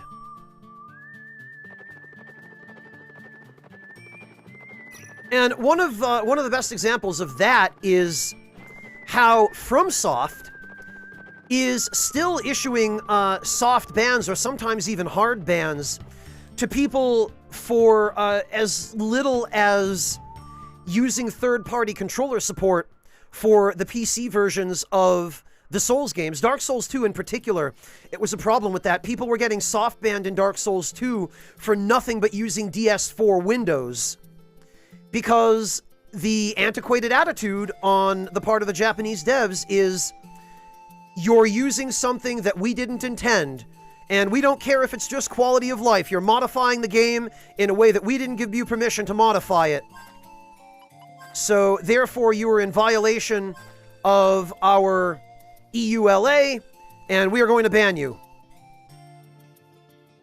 You know, it's that very, very concrete, black and white, no exceptions, to the point of even disregarding reason. You know, that outlook. It isn't even just about the money all the time, Nirelli. It's about creative control.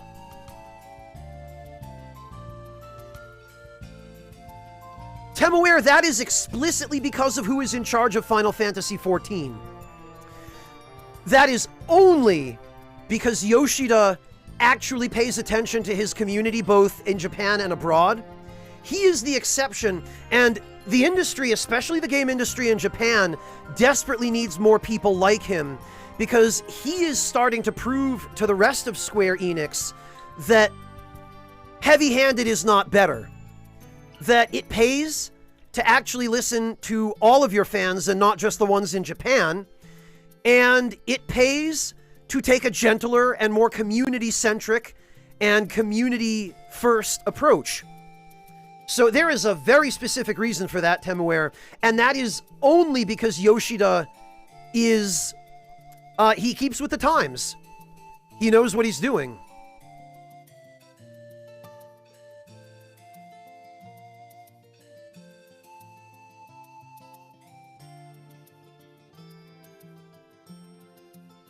Yes, Yodori, I use the DualShock 4 controller for any of my PC gaming applications.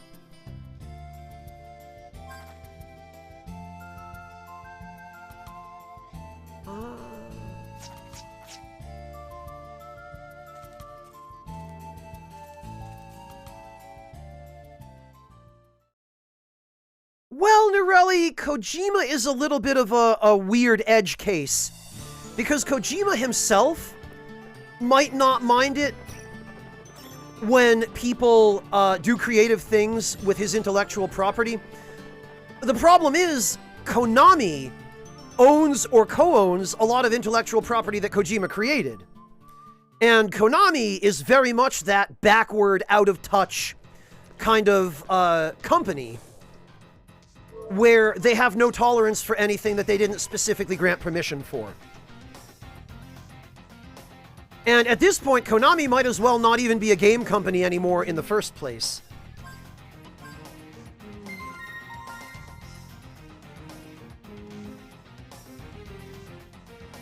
Yeah, Canon, you hear quotes like that out of Japan all the time. Even Kamiya. One of the reasons that came out for why Kamiya constantly blocks people on Twitter is he's a bit of a Japanese supremacist, it turns out. Yeah, Nirelli, just, you know, not mainstream video games.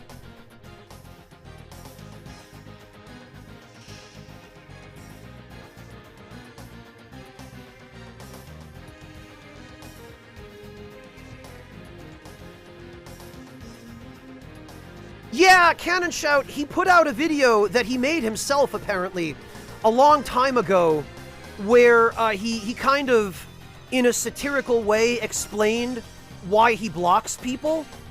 And I guess something must have changed with him relatively early on, because he didn't originally express that attitude, but I guess at some point he just snapped and went nuts. And his video, basically, what it said in so many words, the tone of it was that he's tired of stupid people from outside Japan, i.e. foreigners, spamming his Twitter feed with stupid comments.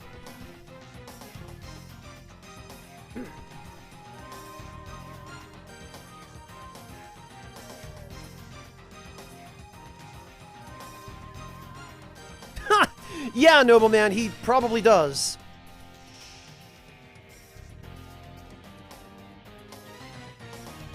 Canon, but it's Western from a Japanese point of view, right? If you look at the writing and the character designs and just every little subtle detail of how the characters move and interact and just everything about the game design, the aesthetic and the setting may be Western. And in Devil May Cry 5 especially, they did a really good job of capturing the kind of American badass personality type. But the Japaneseness of those games just drips from them, you know? There's no hiding it. Like, if you've been playing JRPGs for long enough, and you don't even have to have been playing them for that long in order to start seeing the pattern, it's super obvious. And I'm not saying Japanese game design is inherently bad, but it is really, really obvious what the tropes are once you become familiar with them. Like, you get to the point where you can't not notice them anymore, you know?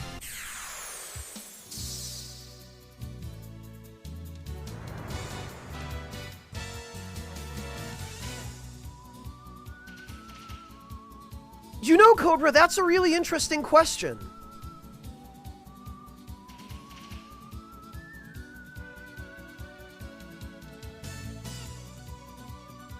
And I actually,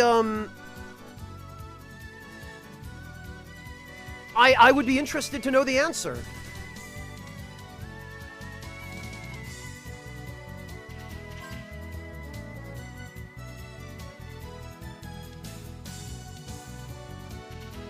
Wait, what did this guy have? 160 HP.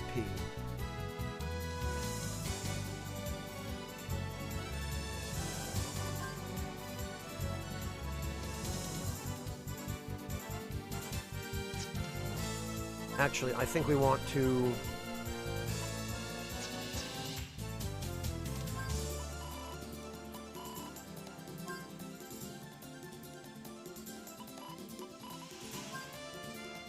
have Jet do that. Gallows can just do whatever.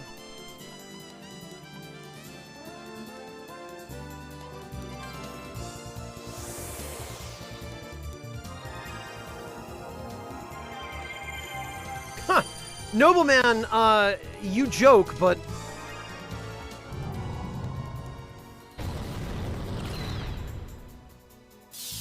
there are a whole bunch of Japanese nationalists who would unironically agree.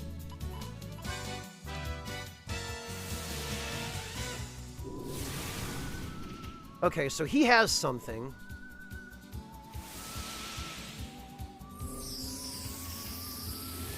Ogaflow, and it's not too late. If you have a PS4 or a PS5, this game is available on the PS4 PSN, which by extension means that it's also available on PS5.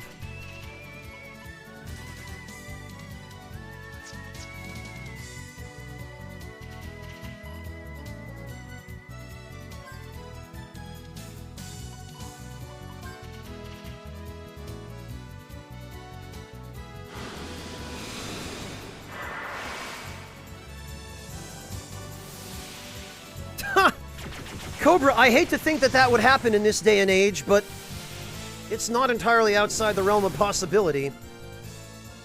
No problem, Olga. I hope it helps. Yeah, Nobleman, the Japanese Nationalist Party are basically, like, hardline extremist conservatives who are all about kicking foreigners out of Japan, closing the borders again, isolationism or death. That sort of thing. Welcome back, Cannon.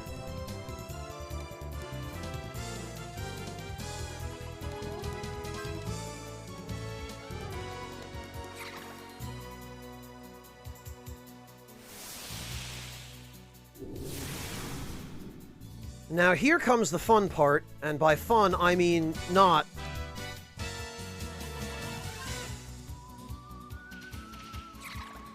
Because now, we have to actually get Pickpocket to work, first of all.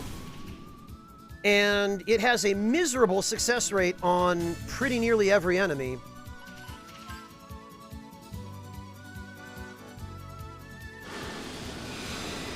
No, that's alright, Cannon. Believe me, I live in Germany, so the internet here is garbage on a good day.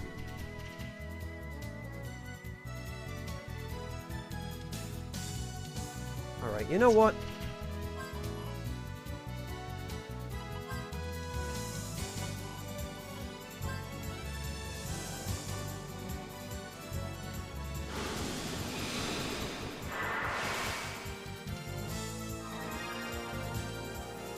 Ah! I forgot about the turn order.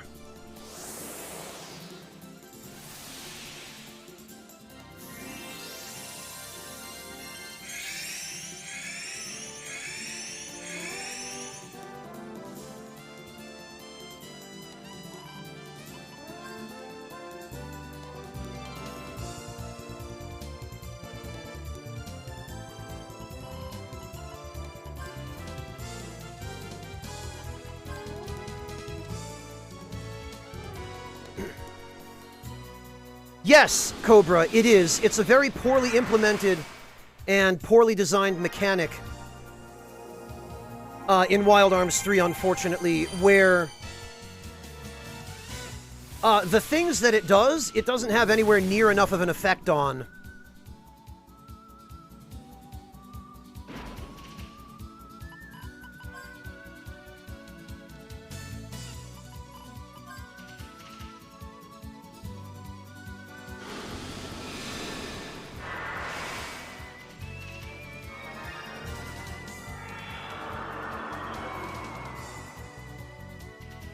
Well, Canon, I've heard different arguments on that, and to be honest, I'm still not 100% sure how I personally feel about it.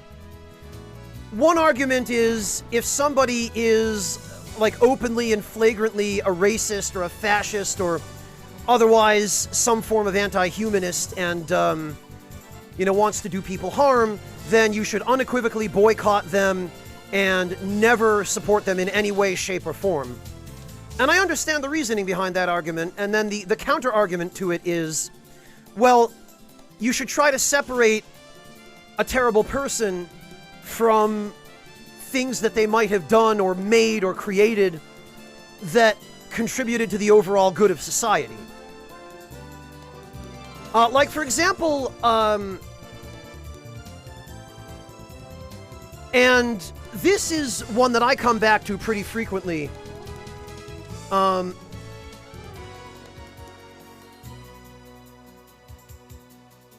the,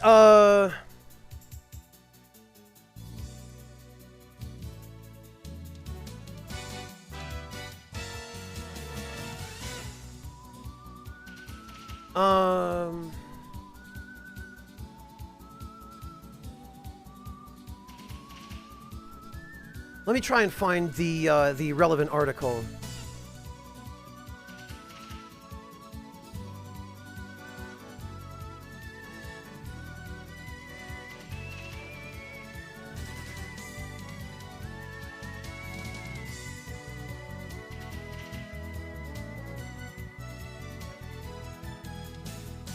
Okay,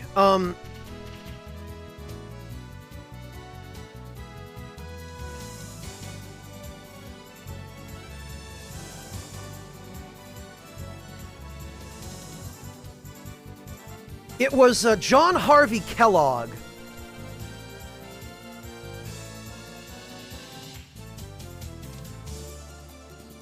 And I'll post the Wikipedia article on him here. But, John Harvey Kellogg is one of the founders of the Kellogg Cereal Company.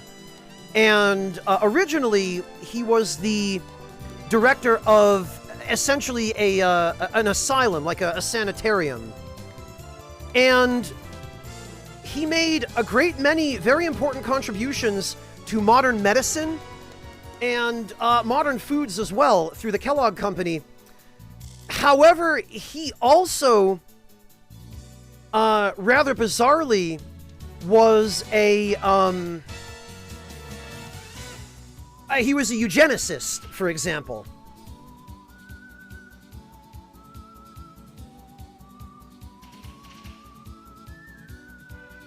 So he had some views that were, that today would be considered very reprehensible, and yet he contributed vastly to a lot of modern fields. And then, on the other hand, he also had some horrible ideas. He hated masturbation, and he was so desperate to prevent people from masturbating that his treatments for masturbation included what would essentially amount to torture in a modern court of law. Like, so,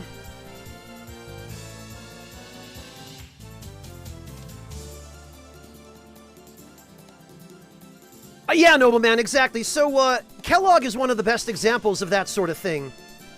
Where, I mean, do you laud him for his contributions? Or do you, revile him for his shortcomings? And I think the correct answer is maybe both. Or maybe more specifically, you appreciate the contributions themselves and you make damn sure that nobody forgets that those contributions were made by somebody who was not entirely a good person. I don't know, that's one of those things where, there's no easy answer. You're not far off, Cannon Shout. He was a Seventh-day Adventist.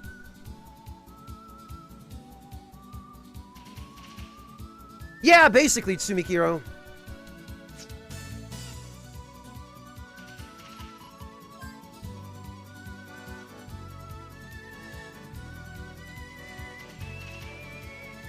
Well, Red Angel, things like cornflakes and whatnot were.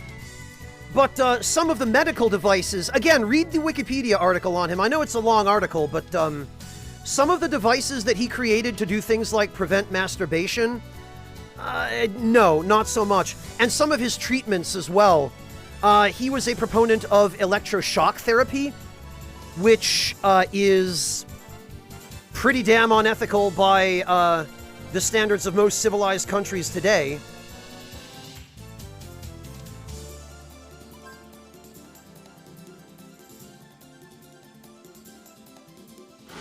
Hello, Magnus. Welcome.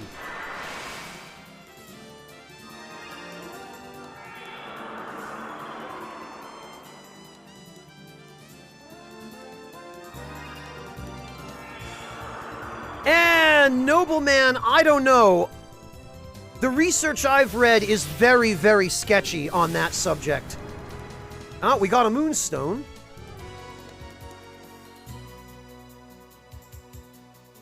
Which means that now we can summon... Well, actually... 108. Maybe we can do a little better.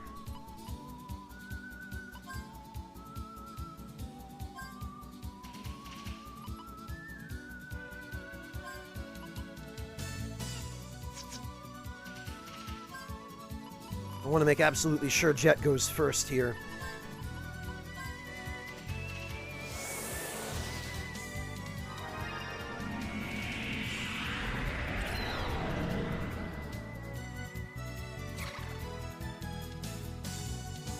Yeah, no, Nobleman, electroshock is, if anything, just a torture.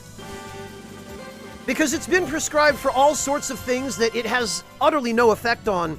And really what it is, most commonly, is it's just used by groups that are prejudiced against a particular demographic as a punitive measure.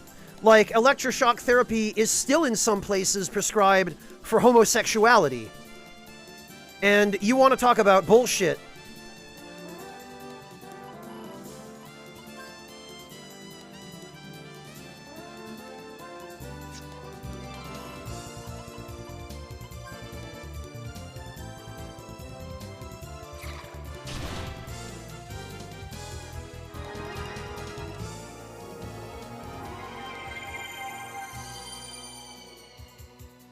Yeah, Nobleman, it doesn't. Let's see, Fontes, what do we got?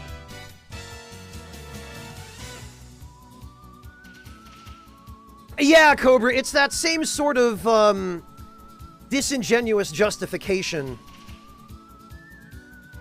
Oh, very interesting, Fontes. What is this? This looks like a hamburger?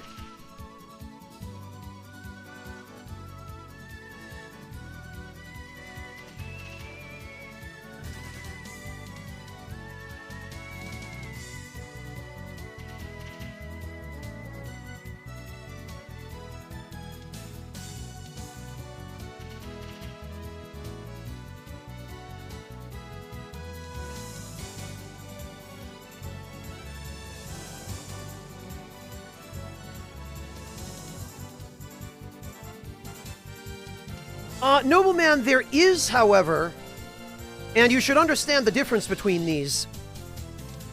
In the occupational therapy field, and sometimes in the physical therapy field as well, we do use this.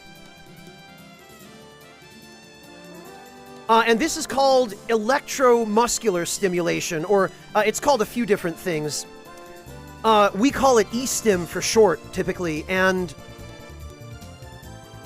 that particular application of electricity in very low modulated currents does have clinical therapeutic application, such as for if somebody is in a coma and they cannot self-actuate their own muscles, electrical stimulation of their muscles is a way of helping to prevent muscular atrophy and to prevent degradation of muscles as the result of lack of use.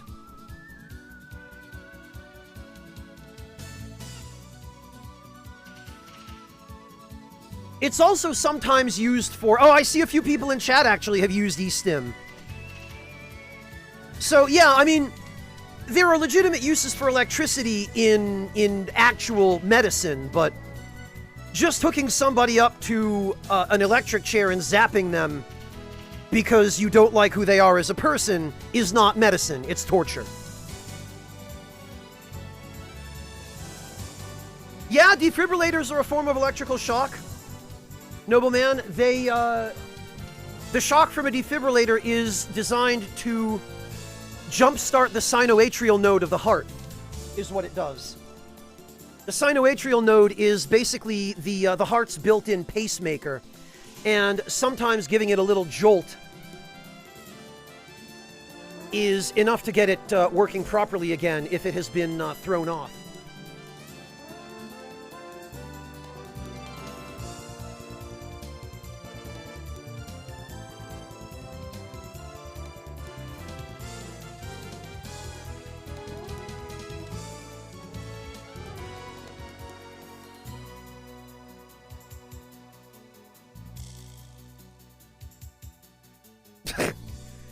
Wow, Cobra, that sounds like a pretty macho drinking game. Valium and a banana nut muffin, D. That sounds like a good Friday evening.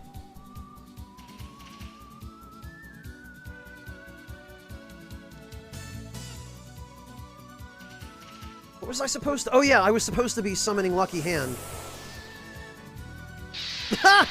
Yeah, Magnus, I figured you'd probably be able to appreciate that. But I don't want to make you think more about work while you're home relaxing, Magnus.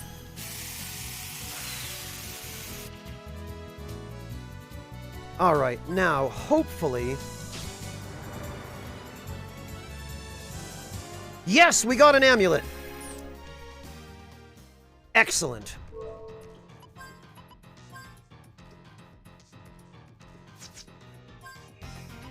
Alright, so,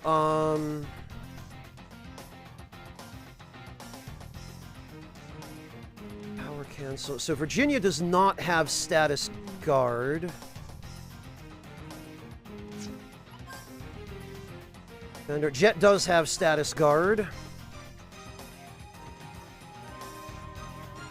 Gallows. And then I presume also Clive. Yeah. Okay, so Gallows has Aqua Wisp, Lucky Hand, and Fiery Rage.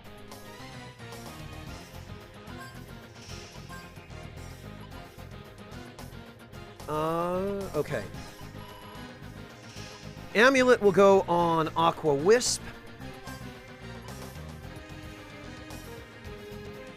And actually, I think the undead lizards in here can drop a Lion Shield, which teaches Defender.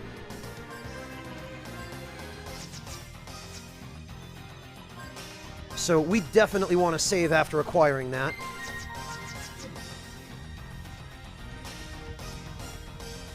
Yeah, Norelli, normally those sorts of games are called Bloody Knuckles.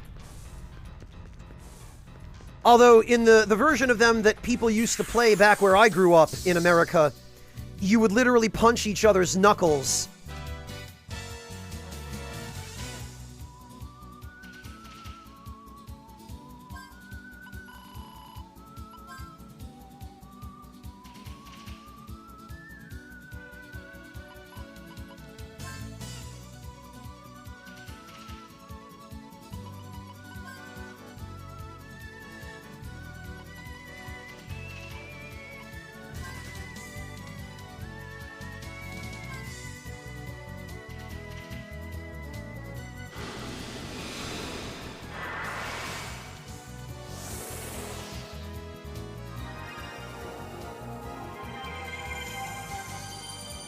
Yeah, Tin Man, there are a lot of different variations of it around the world according to where you are, and...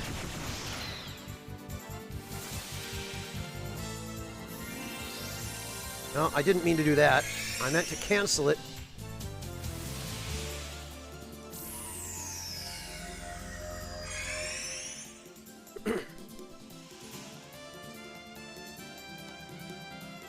Yeah, he's got 4 HP left. That was a little close.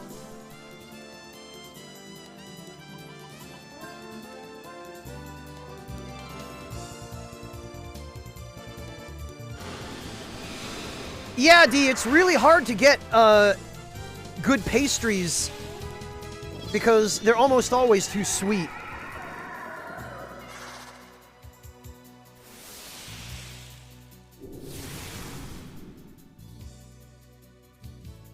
Thank you, Olga. I really appreciate that. I try.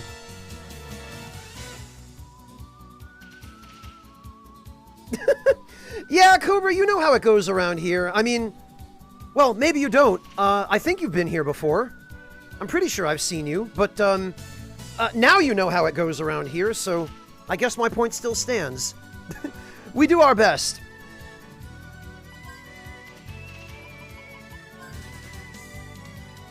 I just wish I were better at multitasking, or, at any rate, dividing my attention, because that's what really hurts me, is that I struggle so desperately when it comes to dividing my attention.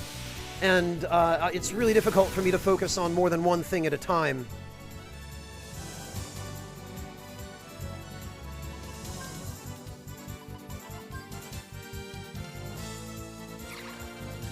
But when I'm doing something like what I'm doing now, which is basically just this repetitive grind for items or things that I want.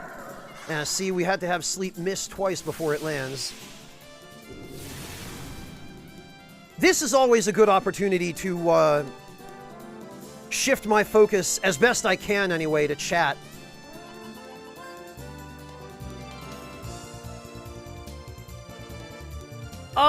Several months, Cobra. I ended up getting mine, I think, back in late November, early December.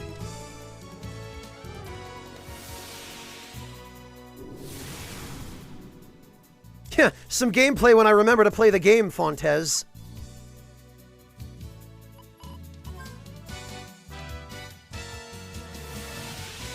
But yeah, a little bit here and there, certainly.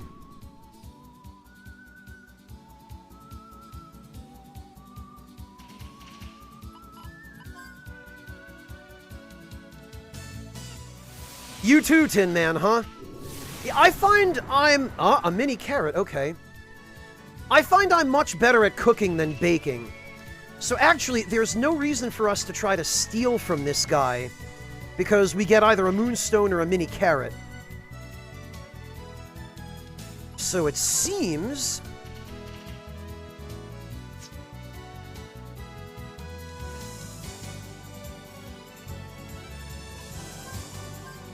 that we just need to finish him off with Lucky Hand.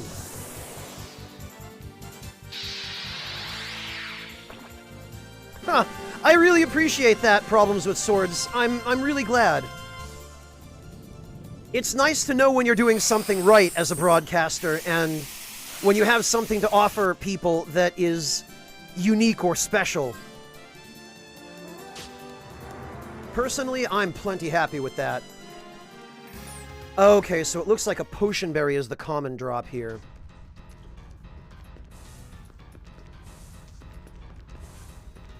Ah, Tin Man, if you're interested in some slow cooker recipes, you've come to the right place. Slow cookers are fantastic, especially considering that you can do so much with them.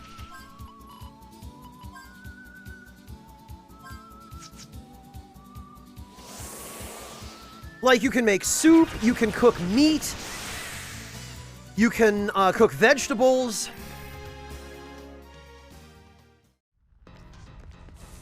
Yeah, Fennec, the difference between Nick and me, more than anything else, is that Nick is a comedian, and I'm what I think people call the straight man.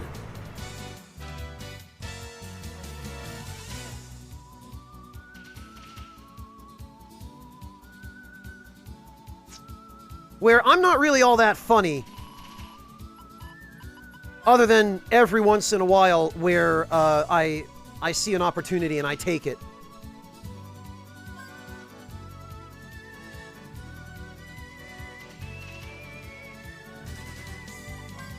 Alright, now, how much damage can we actually deal safely here?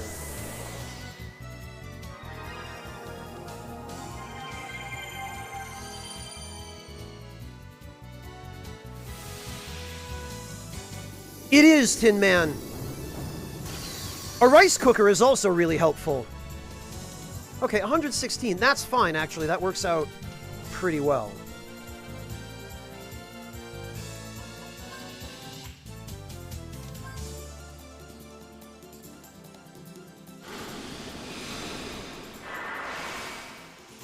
Yeah, Fontes, he and I have diametrically opposite personalities, but I think that's part of the reason we ended up getting to be friends, because it's more fun, in my opinion, being friends with someone who's different and who can teach you something than being friends with somebody who's an exact copy of you.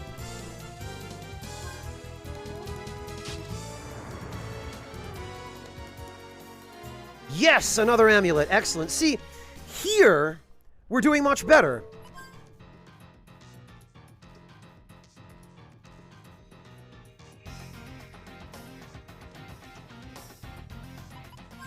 Alright, and Gale Claw, I think we want to equip.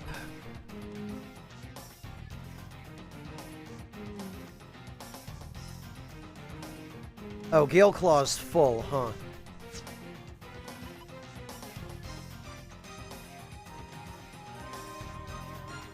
Well, actually,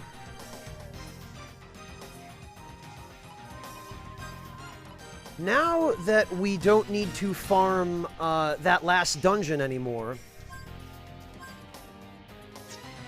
we can switch Gallows back to the setup that I originally had on him. We can give Clive back Fiery Rage.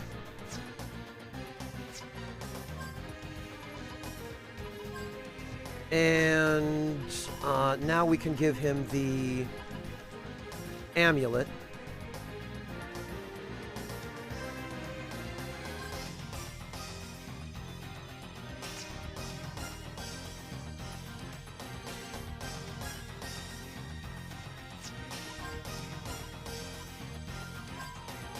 Okay. Critical hit, status guard.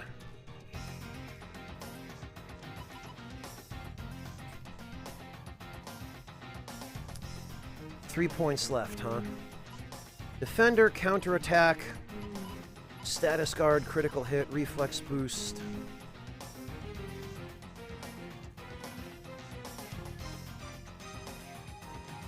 Ah, okay.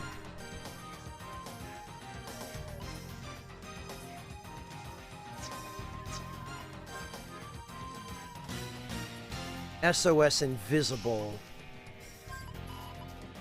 That's 5.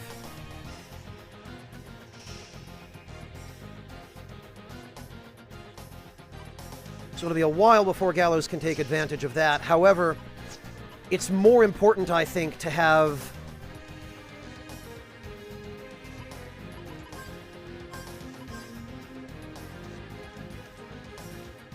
Yeah, it's more important to have,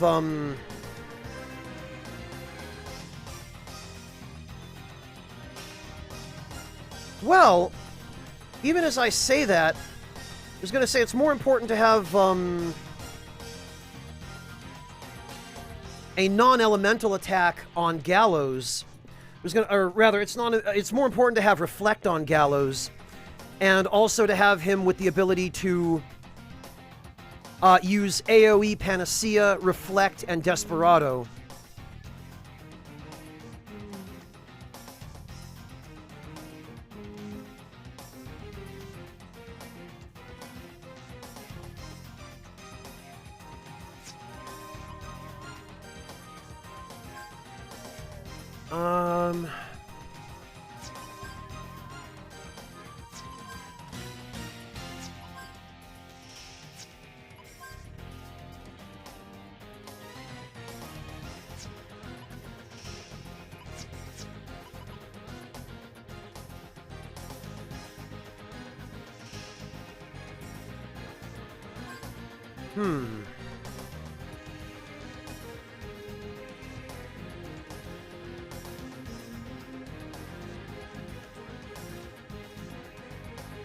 Honestly, I feel kind of like Fiery Rage belongs on Gallows rather than Aqua Wisp, but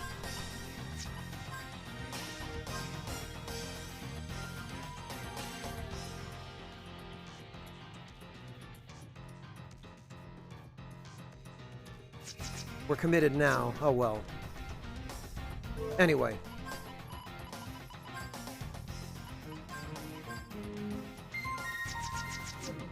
Yeah, Fennec, it is, and in fact, Condition Green is the name of the victory theme. Honestly, Cobra, I feel like even if my channel ever did experience a massive level of growth, I probably still would interact in this way as much as I possibly could. It might end up being that I would pick comments out of chat,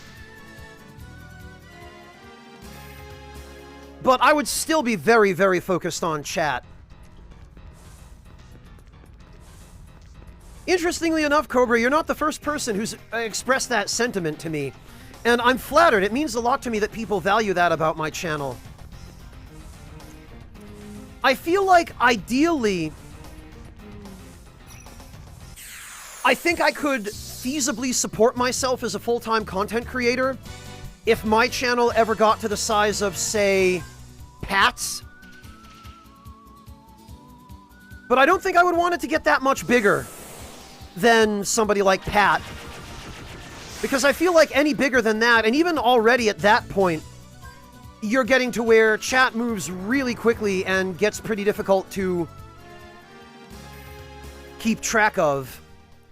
But I feel like with the kinds of games I play, that many people wouldn't show up most of the time, even if my channel ever did get to that size.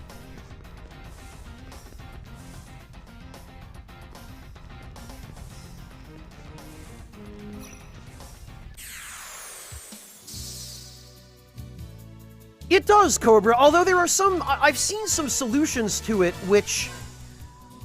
they do kind of work. Having chat in slow mode can help. Because people still get to talk whether or not they're subbed. It's just that the pace and the speed of chat is artificially capped. And I don't necessarily like the idea of having to use something like slow mode, but it might be a countermeasure to help enable me to continue being as engaged with chat if I ever had that many people.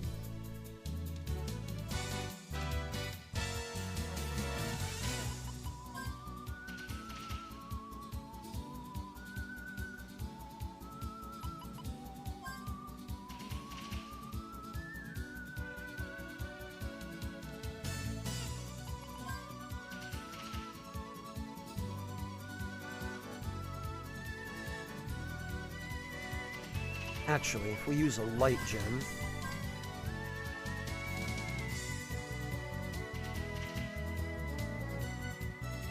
Really, Tin Man?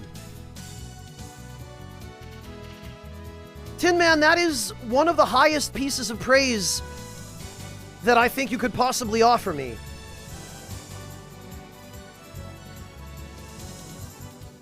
I really seriously appreciate that.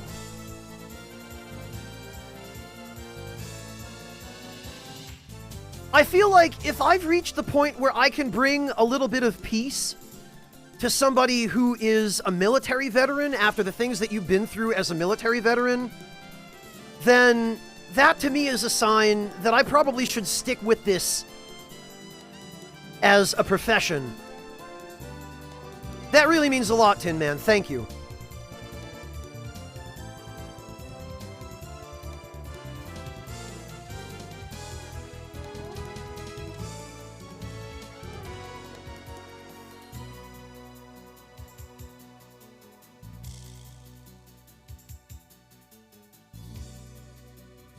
I know it's not much, but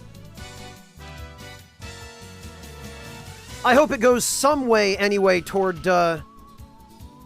conveying my gratitude for that, Tin Man. Yeah, whatever it is, Nobleman. I don't think I've even fully figured it out yet. Alright, hang on. What are we doing here? See, this is... I can't. I lose track. Okay, a light gem. A full carrot.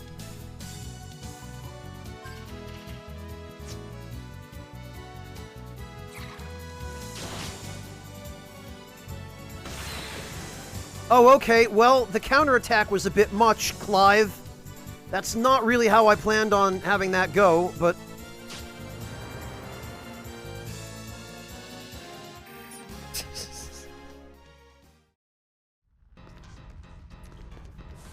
It does, Tin Man. It really means a lot. And it also helps to reaffirm for me that what I'm doing is meaningful. Because there are lots of people who would like me to believe it's not. And fortunately, I've been able to get to the point where there are very few of those people in my life now. But nonetheless, it never hurts, and frankly, it always helps to reaffirm that, yes, what I'm doing is making a difference for somebody.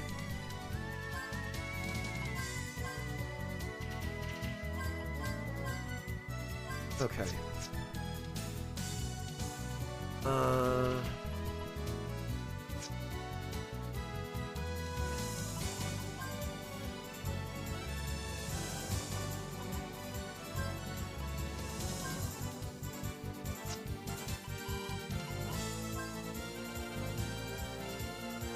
Oh, no, Cobra, I didn't intend for everyone to just jump on the Praise Franz train. I appreciate it, but that's not me asking for validation. That's just... I'm just trying to say that whenever somebody says it in earnest from their heart, it means a lot.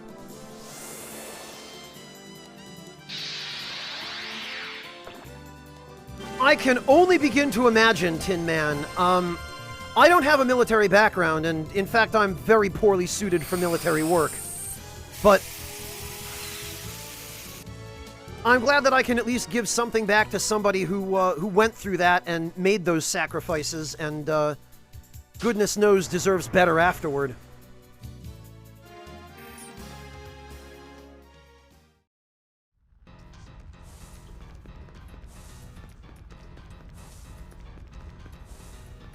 Yeah, Magnus, and I mean, I would think it would be the case for pretty much anybody in any profession, right? I mean, I used to work in a profession where my clients were children and young adults on the autism spectrum, right? That was the sort of job where the work was rewarding for reasons that were maybe a little more obvious. Whereas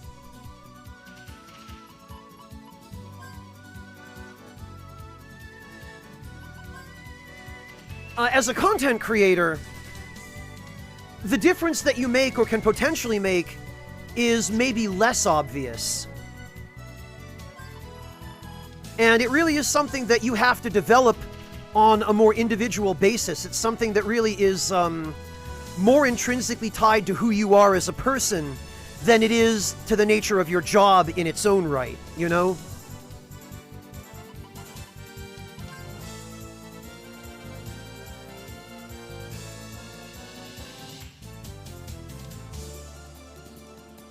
Well, Tin Man, I suppose there's that.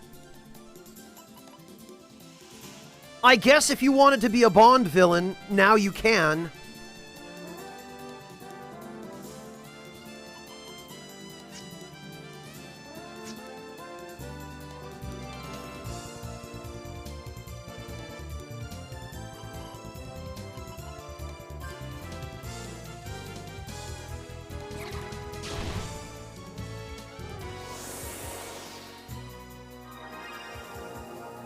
Yeah, Magnus, I mean, I feel like the job that you do in particular...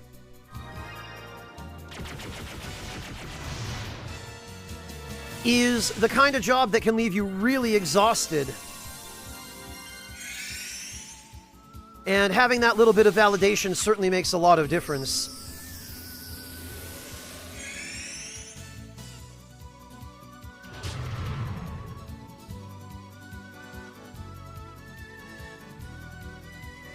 Alright, we want to get this guy out of the picture temporarily.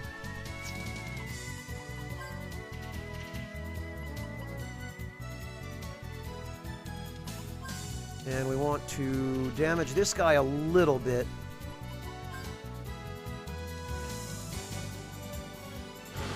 Oh, you did, Tin Man! I was just joking. I didn't expect that you had actually gone through with that, but... GG, dude. That's impressive. Way to turn a bad experience into a good thing.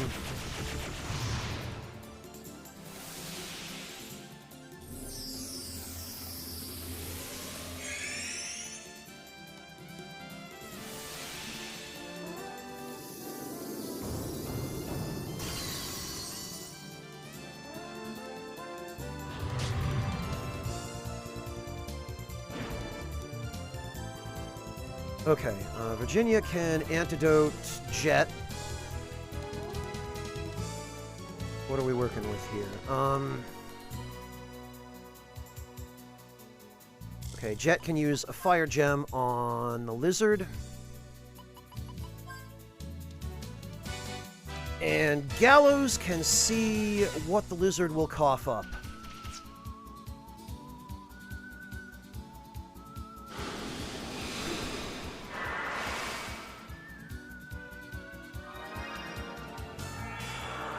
Oh, fair enough, Tin Man. I suppose, given your military background, you already had a closet full of stuff, BDUs and whatnot, that were perfect for the cosplay. Plus, I guess they were authentic.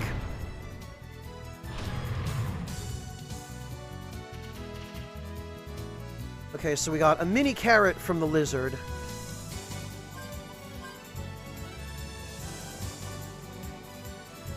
Cobra, he was cosplaying Big Boss, not Quiet. Come on, man.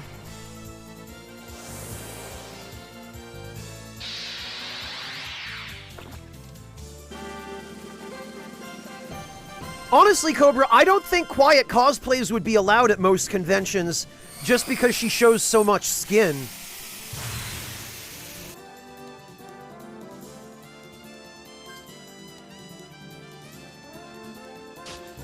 I know, Cobra, I know.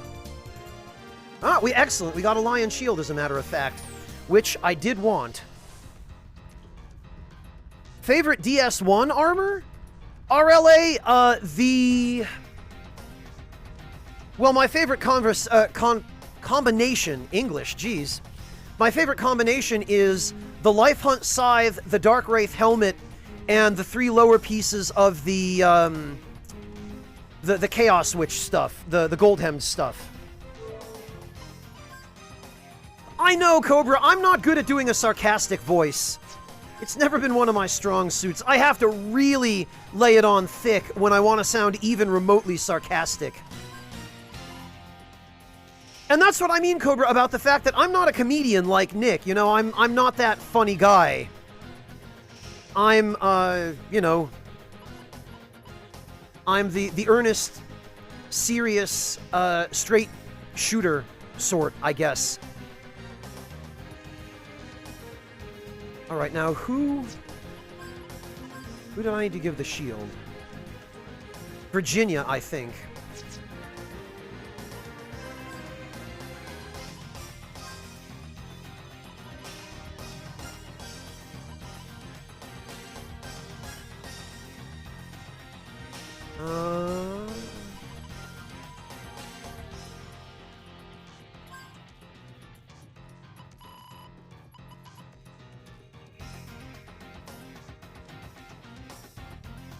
Okay, yes, we'll give that to Virginia.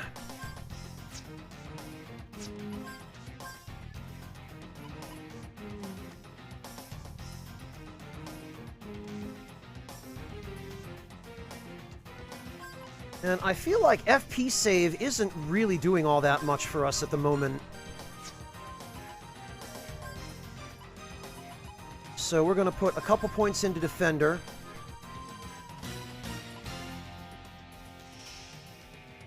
And we're going to get one more amulet.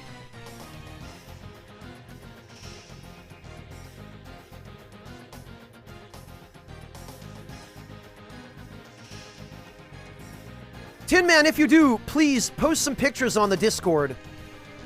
Hello, Undead Medic. Welcome.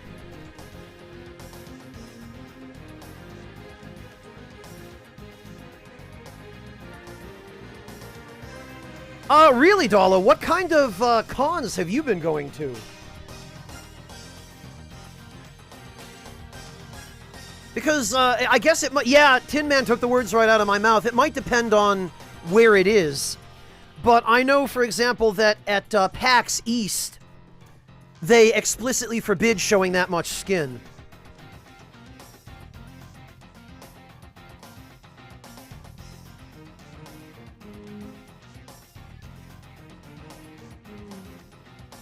Ah, very good, Siadore. I'd love to see that once you get it put together.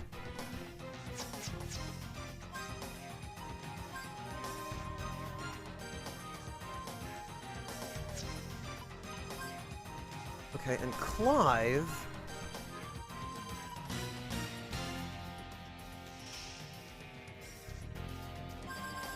I guess we can just give him,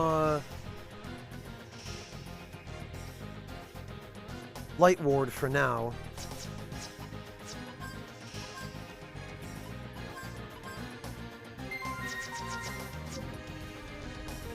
Alright, I think we need one more Lion Shield and one more Amulet.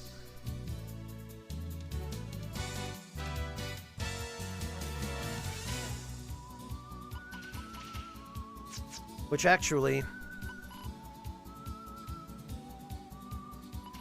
and just have Virginia toss Gallows a carrot. Jet can use a light gem. And Gallows can bring in Chapapanga.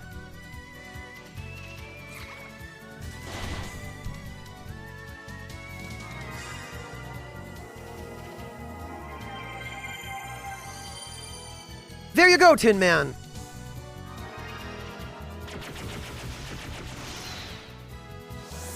Oh, I bet it does, Cobra, and... let's be honest, I bet there are people in that crowd who just clog drains in other ways that hotel staff are not fond of. Honestly, Cobra, a member of my Link Shell back when I was still playing Final Fantasy VII was a manager at a Hilton hotel. Oh, there's our amulet. Perfect. And that guy had some horror stories. I remember, Cobra, one time he logged in for a Link Shell event that we were planning, and he was like half an hour late. And we said, hey, what happened? Are you okay? Why are you late? And he was like, sorry.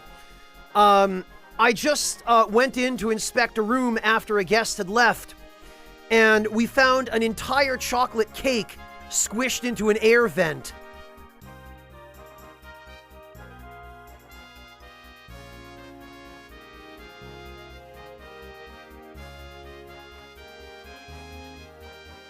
Like a whole chocolate cake.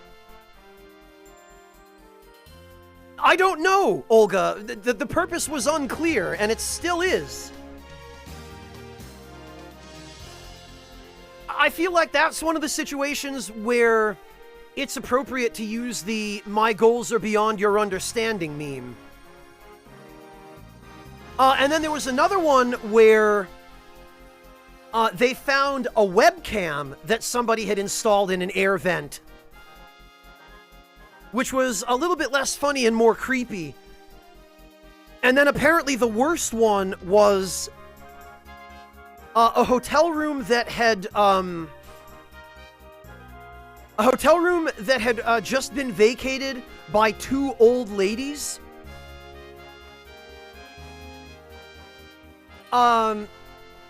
And these ladies were like in their 70s. The hotel room had just been vacated by two old ladies, and the housekeeping staff went in to clean it, and sitting there on the bedside table, just out in full view, like it had been earnestly forgotten, was like a gigantic 12-inch dildo that was glistening. They ended up throwing that one out, I think.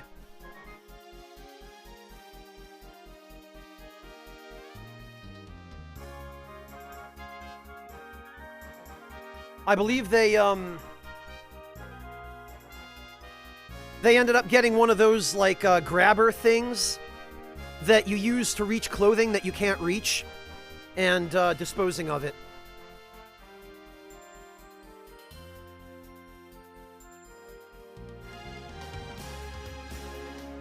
So, all of the stories that he told me about working in a hotel just made me glad that I didn't work in a hotel. And I can't even begin to imagine what it's like when the conventions come to town, where, you know, you've got the gamer crowd and gamer habits, shall we say, when in some cases it comes to, I don't know, personal hygiene, cleanliness. Like if you've got Melee players, no, I'm sorry, I shouldn't. Not all Melee players are like that. I do too, Tin Man. Like, honestly, any job in the service profession, any customer-facing job, I would not want.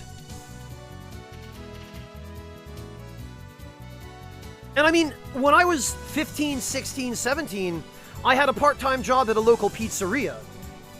And I'll tell you what, I'm glad I worked in the kitchen rather than waiting tables.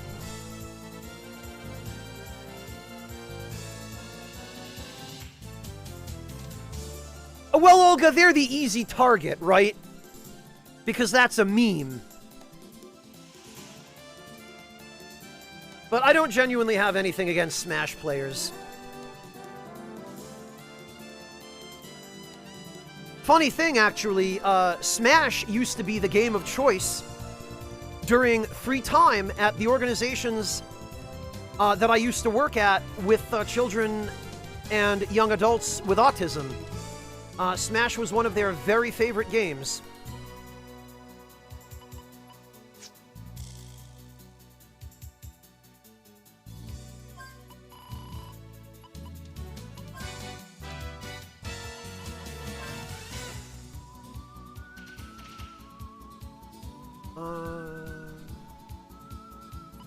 Oh, we're out of... Blast it, we're out of MTC. Well, in that case, there's no sense wasting a carrot.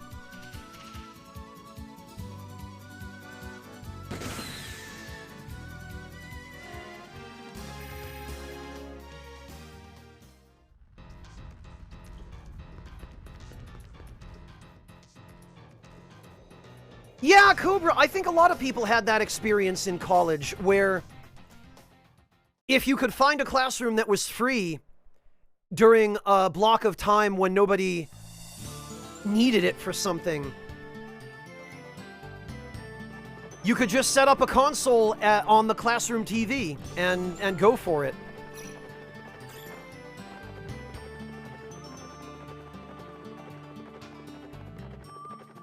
The college I went to, unfortunately, wasn't really a sort of establishment where people were into video games in the first place. But then again, I was in a weird situation with college. At least this most recent time.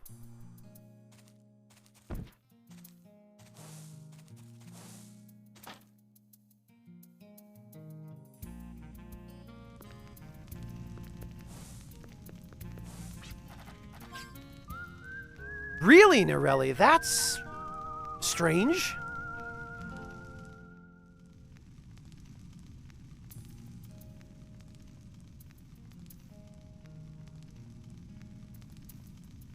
I wonder what the logic behind that decision was.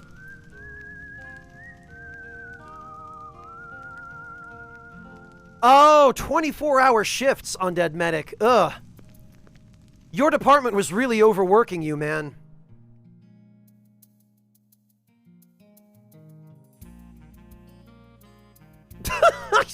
Wow, Nirelli, incredible.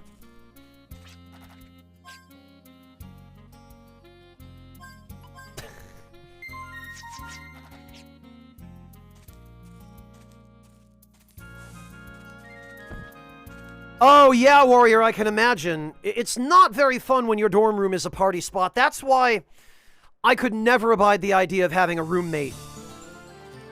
And I always actually ended up commuting to college for that reason.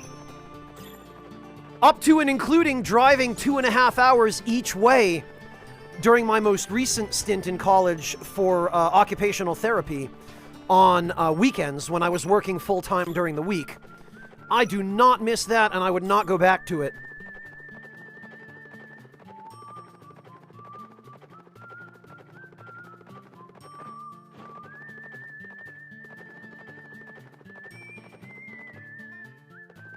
You were very lucky then, Floofin.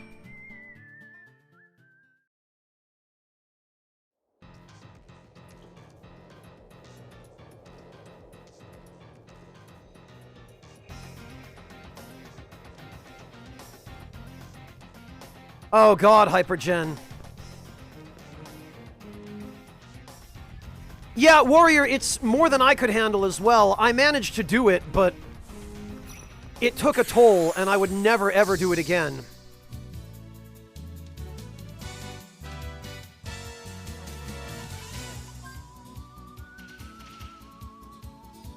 Okay, Parrot on Gallows, Light Gem on the Rat Monkey, and Lucky Hand.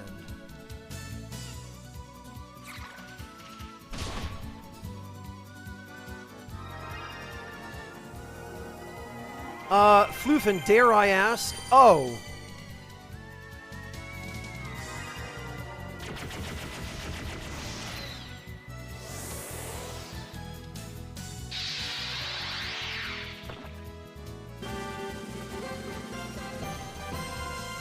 Floofin, this is just lab-grade pure caffeine, huh?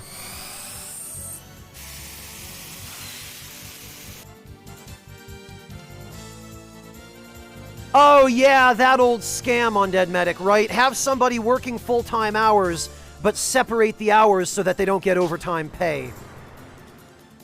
You're lucky you got out. Ah, and there's another amulet. Excellent.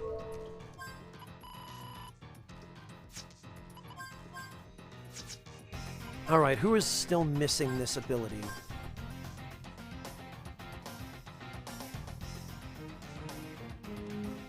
Defender... Right, Virginia.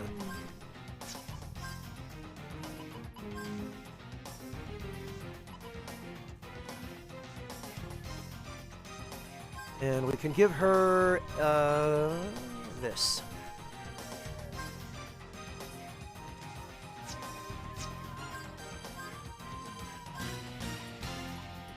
Status guard?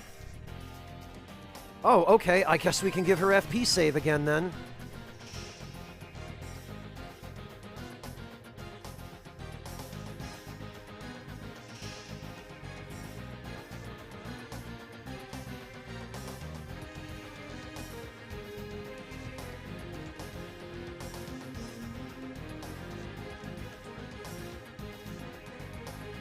Oh, yeah, Medic, that's even more ridiculous that you were, overqualified and earning less. Alright, Swords, have a good one. Take care. Thank you so much for hanging out. We'll catch you next time.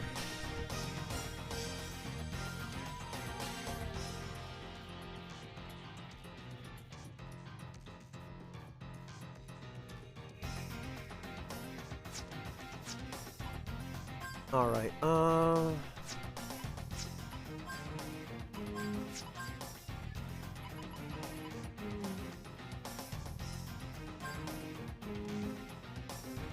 Okay, Jet has Defender already.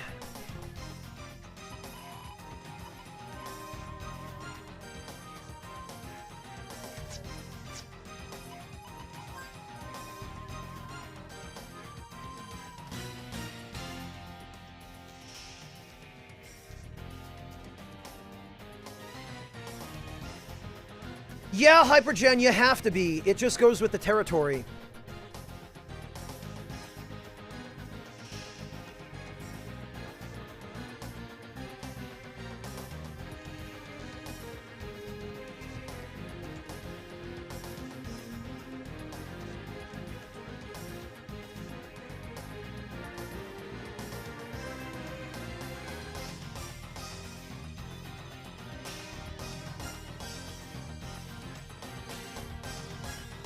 Cobra, that's a lot of different kind of accidents.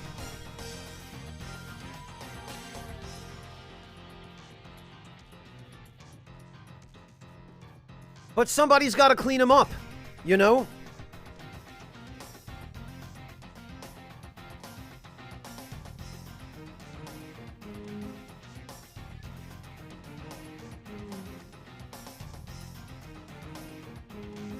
All right,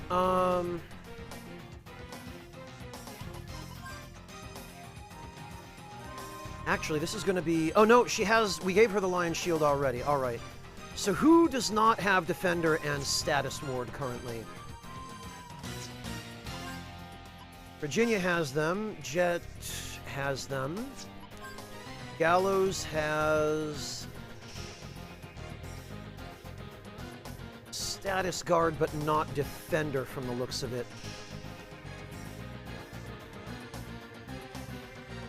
Oh, he has Attack Blocker. Okay, that's why. So we need one more Lion Shield.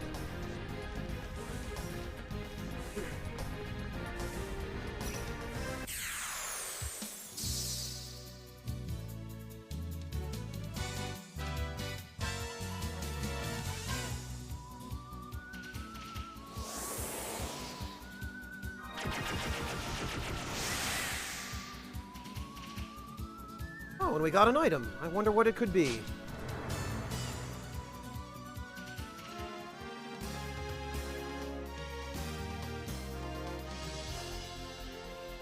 Yeah, Hypergen, actually on my way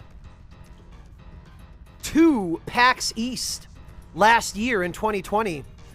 I flew to America, but I flew into Bradley Airport in Connecticut so that I could visit my parents first, and I ended up basically taking the train. I ended up taking an Amtrak train to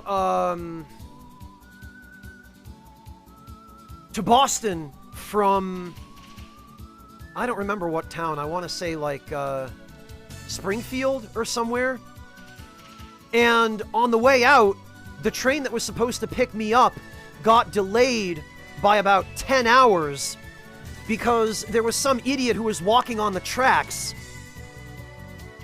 And I guess he had his headphones on, and he didn't hear the train coming behind him, and it ran him over, and it took 10 hours for the police department to pick the pieces of him up off of the tracks.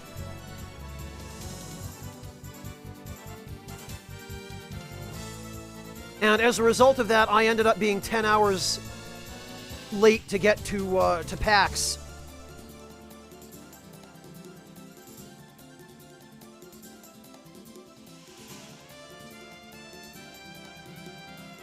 Yeah, it is literally the actual AirPods meme, Waltz Queen, but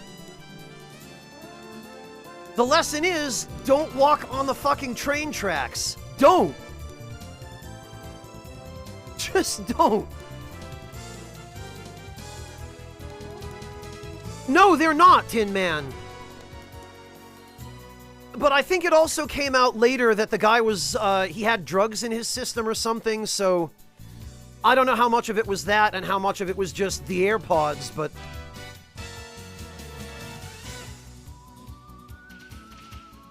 Well, Hypergen, from what I gathered later, because it ended up in the paper the following day, and the article about it in the paper said that the guy had been, by the time he heard the train, he didn't have enough time to get out of the way, because of course, he was walking on a bridge when the train was coming, and there was nowhere he could go.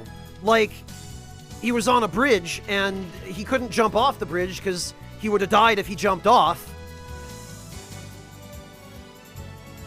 Well, India's a different animal, Mufa. All those pictures of people riding on the tops and the outside of trains in India. India is a crazy country.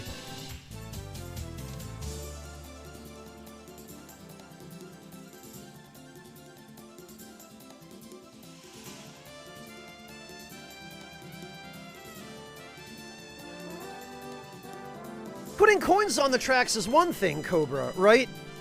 Because you're not actually standing on the tracks, you're next to them. I'm talking about people who just get from city to city by literally walking down the train tracks. Not even just on the right of way, but like actually on the tracks.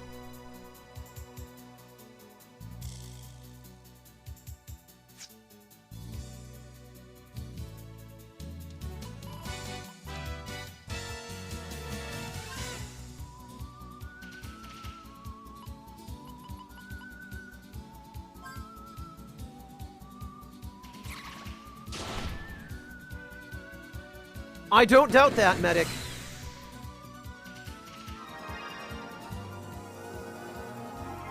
There are always those Darwin Award winners who, you know, you can't step in to save them soon enough.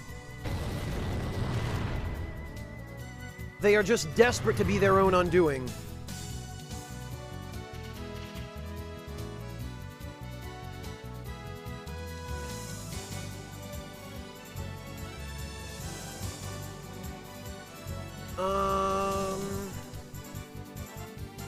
What do we do here?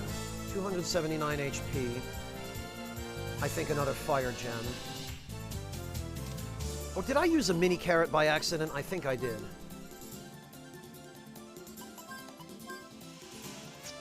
And then we can just have Clive wait.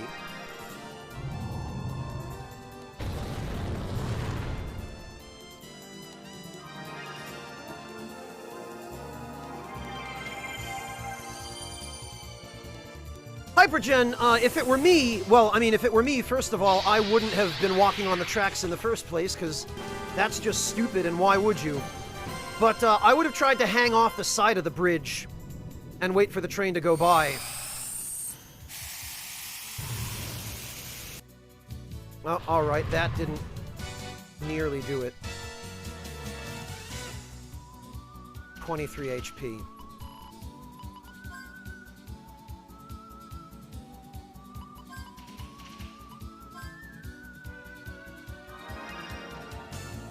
Yeah, I used the wrong one, Tin Man.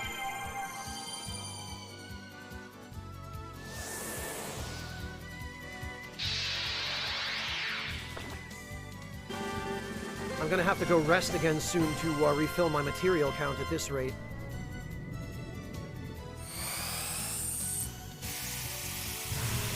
There we go. And once again, for anybody wondering, I have to deal the killing blow with that summon, because doing so guarantees that we'll get an item. Ah, and there it is! Man, it was so much more generous here. Alright, so, I think we want to add...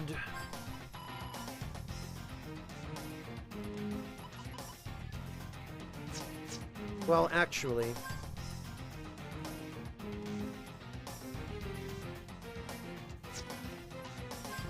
I guess we can put it on flash hit for now.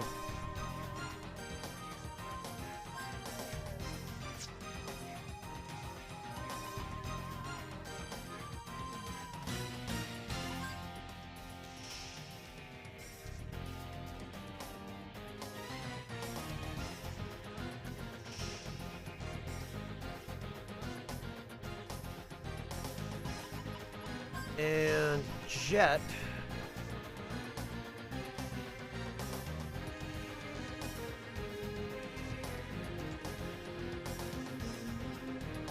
I don't think Jet really needs inertia cancel, or power cancel rather, but...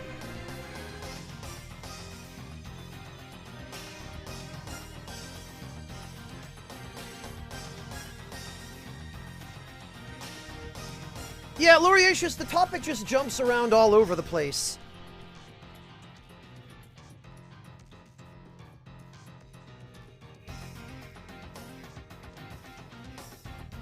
Yeah, Hypergen, I feel like any kind of medical profession, you're going to end up with stories, no matter what you do.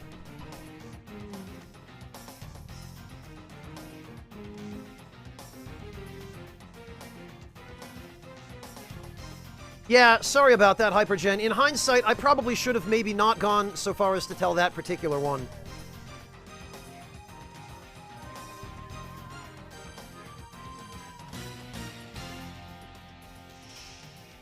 Wow, Tin Man! Is that just for recreation, or... Oh, you're doing it for a charity. Good on you, Tin Man. Genuinely, like... That's incredibly kind of you.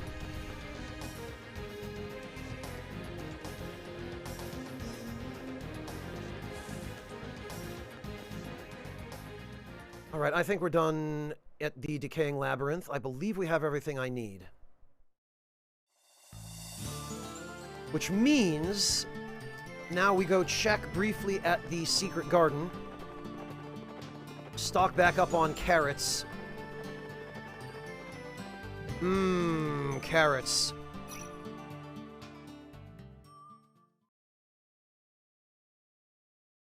Well, Tin Man, but hopefully the amount of money you'll raise in pledges will far exceed that. I'm certain it will, in fact.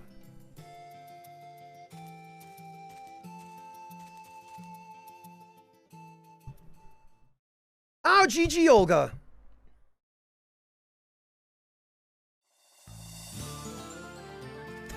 Cobra, I think most people probably would nowadays.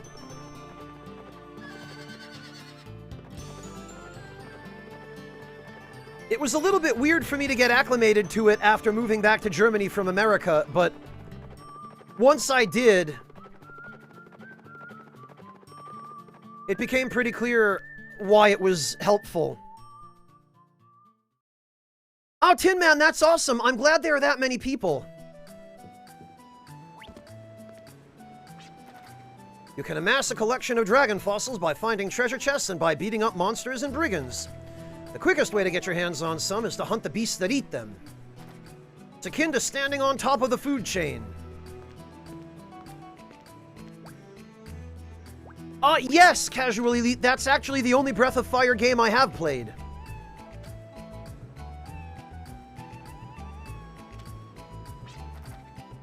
The Order of the Ark of Destiny is headquartered in a place accessible to just about any sandcraft. If you ever find that you can't sail any further, it's best to just call it quits and head back here. Especially since this is just about the only port you can get repairs at.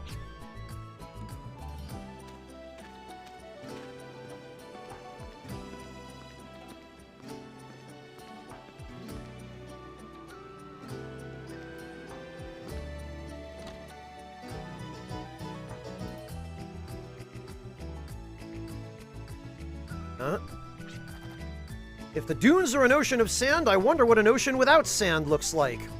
I wonder how such an ocean could have resembled sand, too. Older ships weren't very efficient at moving over sand. I feel like the things I don't know or can't remember are out there somewhere. Come to think of it, where is Sterling?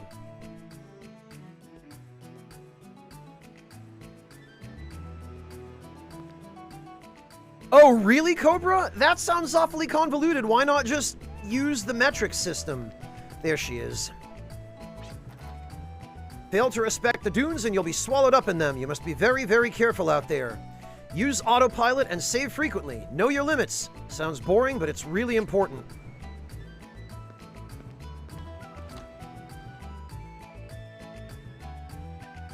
Wow, Cobra.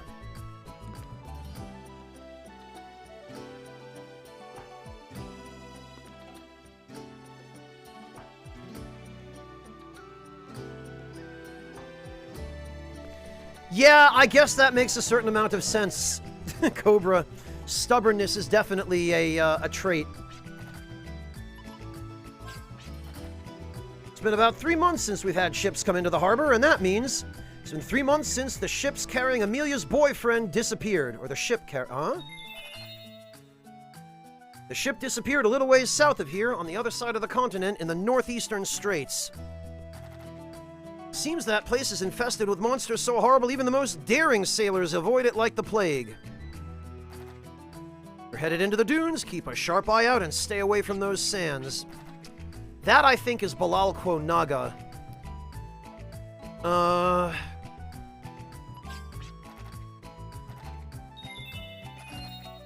South on the other side of the continent in the northeastern straits.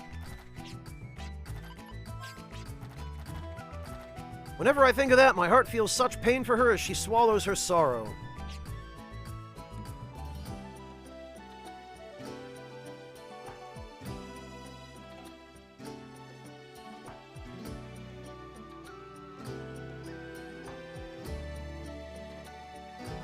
Tin Man, it's funny you mention that because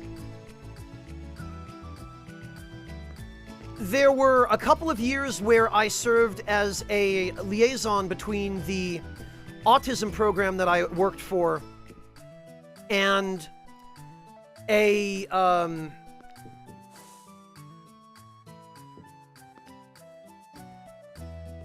an outdoor leadership program, or like an outdoor youth rehabilitation program. Welcome back, Monotone. And one of the things that were common for the instructors to do in that program was they would prank each other. Like when an instructor took a group of kids out on a course, sometimes another instructor would sneak a heavy item into the lead instructor's backpack. And one of the things that would most frequently happen is they'd get 1.5 weeks into a 2-week excursion, like out into the middle of the wilderness, mind you, and an instructor would suddenly start flipping out, and you'd go over and ask what was wrong, and the instructor would pull like a phone book or a number 10 can of garbanzo beans or a dumbbell out of the bottom of his backpack.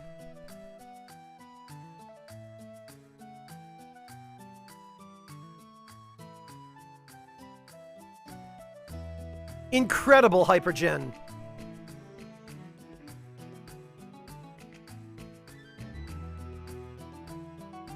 Nobleman, a number 10 can.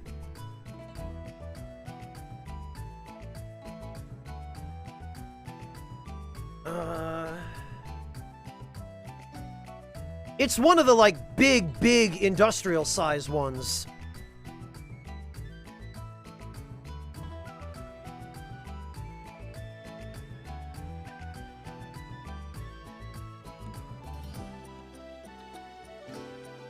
Let me see if I can find you a decent image of one that actually has some sense of scale.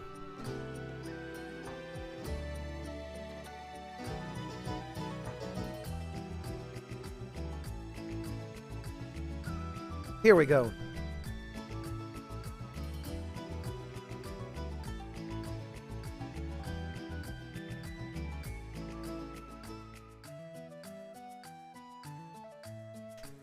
Okay, Nobleman, no, Fluffy, nobody wants to eat that many garbanzo beans.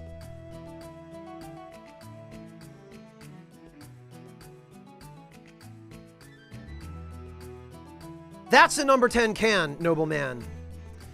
They're normally used for supplying restaurants or other commercial entities that serve food. And alternatively, I was about to say, yeah, at military kitchens where you're not eating MREs, you also see number 10 cans.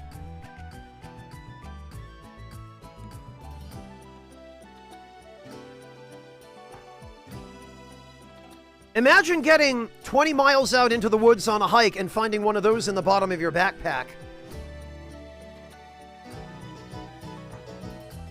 And not having a can opener.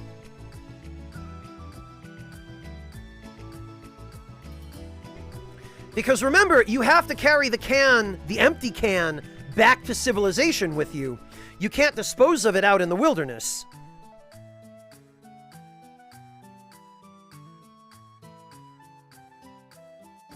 So people don't tend to bring can openers with them on those courses because they don't bring food that is canned because they don't want to have to carry cans around in their backpacks.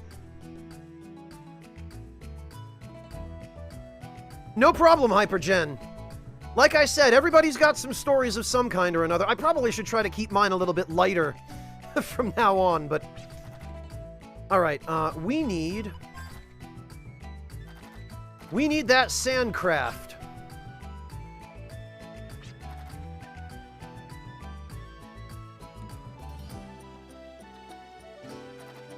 How could anyone refuse? I'll help you complete it.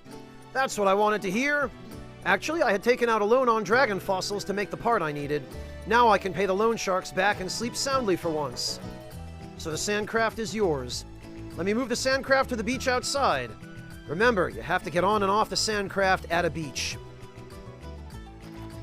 One more thing, you'll have a tough time fighting dune monsters with our current armaments. So be sure to save your game before you head out into uncharted sands. You'll get the hang of it soon enough. I'll go ahead and send her down to the landing beach on autopilot. And her autopilot supports teleportation through items. Ain't she something?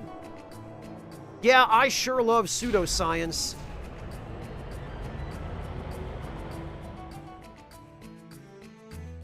No, Waltz Queen, not quite. So I want to upgrade the sandcraft. I can engineer the latest, most powerful parts in a jiffy as long as I have dragon fossils. We take care of your upgrades and replacements so you can focus on becoming a first-rate dune farer. So, what we need... Oh god,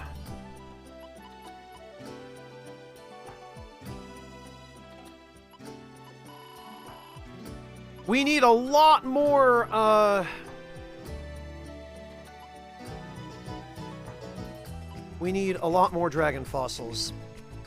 Maddie Siebes, thank you so much for the resub. Welcome back, and congrats on 96 on a doctoral level term paper. G freaking G, dude.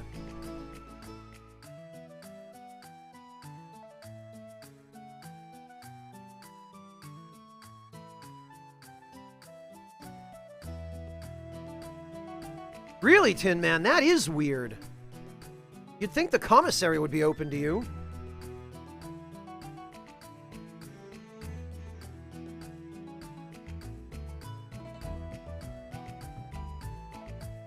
It may well be, Dolo. Look at this. I don't even have enough dragon fossils for any of this stuff. Not even the crappiest, worstest bunker cannon.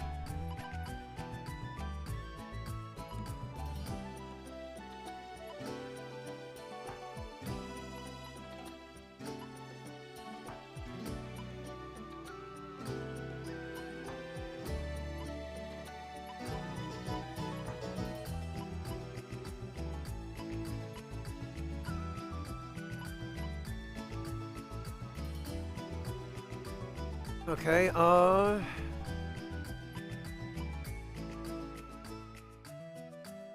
yeah, Tin Man, it is. You'd think the commissary would be open to any vets.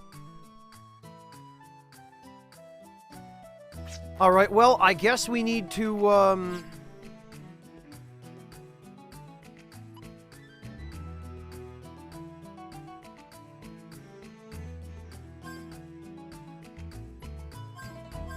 I guess we need to go get some dragon fossils. No, Hypergen! This is one of the interesting things about what Wild Arms 3 does in terms of how it handles its different battle situations. Battle on the Sandcraft is a very different sort of thing than battle on foot or on horseback. And I know you're probably looking at the HP of the Sandcraft and going, wait a minute, 200,000 HP? What the hell is this? But what it actually is... and we can go out to the Sandcraft and I'll be able to show you.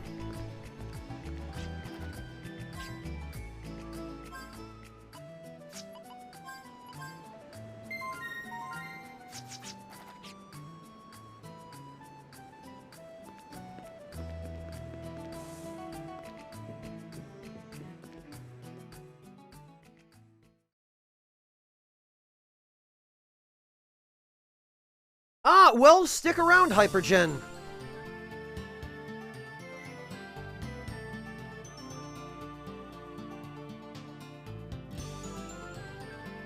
Because this game definitely goes some wild places.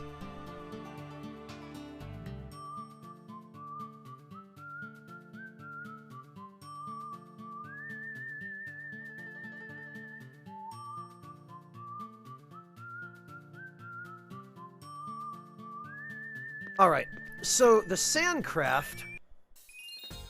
You need a Sandcraft to traverse the desolate dunes. Press the up directional button or the left analog stick, or hold the X button to move the Sandcraft. Press left or right or the left analog stick to rotate in place. To disembark, press circle.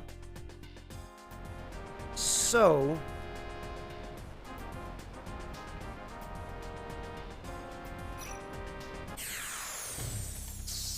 Oh, really?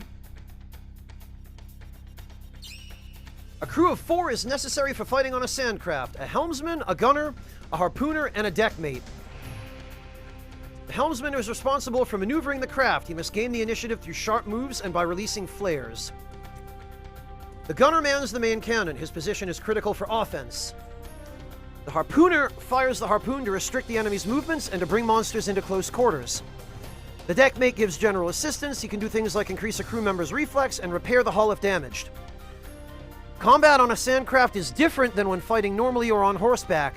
Turns are not set in stone. A character with a high reflex stat can make a second action before other characters and enemies. It's very important to try to maximize your gunner's turns in combat on the Sandcraft.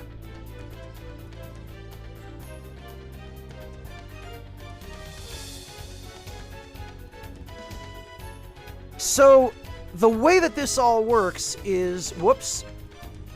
I'm forgetting all my,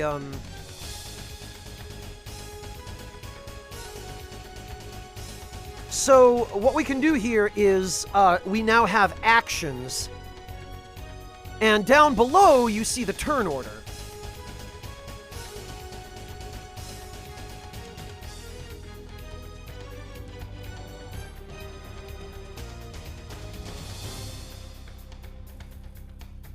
So, when we fire the harpoon, we slow the target down.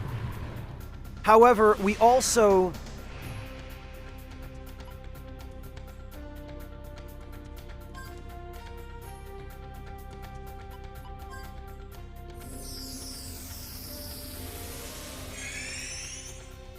delay its turn.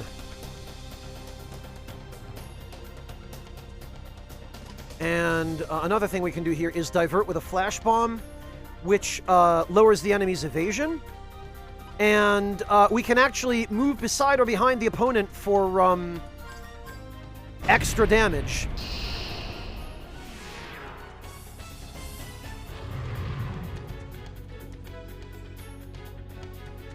And as you can see, the Sandcraft has its own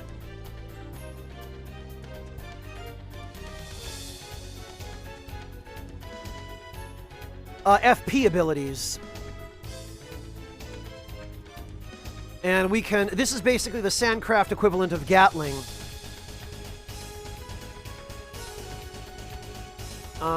So what we're going to do is... Whoops, I didn't mean to... I keep accidentally passing turns. So, basically, everybody is set to different roles according to what they're best at. And the default assignments are basically the optimal ones.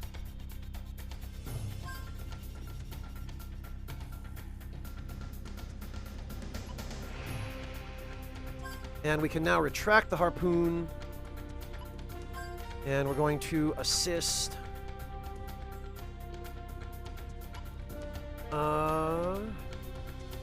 Jet, I guess.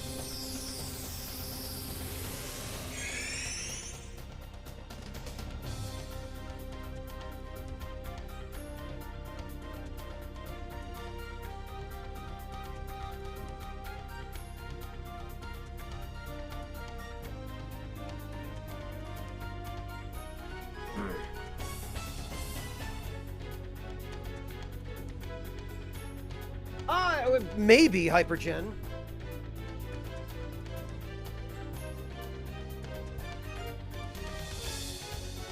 What I really need here is a little bit more speed, because we're going to move to an advantageous position again, so we're behind it. Yeah, see, but that's the problem, is if it gets to act...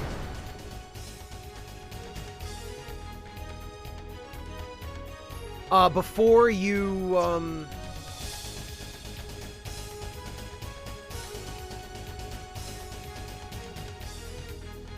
before you have a chance to take advantage of your position.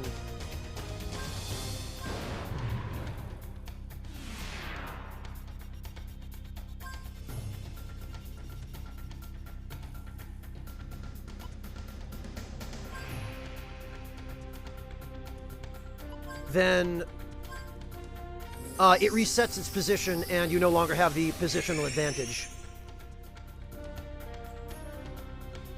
So now what we are going to do is... Oh, blast it!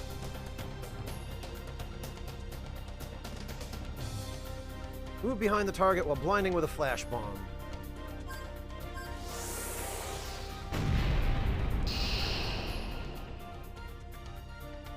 But it already was affected by a flash bomb, which is why it missed.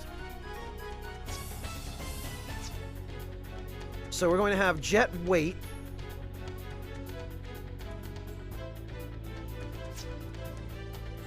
And we're going to have Virginia wait. And we're going to have Virginia wait again. And Jet wait again. And now that we have Clive's turn, we're going to dump all our ammo into this poor bastard from the optimal position, close in with the harpoon and directly behind. And the result is 81,000 damage. And a pitiful amount of experience and money for that amount of trouble, but...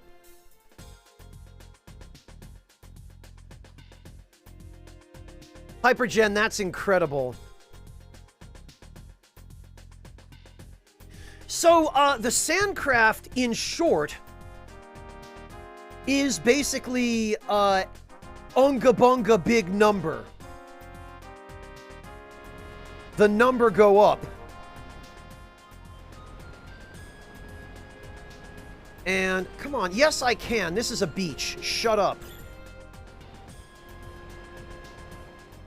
There we go.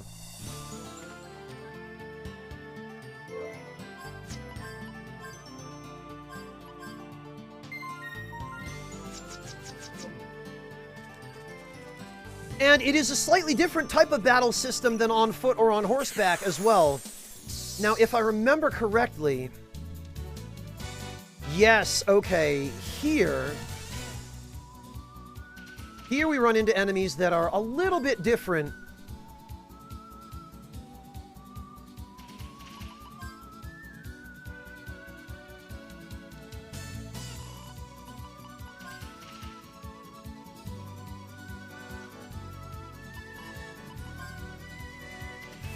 And now that we have access to the Sandcraft, we can get to lots of different parts of the world map that we could not reach before.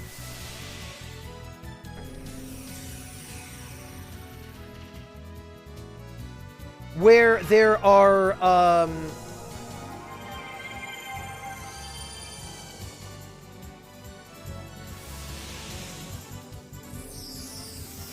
where there are all kinds of enemies that,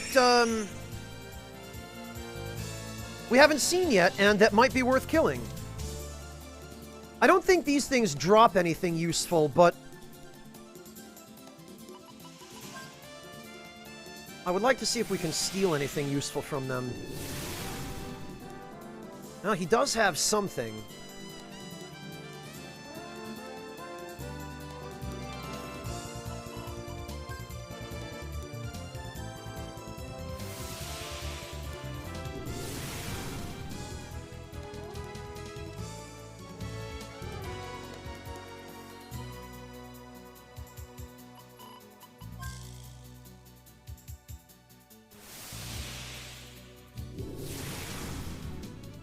It does not want to give that up.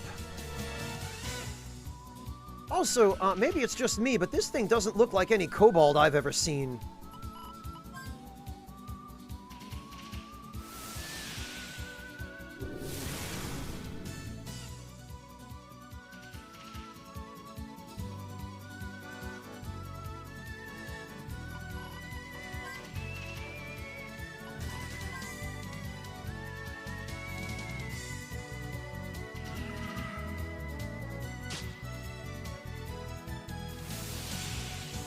Yeah, KR, it's always nice when a game does something like that, where it gives you a place that you can go to just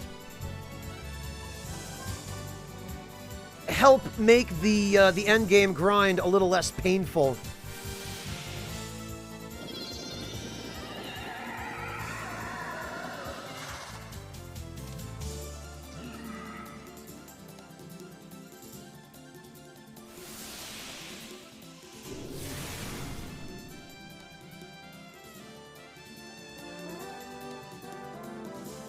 Hypergen, I'm not sure that's what I would get from this enemy.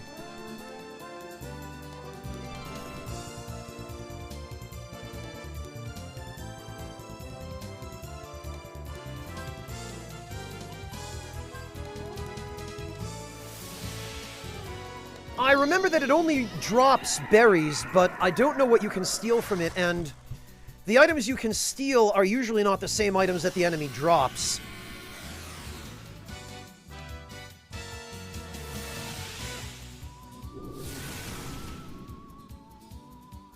I just wish there was something you could do to boost the success rate of steal.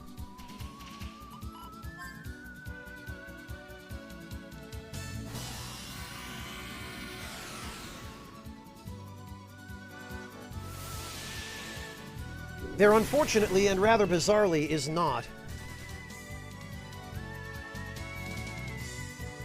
Lowering their health doesn't help, Cobra. It's just a flat percentage chance. Which makes you appreciate games like Final Fantasy Tactics, where putting an enemy to sleep increases your chance of successfully stealing an item from them. That's not how it works here. I'm just trying to put this guy to sleep so he'll stop attacking.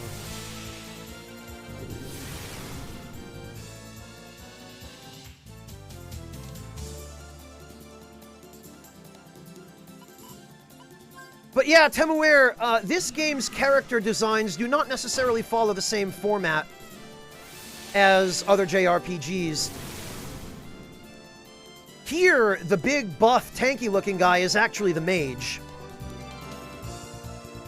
Although, oddly enough, he is a pretty decent physical attacker as well. Or he can be, if you set him up to be, but he's better off as a mage.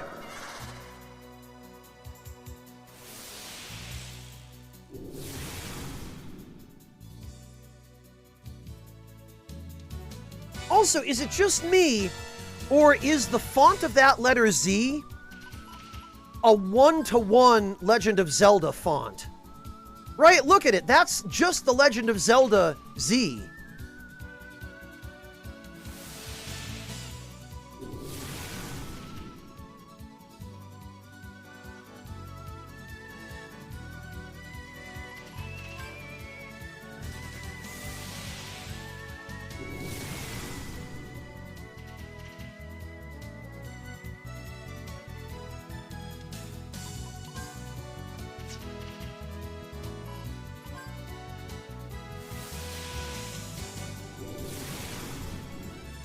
No, KR, it doesn't follow those rules either. And honestly, there aren't really any big titty girls in bikinis in this game, actually, KR. Which is something I personally appreciate, that the developers didn't just resort to using that tired old trope as a matter of course.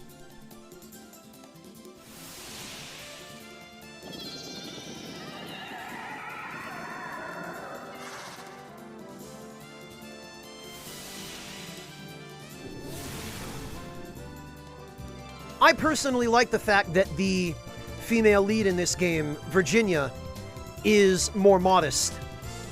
Also, I feel like the dress suits her a lot better. Being that this is a Western setting, or a, pseudo-Western setting.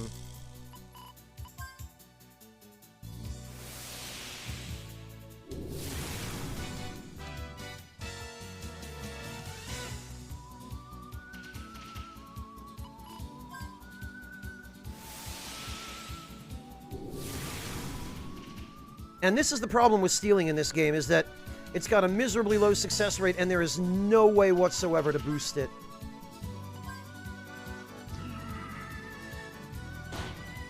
I'm pretty sure Providence doesn't have any effect when we're already at best luck.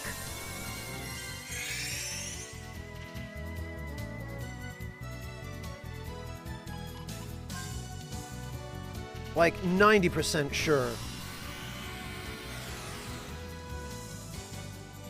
Quite possibly, Waltz Queen, yes. I can't say for certain, but the tribe that he comes from is definitely a, like a pseudo-Native American tribe in terms of their art design and their influences.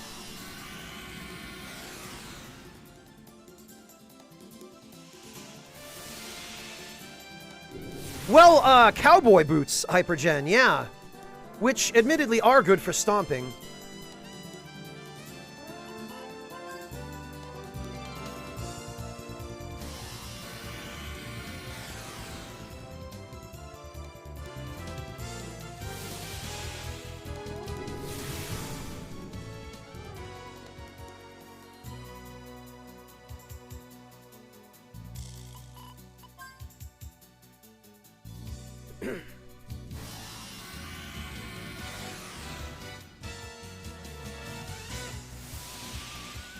KR, cowboy boots were made for fitting into stirrups.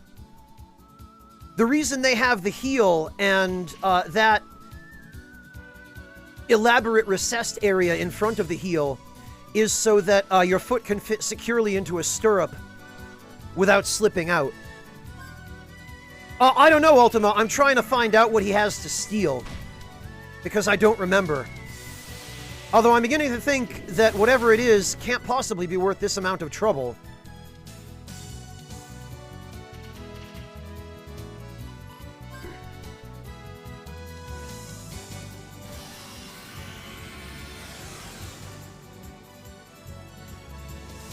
What song, KR? What are you talking about?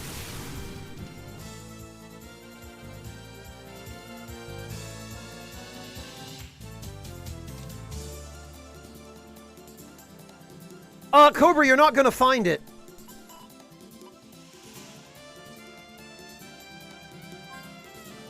The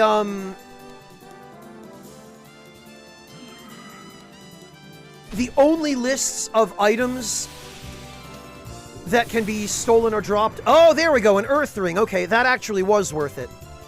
The only lists of items that can be stolen or dropped by enemies in this game are mostly incomplete. Nobody ever finished them.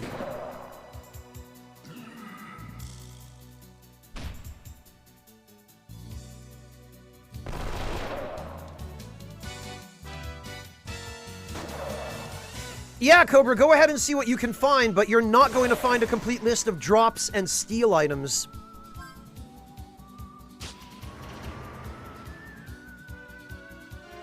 Oh, a heal berry. Okay, well, that was worth it for an Earth Ring.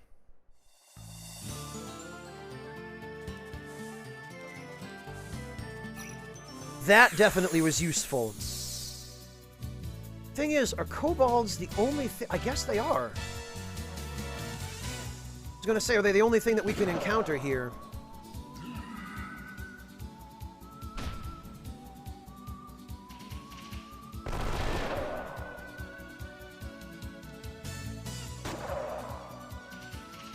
They also have very high defense.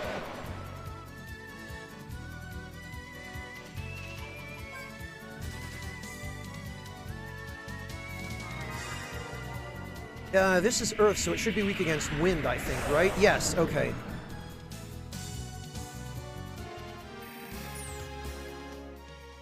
And we got our wind gem back.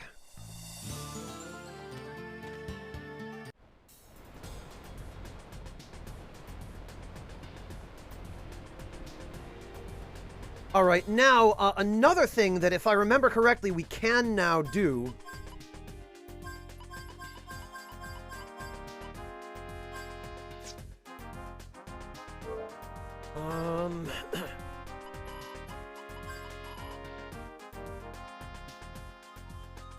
I thought we had autopilot.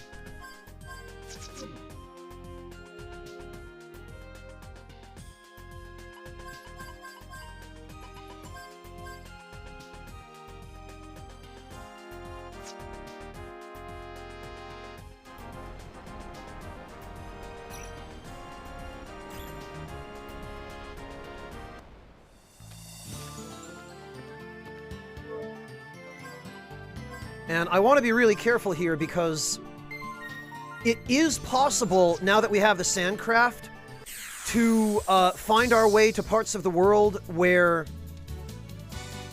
Yeah, where the enemies might be a little bit stronger than we're prepared for.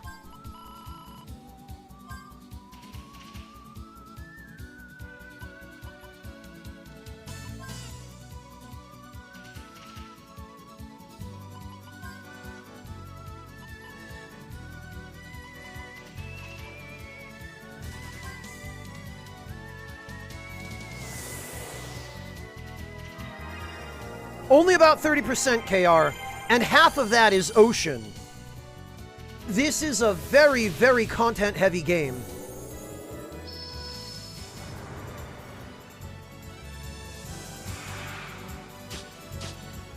Oh, okay, actually, these things do not hit anywhere near as hard as I thought I remembered.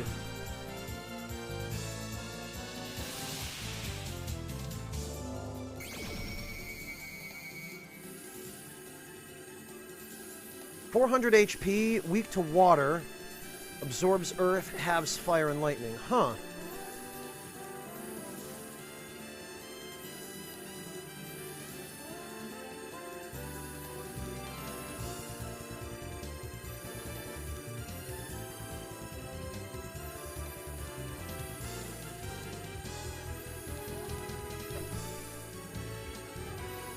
Yeah, KR, and sometimes the only way to figure out where you are not supposed to be is to just walk in there and get killed by something.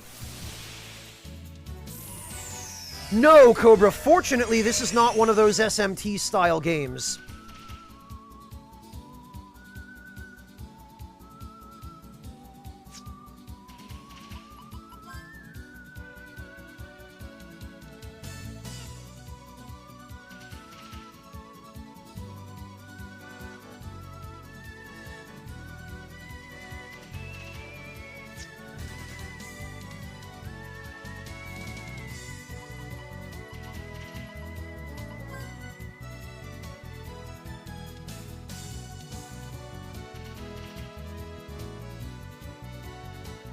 All right.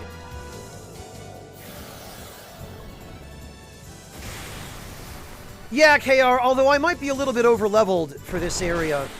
You wouldn't know it to look at the enemies here, but...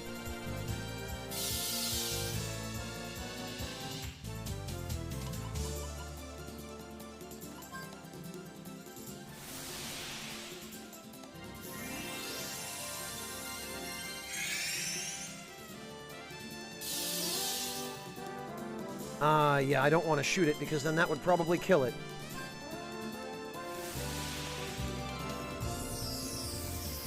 Yeah, exactly, Cobra.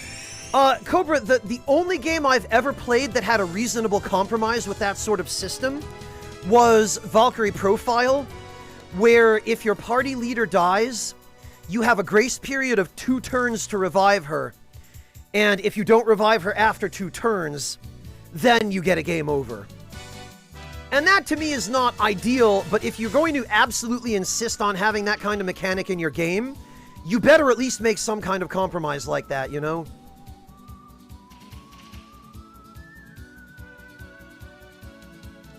Not military hypergen. Clive is an archaeologist, I'm sorry.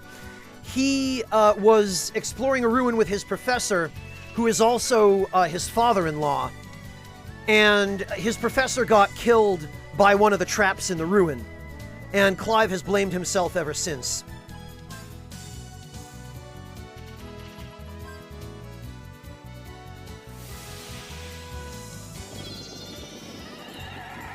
Temuera, you only get a game over in FF Tactics if Ramza crystallizes.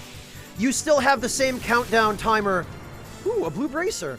You still have the same countdown timer to revive Ramza that you do for any other unit. It's just, if Ramza crystallizes, it's game over. Yeah, Warrior, there is at least in Valkyrie Profile, which I think is why they give you that grace period.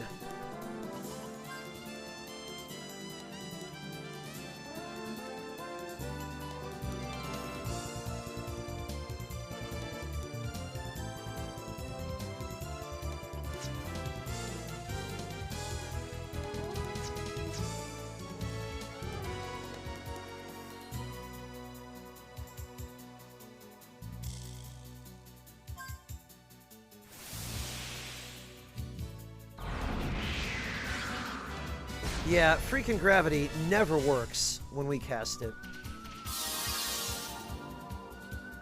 Alright, let's try a water gem then.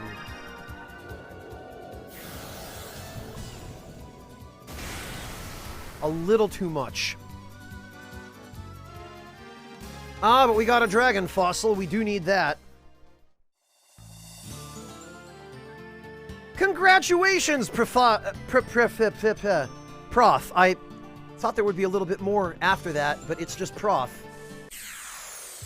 Congratulations, Prof. I'm sorry, my mind was a little bit ahead of my, my mouth there.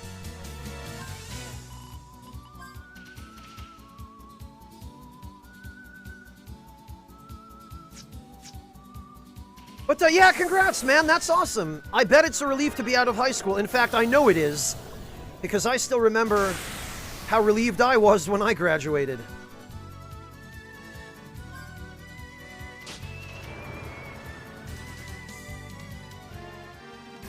Pixie dust, huh?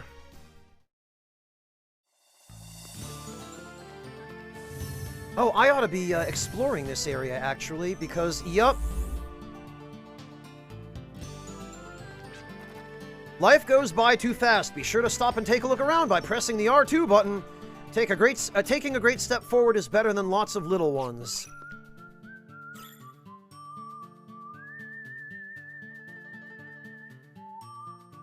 Yeah, pressing R2 doesn't really help.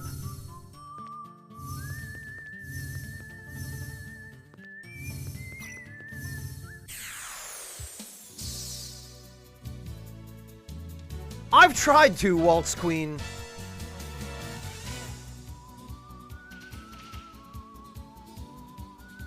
Alright, let's see.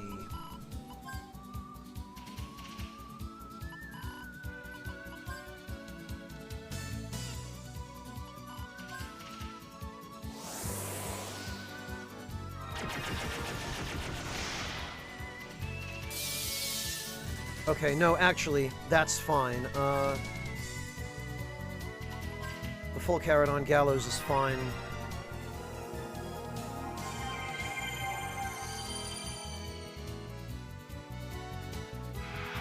Well, or just meaningful practice, Hypergen.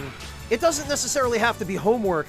It just has to be something that makes sense and isn't busy work whose only purpose is to waste your time.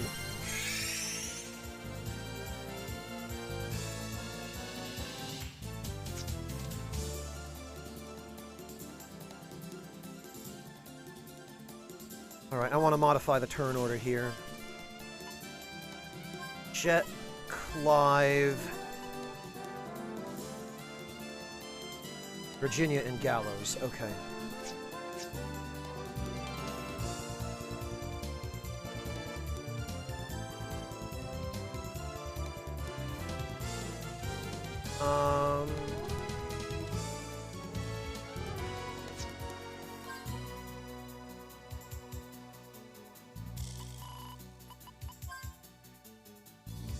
Mini carrot on Virginia.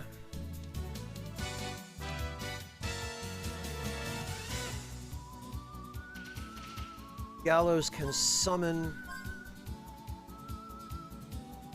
And I guess Clive can do nothing.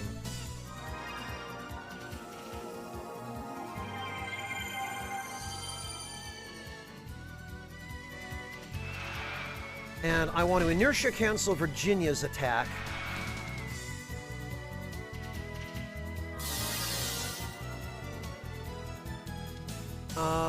And I want to have her use another light gem on these two. And then when Gallows summons, it should be enough to kill them. There we go.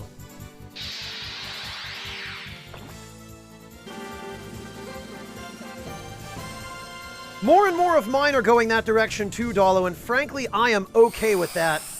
High school is something I would be happier not to remember.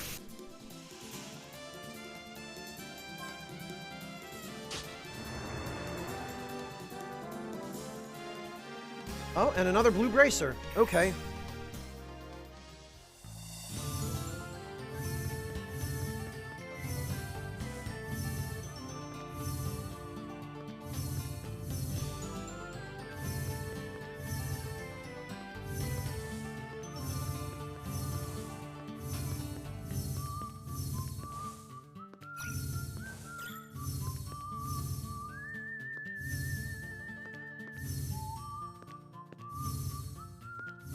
don't remember if there was anything here, but I know for a fact that we can, at the very least, access a bunch more Millennium puzzles now.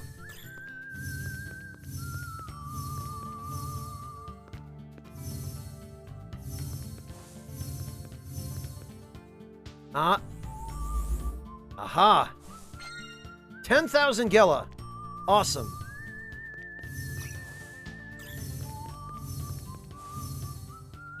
See, I knew there was something here.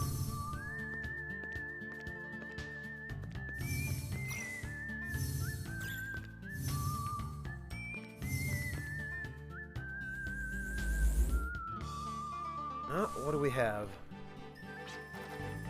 Construction suspended due to tunnel collapse. Order of the Ark of Destiny.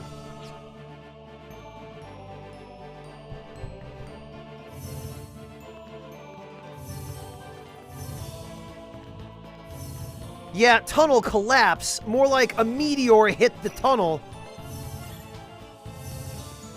Dear God. So you actually need another vehicle in order to clear that.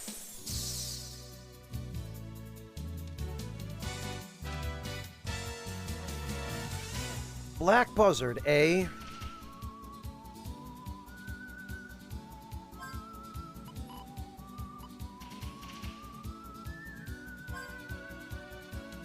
Actually, probably better to use a whole carrot first. Hello, Paper Bonsai, welcome!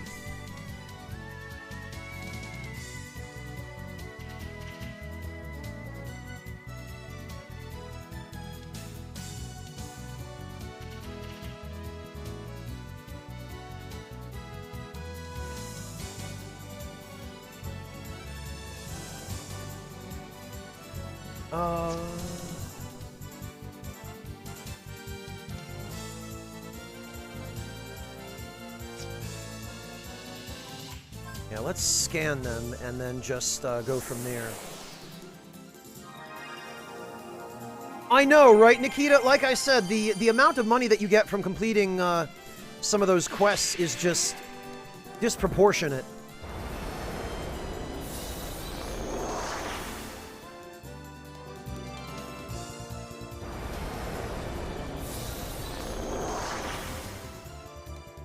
That, I believe, is a dark attack, which we could block if we had,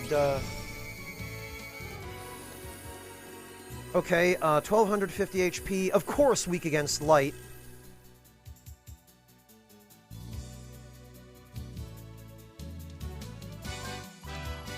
Alright then, let's see what happens if we use a light gem.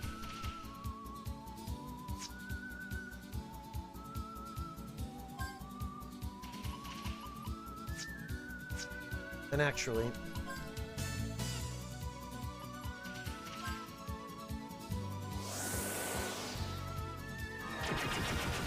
Oh, hello, Manga Hero! The first 3 games are... There are divided opinions about some of the later games. Oh, Clive, come on. I didn't... Oh, man.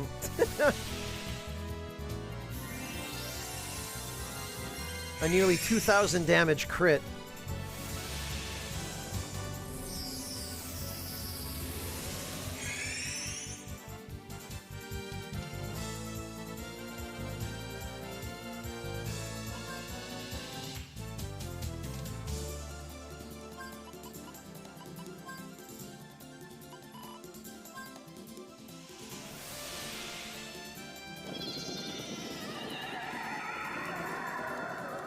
I'm sorry to hear that, Paper Bonsai. I hope you have an opportunity to rectify that. It originally was, yes, Manga Hero. I am playing it now on a PS5, and I'm playing the PS4 digital version.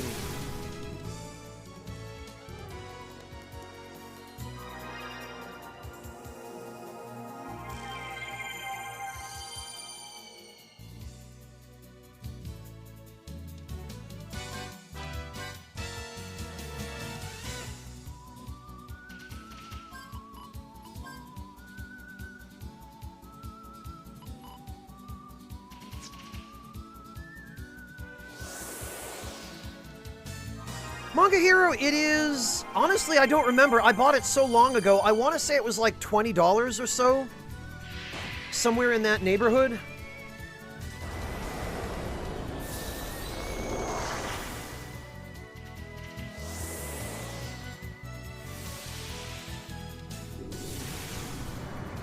Ah, we got a Dark Ring. Excellent. Actually, that's really helpful. And I think we got it from the second one.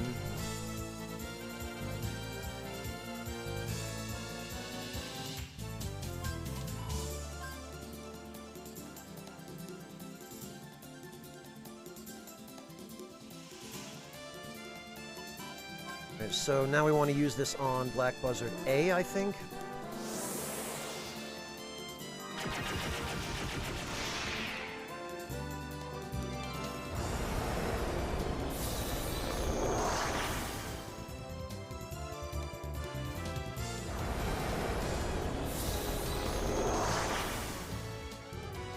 Ah, Jet has Dark Ward. Oh, and a Potion Berry. Okay. So the Potion Berry is the common steel, and the Dark Ring is the rare steel.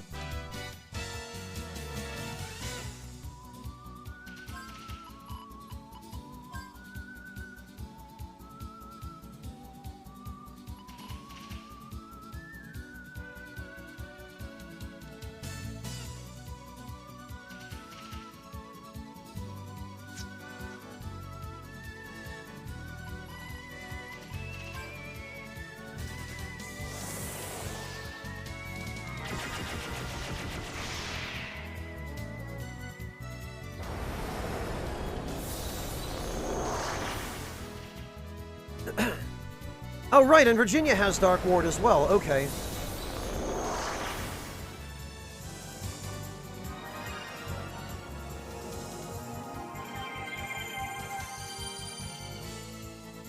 The elemental wards are really, really helpful, and especially light and dark, because those are the most common elemental attack types by far.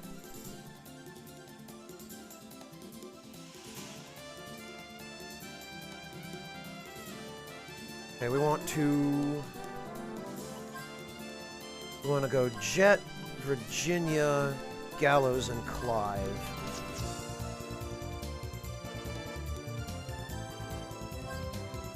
And then we want to have Jet throw Virginia a mini carrot.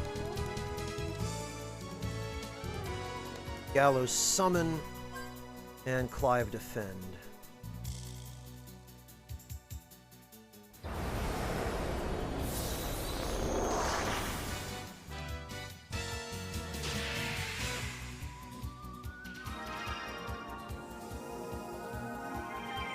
Now we inertia cancel Virginia. Have her use one more light gem, which should put them pretty close to death. Hopefully without killing them. Yup. And now Gallows can finish them with Lucky Shot. Far fewer good memories compared to the bad ones in my case, Prof. I wish I could say I had too many good ones, but not really, no.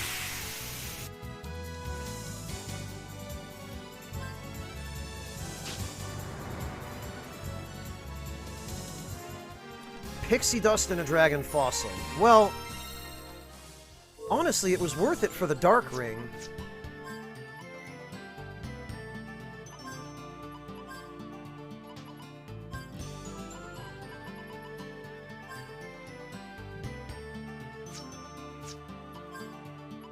And Jet now has complete immunity to light and dark, which is going to be very helpful to us later on, because immunity to light and dark will make some of the endgame and optional boss fights far more bearable. Okay, so Jet and Virginia are fully protected. Gallows has light ward, but still needs dark. And Clive has light ward, and also still needs dark.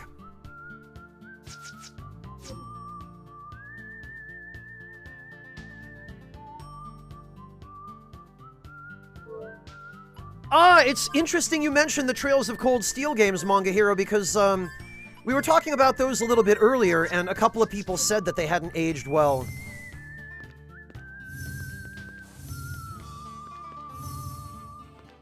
I've never played any of them personally.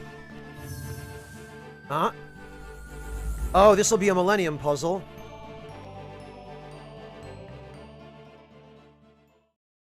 Yeah, Prof, this game is a JRPG, but it's set in the, or in a Western setting. Oh, Puzzle 2, okay.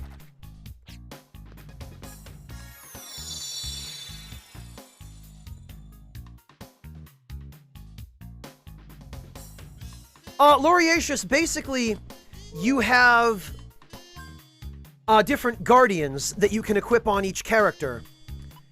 And each guardian has a certain number of equipment slots in which you can put equipment. And each piece of equipment gives your guardian a different skill that provides you with a specific beneficial effect. It's fairly straightforward.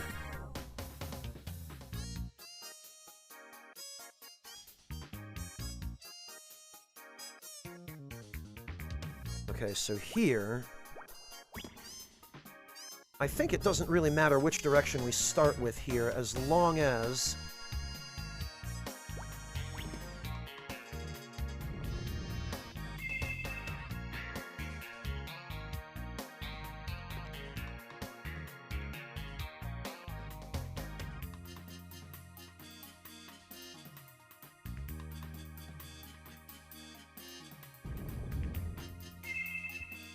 get rid of that.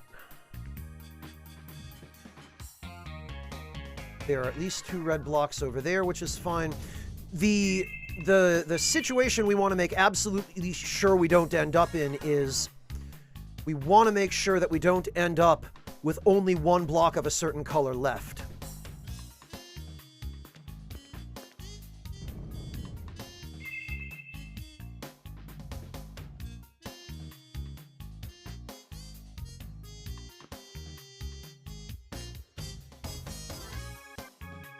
Oh, and I actually might already have made this unsolvable because, I now have no way of moving these blocks. Okay, I see what has to happen here.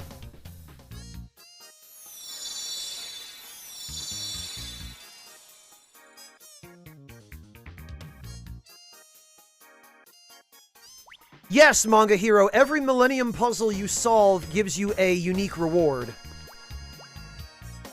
Well, sometimes not a unique reward, but just a reward of some kind.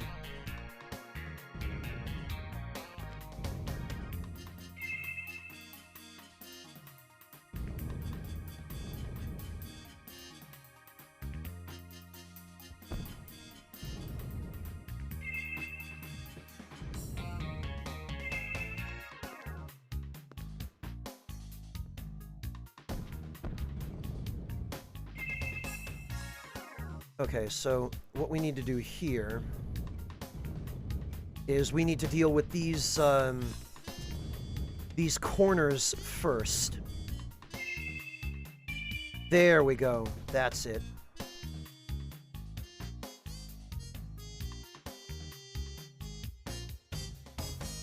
Except, yet again, somehow I've ended up without enough yellow blocks.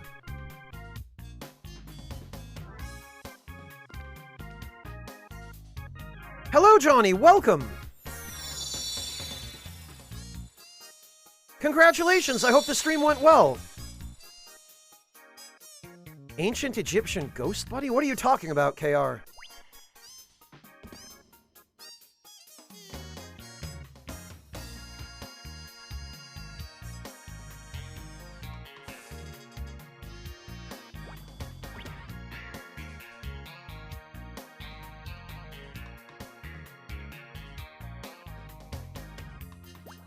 Alright, actually...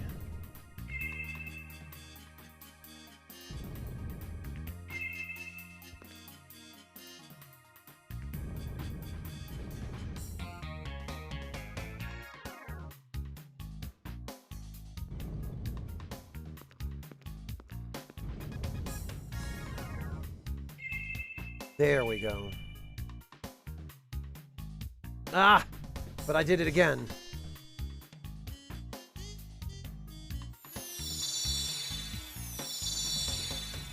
Oh, I have no idea, KR. I'm not familiar at all with Yu-Gi-Oh!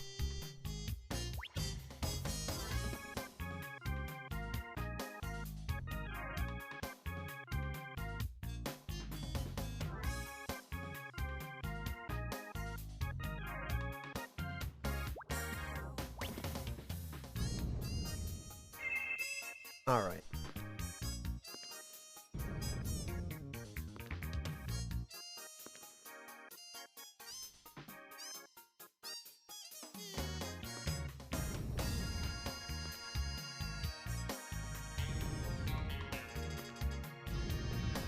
Now we get rid of that.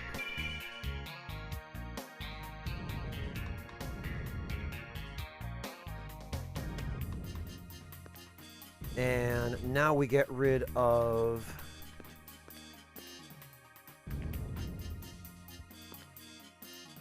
this. That's all the red blocks.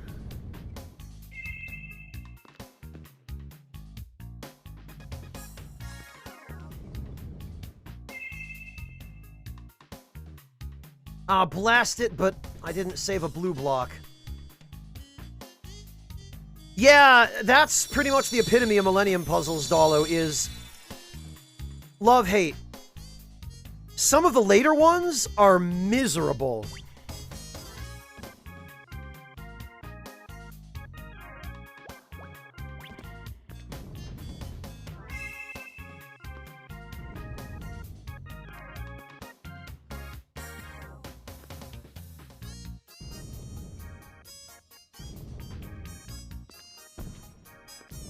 I keep forgetting I need to save one block of each color.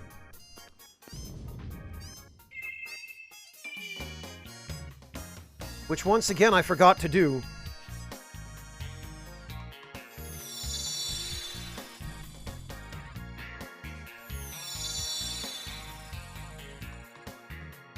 I don't want to, Manga Hero. Mind you, I also don't want to be stuck here for too long, but I know what I have to do to solve this. It's just a question of remembering the correct order in which to do things.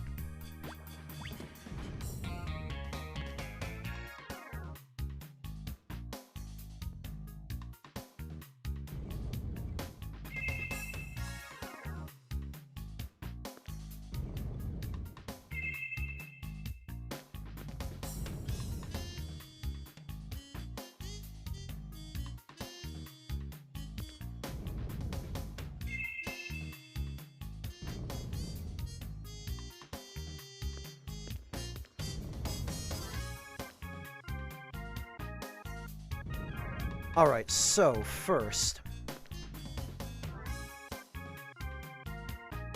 let me make sure that I have everything situated where it needs to be.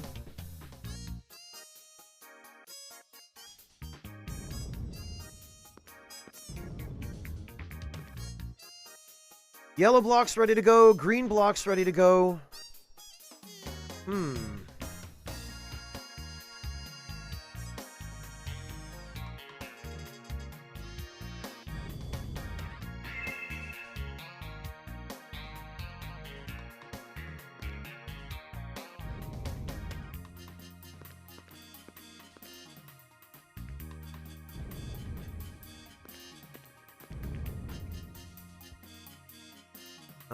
That won't work, actually.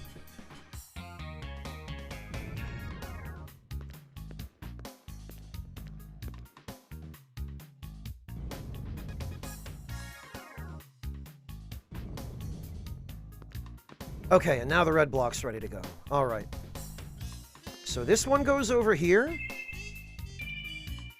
This one goes over here.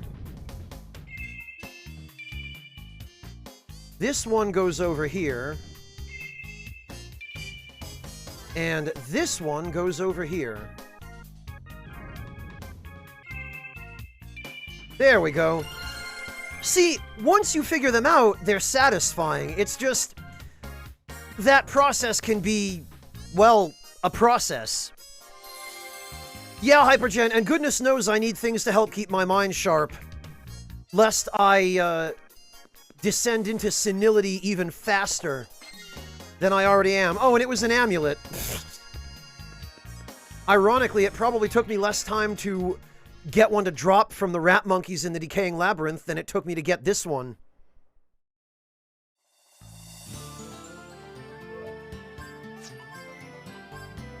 Yeah, Shadrix, not too many people seem to stream these games anymore. Oh, well, that's nice.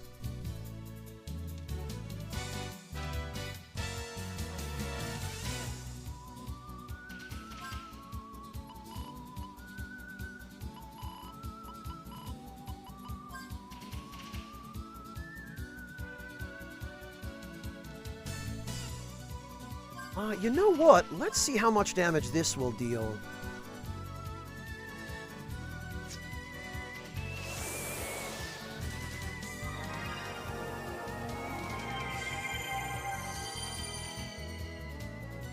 Because the gems don't do all that much, but...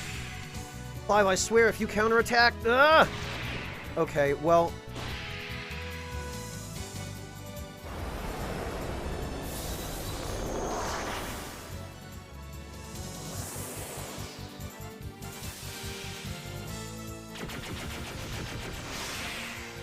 Alright, that's, 353 and 421.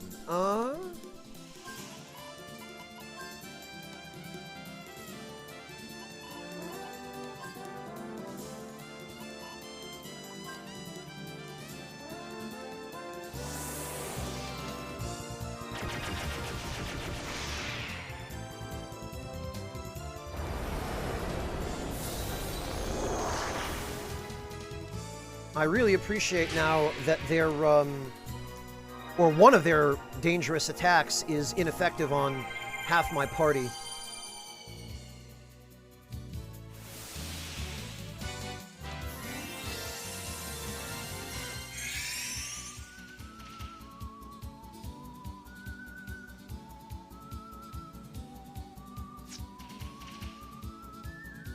.44 HP and 112. Okay, we're gonna use a fire gem on this one,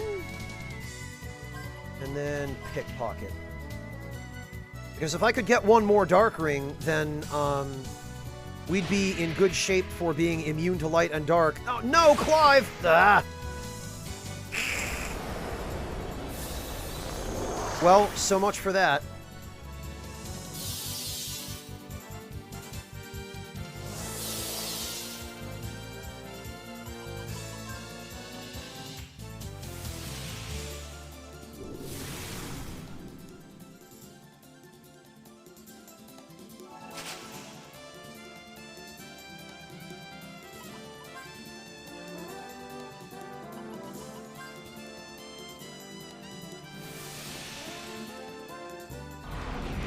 Well, Manga Hero, that depends on the game. Some of them can, but I tend to avoid the ones that are.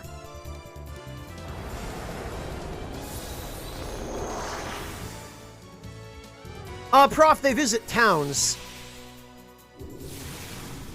And presumably they do all of that stuff in towns.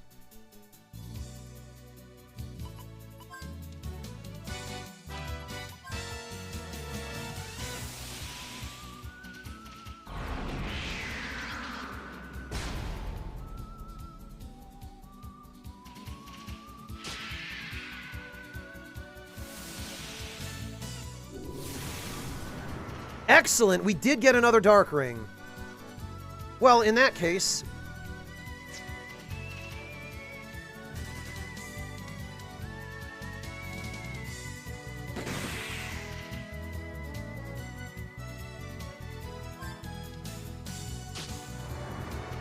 Nikita, because I was hoping to, use the proportional damage to get that enemy's health low enough that, I could kill it with Lucky Shot, but...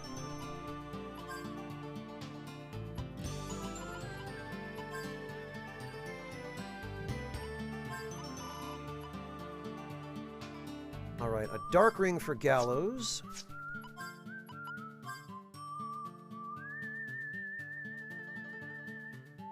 Man, Gallows is running a little short on...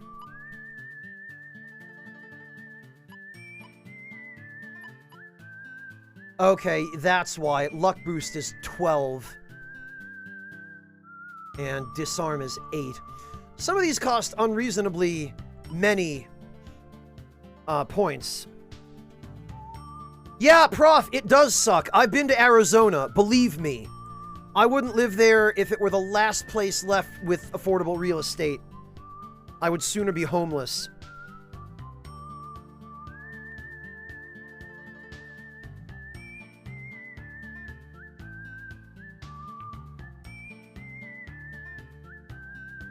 Well, I guess Gallows will have Light Ward and Dark Ward available when he gains 8 more levels.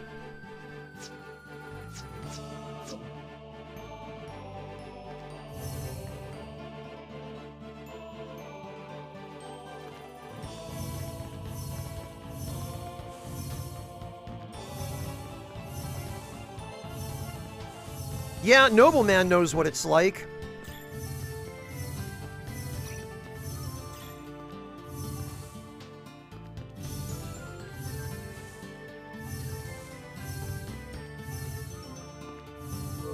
I feel like we probably should save at this juncture.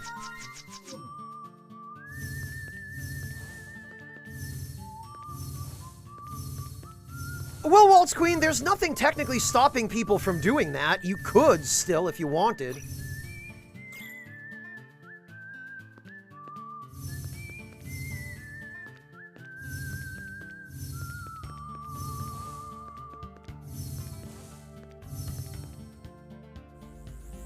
What do we have here? There's no turning back now. A paradise of honor and riches, death and defeat lies at the end of these tracks. We built Gunner's Heaven just for you, now seeking brave champions of level 25 and above. Ah!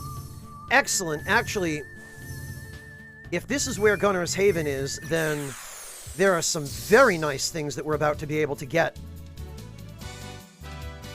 Oh, and these are the enemies I was talking about before, the Oak Shaman and the Orc Shaman.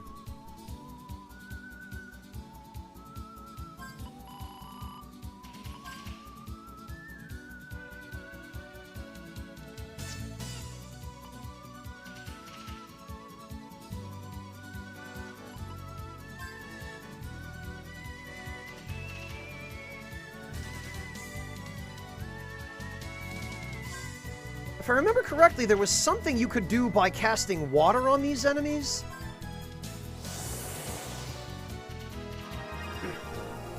Mine too, Olga. Absolutely mine too.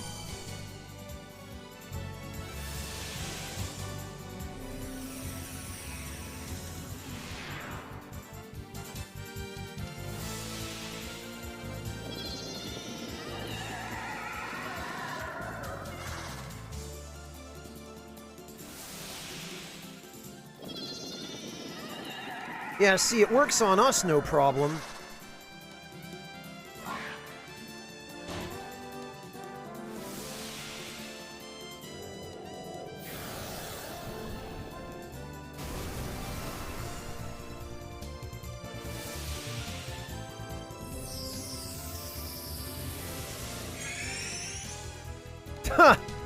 Well, Waltz Queen, you say that, but there are genuinely people who... for example, live in motorhomes, and they'll just park their motorhome in a parking lot somewhere right on the ocean. And in that way, they theoretically, at least, have access to million-dollar oceanfront real estate for the cost of a motorhome. But I have a sneaking suspicion that logistics-wise, it's probably a little more complicated than that.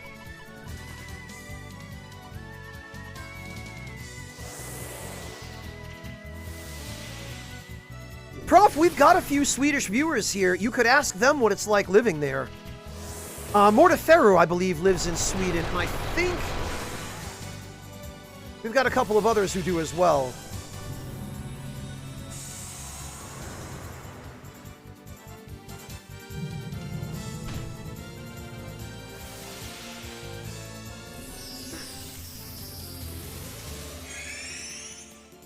Also, can we just take a moment to acknowledge the fact that in this game, being hit with a physical attack does not wake you up from sleep, but somehow a breath mint does.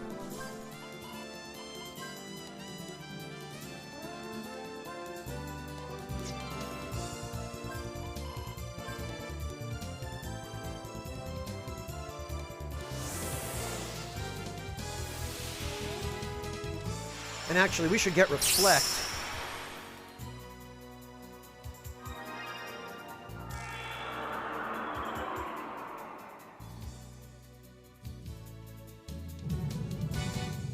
Maybe, nobleman.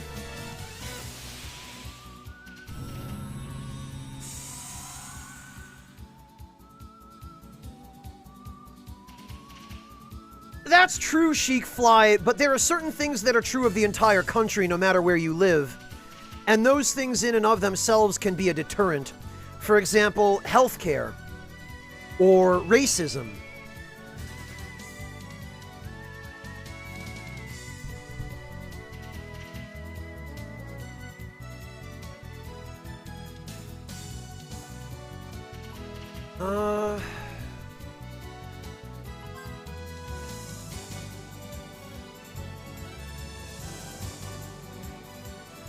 What do we want to do here?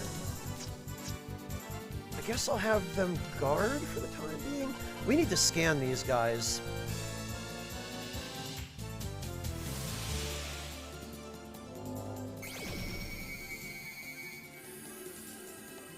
Only 300 HP? Active is water. Wait a minute.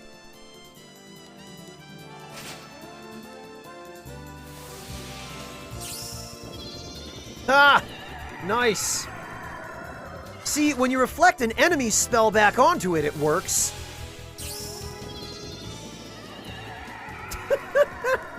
What a bunch of idiots.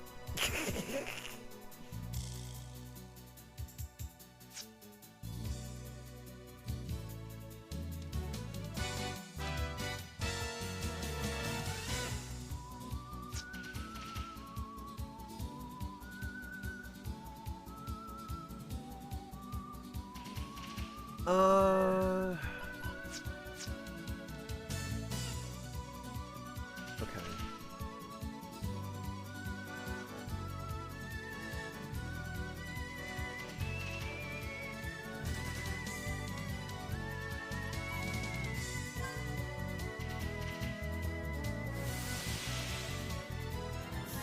Now that's what I'm talking about, Cobra. Gonna head to bed and watch from bed? Sounds good to me.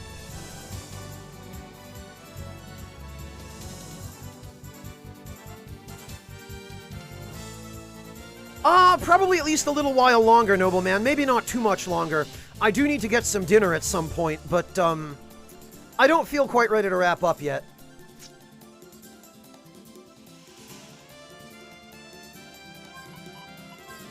First of all, I want to see what you can steal from these guys.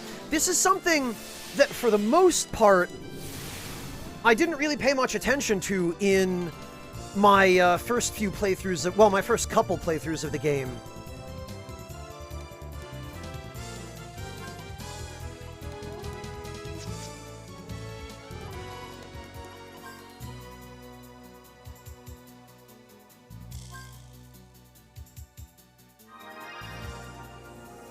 Ah, that's awesome, nobleman. I don't have enough room in my office for that.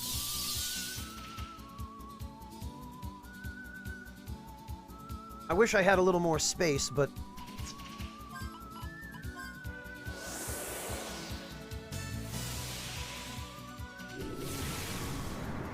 we got Kate's boots. Which means... Okay, which means we can...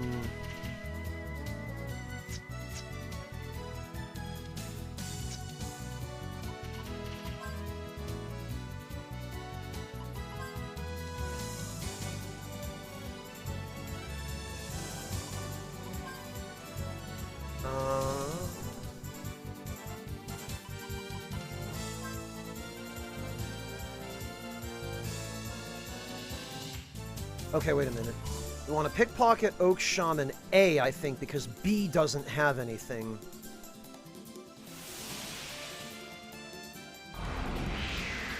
Hey, it worked for once!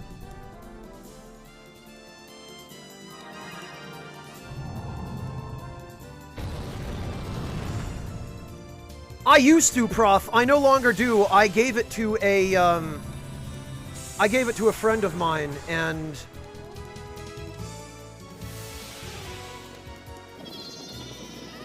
in hindsight, I don't terribly regret doing that. Although it is nice to have a handheld that I can use when I travel, but I travel so little anymore.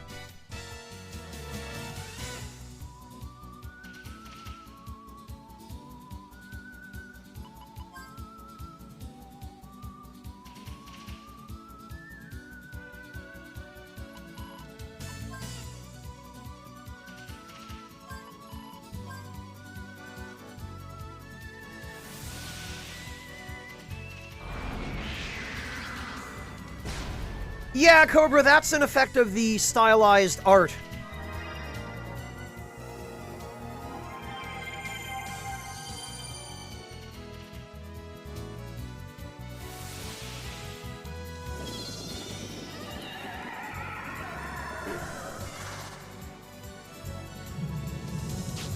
Yeah, Manga Hero, I feel like if I did own a Switch, which I don't, I would probably have that problem too.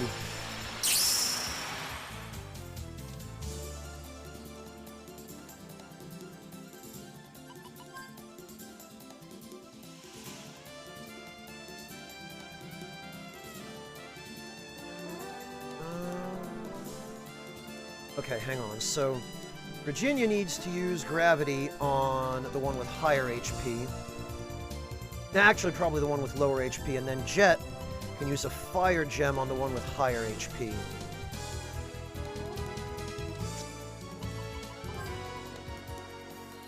And Clive can throw Gallows a mini carrot.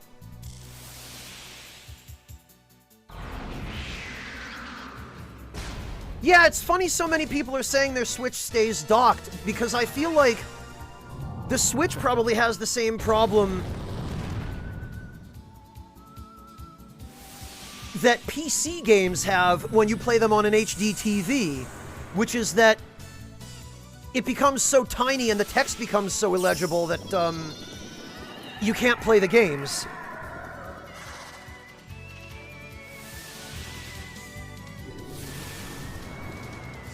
Oh, Oak Shaman A does have... okay, huh.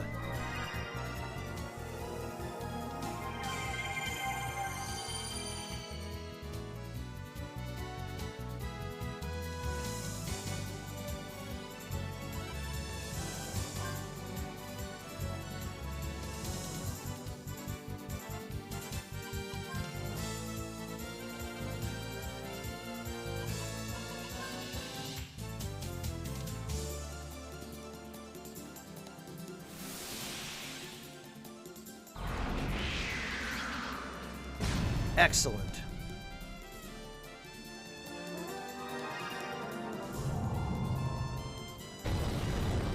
Ah, blast it! I forgot. I didn't mean to do that.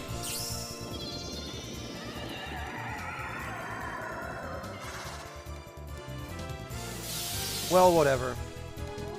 Oh, you know what? No, actually.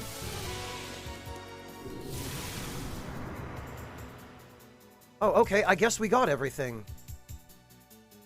Because, now it's telling me that neither of them had items. Alright.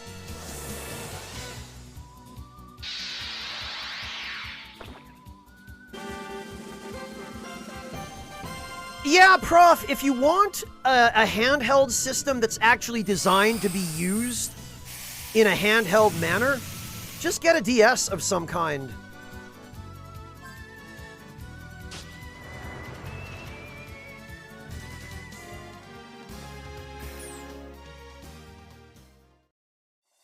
Alright.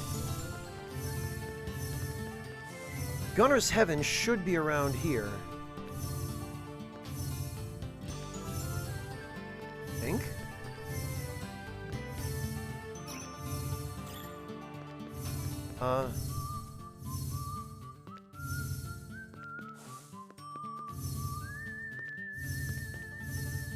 Do I have to get information on it?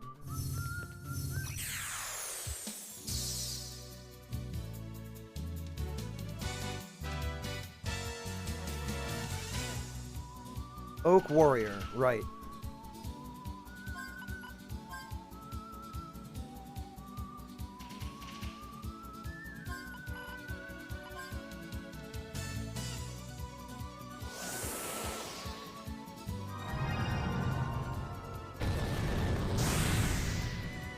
Okay, they die pretty quick.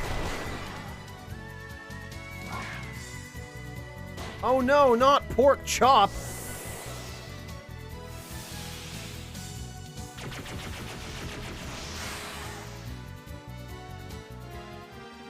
But now we're starting to get dragon fossils, which we do need badly.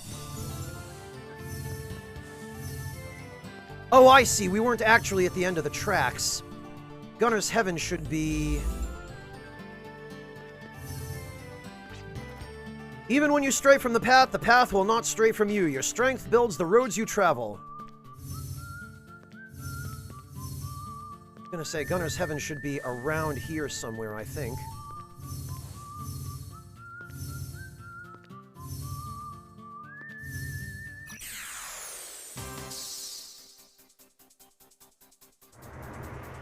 Oh, good.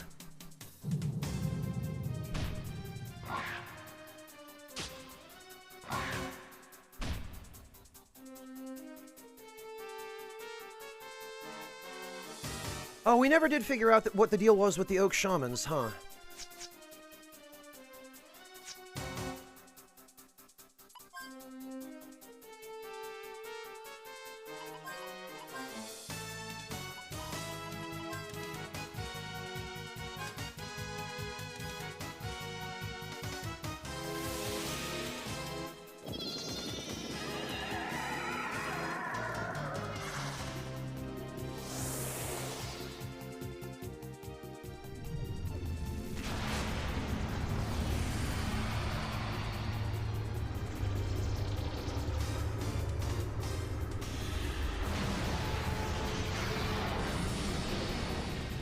Oh, right, the tree's immune to Earth.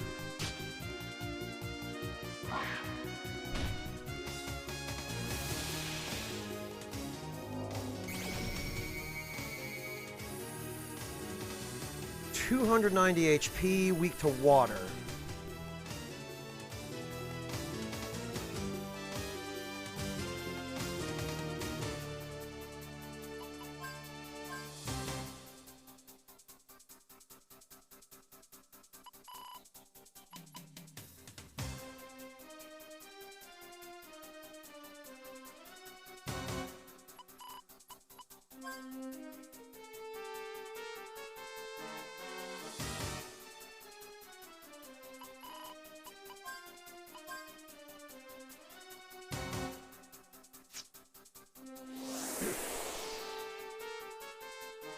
Yeah, Taption, everyone has been saying that. He's probably designed after Space Godzilla.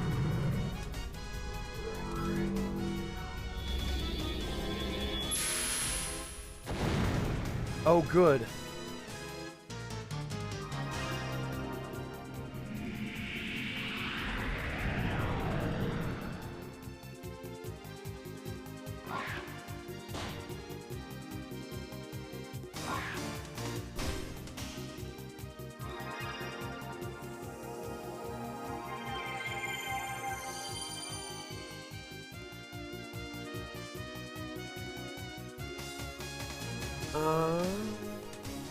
Oh, he still didn't scan him.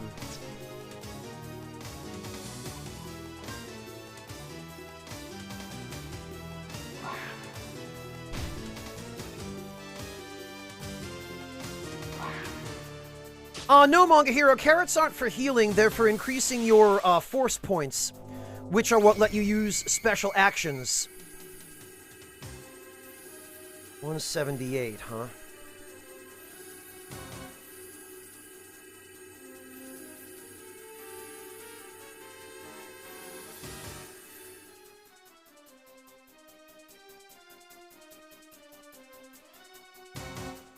Okay, so 178, 159, and 138.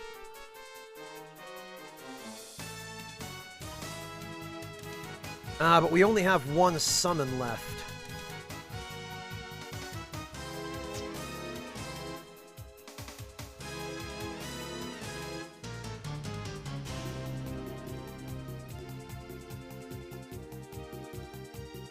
Okay.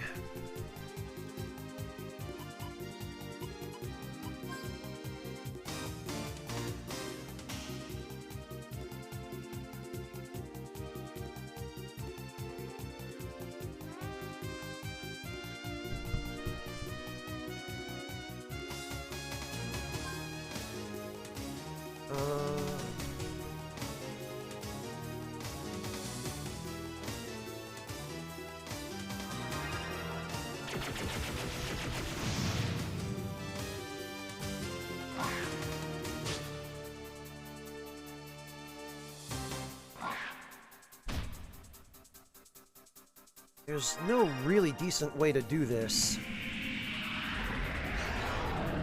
Oh, actually, that worked just fine.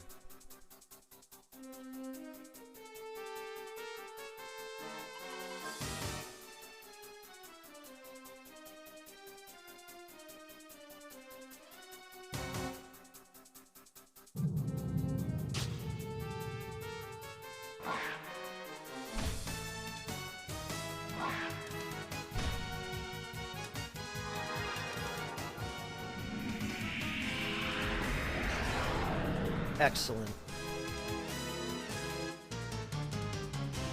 Okay, 132 HP. And what we can do now is we can switch the action turn. Clive Gallows.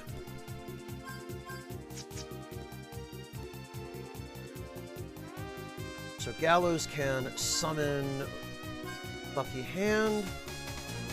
Clive can use a light gem on the Oak Warrior.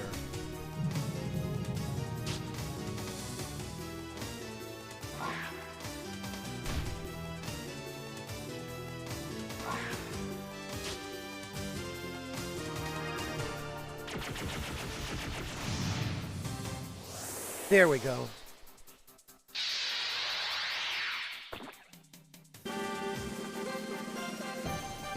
Now we are guaranteed drops from all three enemies. The question is, will they drop anything good?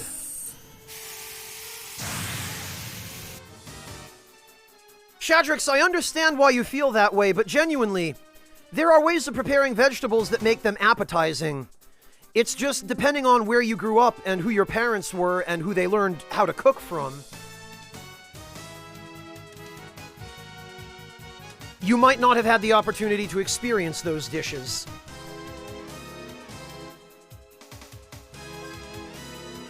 But I promise you, they do exist. Oh, 3 heal berries. All of that for 3 heal berries. Amazing.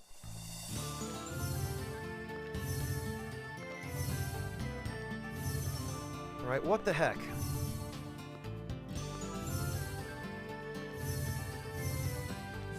I was promised Gunner's Heaven.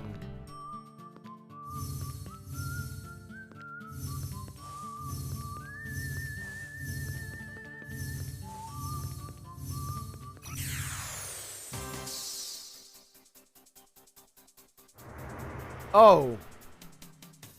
This is also a thing that I forgot could happen. Every once in a while, if you're very unlucky,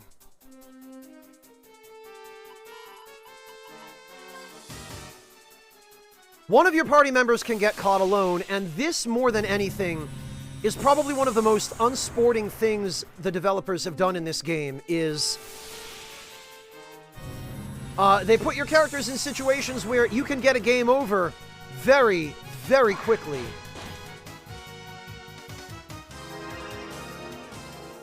And you can't run away, Manga Hero.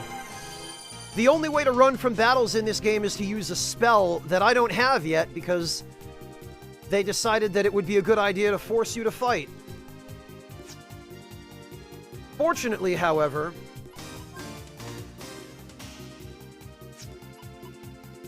well,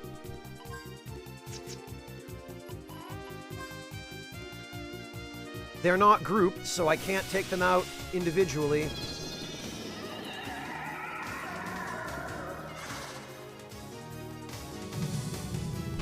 And now he's asleep and there's nothing I can do. This is what I'm talking about. Where the developers were just like, yeah, but what if? What if we just said, fuck you, sometimes?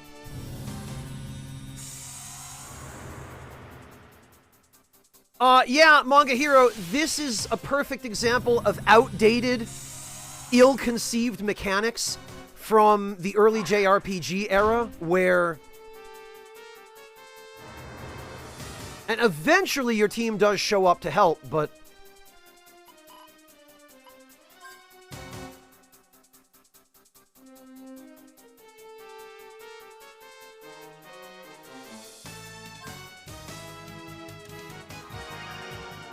Yeah, that's literally all this mechanic exists for, Taption, is to give the player a big middle finger and say, lol, you died, you mad? Conceptually a terrible idea, Waltz Queen, especially considering how many enemies in the later parts of this game use instant death attacks. Terrible idea. Just bloody terrible.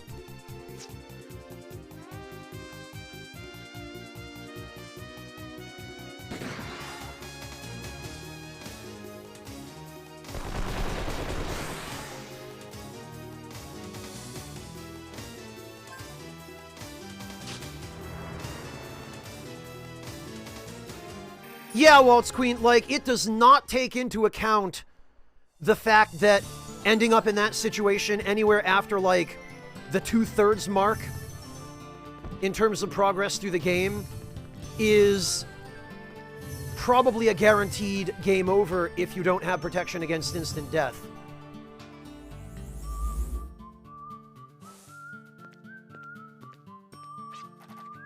When stuck, try ramming things. Walls, trees, anything.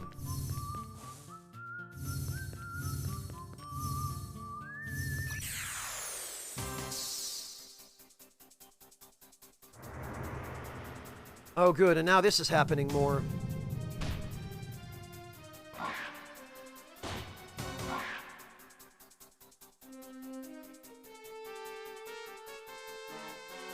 Yeah, well, what we can do...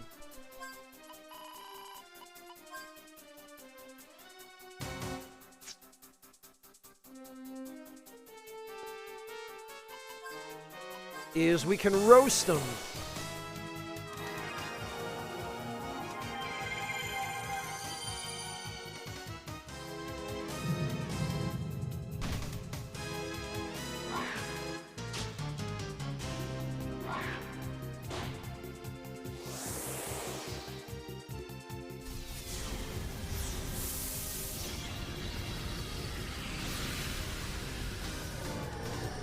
Yeah, Manga Hero, quality of life features developed very slowly in the JRPG realm because developers were just slow to adopt them.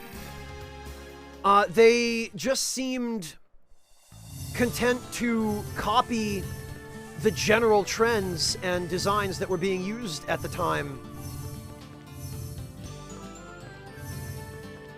And not really put any more effort into innovating. Fighters, follow the old railroad south to the paradise built just for you, Gunner's Heaven. Now seeking brave champions level 25. Oh, okay, I was going the wrong way the whole time.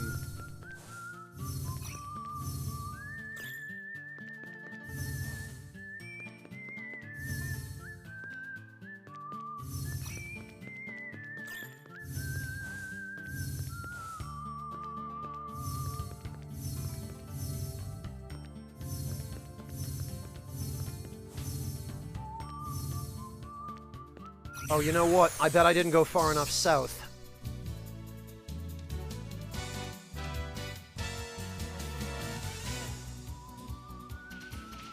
Actually, I know what works on these guys.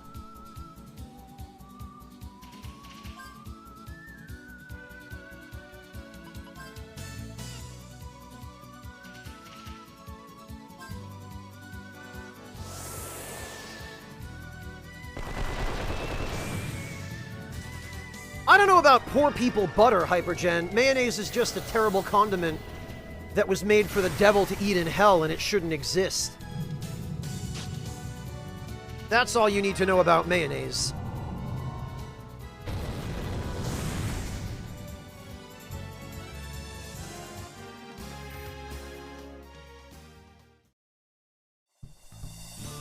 It most certainly was, KR.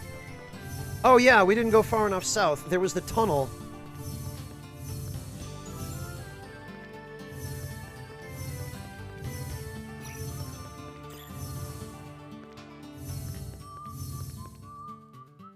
There we are. Gunner's Heaven.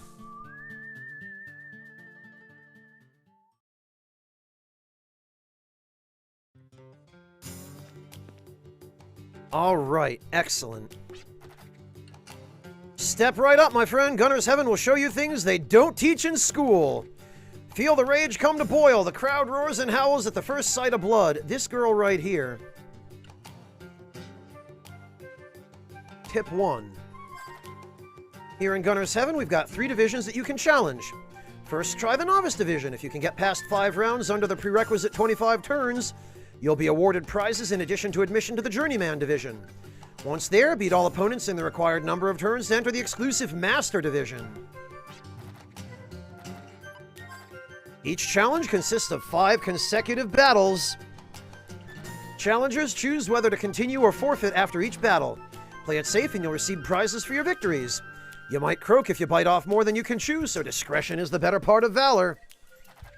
But don't forget, we've got prizes right up your alley. Drifters love them. You'd risk your neck to get your hands on them, wouldn't you? The skirmishes in the arena put such a spring in my step. Nothing's more pleasurable than cheering on the carnage from the safety of your own private booth. This guy right here, I believe, is the son of the owner of the Colosseum.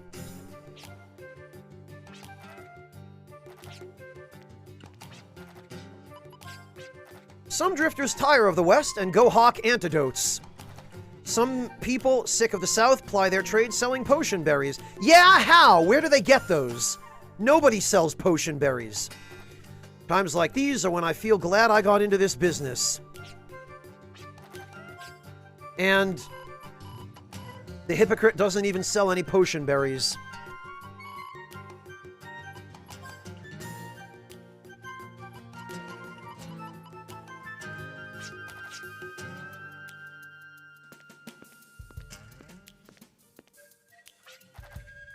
I handle both lodging and the arena registrations, so what'll it be?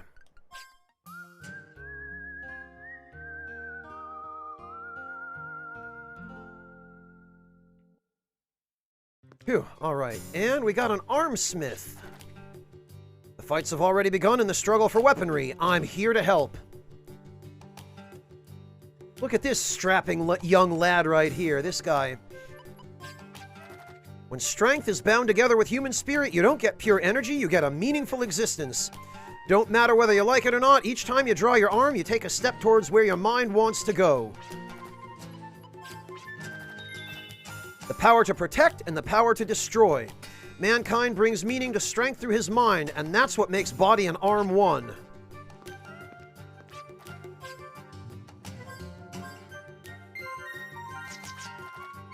Yeah, one might say JRPG bangs, Waltz Queen.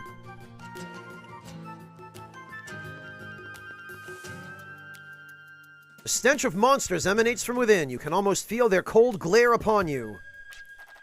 I can hear the howls of all kinds of different monsters in there. I'd better stay clear of the bars. Also, look who's chilling up on the balcony. It's our friend, mysterious brown-haired girl who seems to be pretty much everywhere we go. And yet, when we go up there to check, nobody's here. Except, totally not Dracula over here. His Highness the Duke is portrayed with a lofty, composed expression. The plaque under the painting reads, "What is a man but a miserable little pile of secrets?" Wow, for some reason I just can't look it in the eye.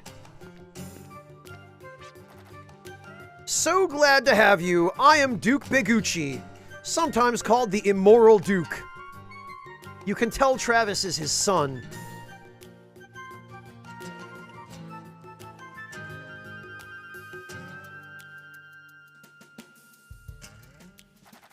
And this is my immoral, hedonistic paradise. I look forward to seeing you in the ring, so don't let me down, gladiators.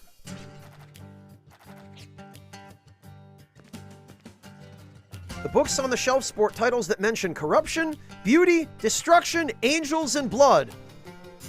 This guy must have been on the dev team for Shin Megami Tensei. Looks like we have different tastes in reading material. What a relief.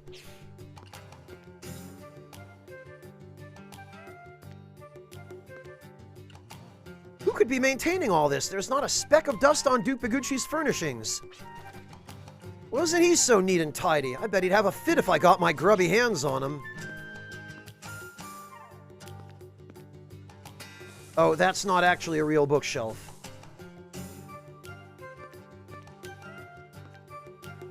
And look at this totally not Japanese folding screen and Japanese parasol with a kanji on it. It's a little bit difficult to see what kanji that is, but...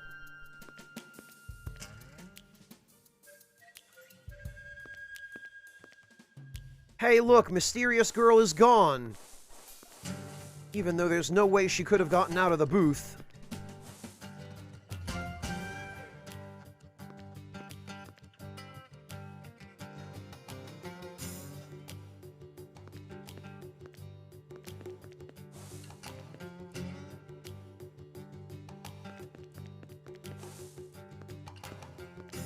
Yeah, probably, Shadrax. I'm guessing the Duke just got all his furnishings from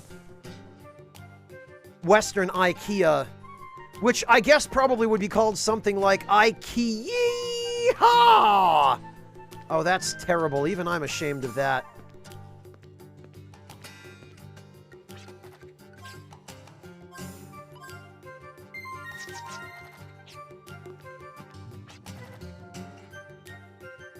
All right. Novice League. I am pretty sure we can do this. You'll get the item scope and 5,000 Gela. Prepare yourselves for the Novice Division. Cut your way through 5 battles in 25 turns or less for fantastic prizes. Best of luck, challengers. Ready, fight!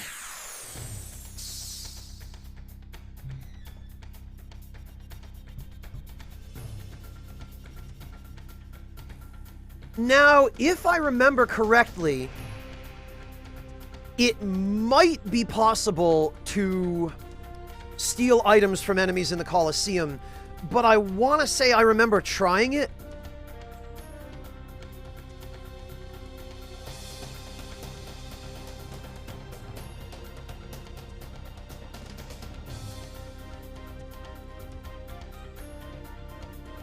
And I don't remember it working all that well.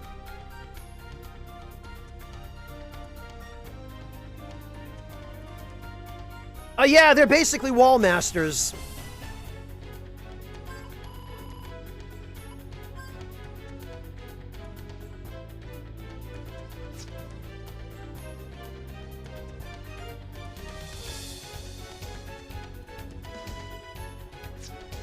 And actually... Oh no, Ultimo, why would you do this? What have you done? Oh.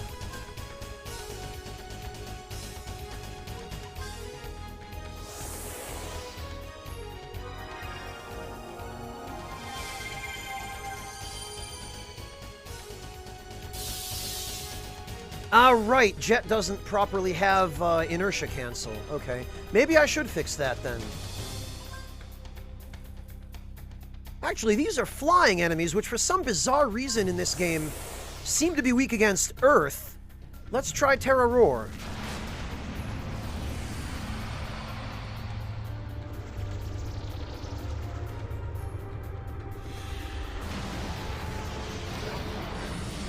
Not great, but I guess not terrible.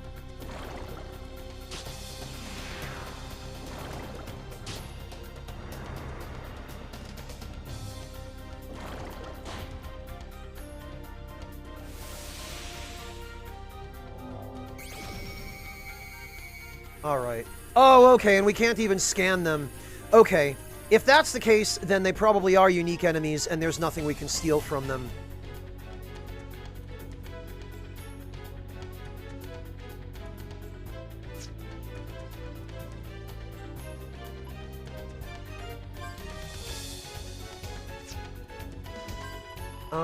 Well, they look like they would be weak against light, so let's give that a try.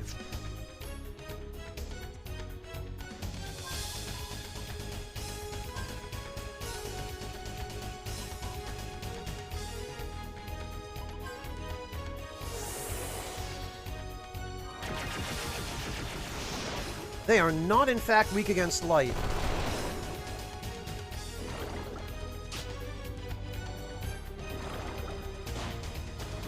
Oh, come on! It still cancels your action even if you block it?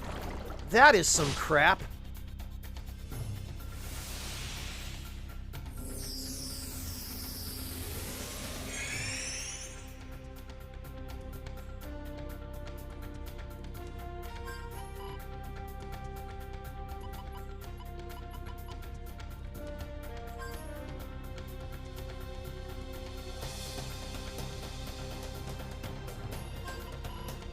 Alright then.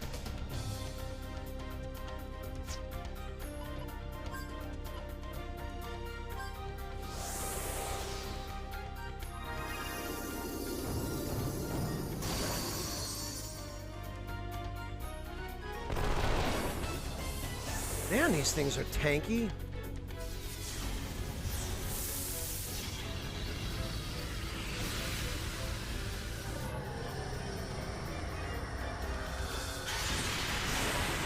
Okay, I take it back.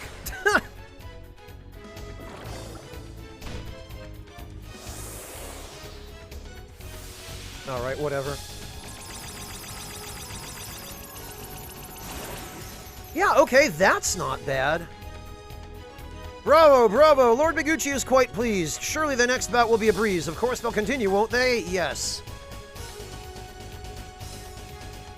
8 hours is only an average stream for me. Norelli, don't worry.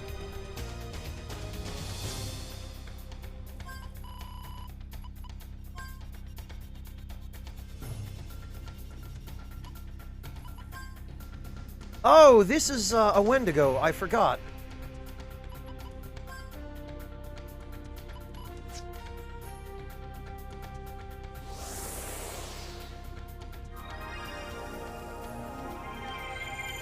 Yeah, Prof, if you want to stream full-time, you really have to take it seriously.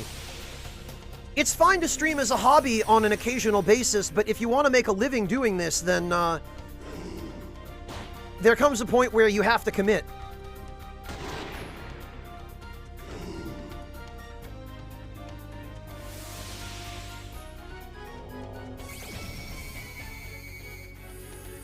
Yeah, KR, it pretty much is. Okay, he's weak against wind.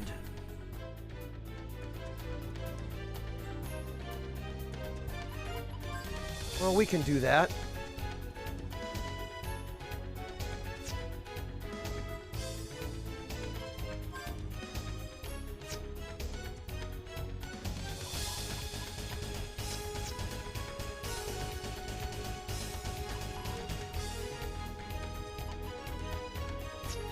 Actually...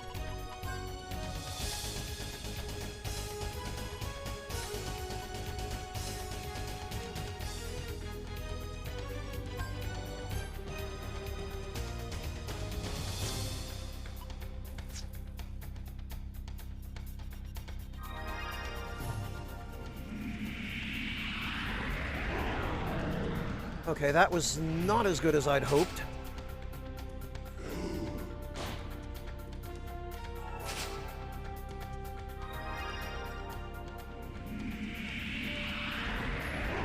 That's a little better.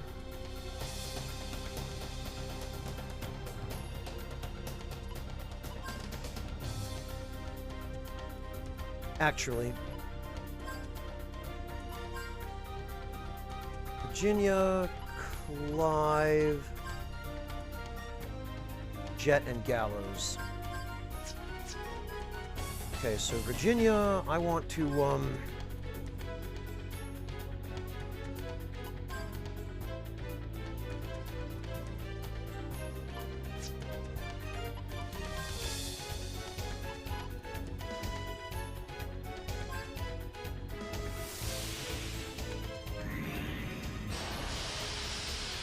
Bah, come on!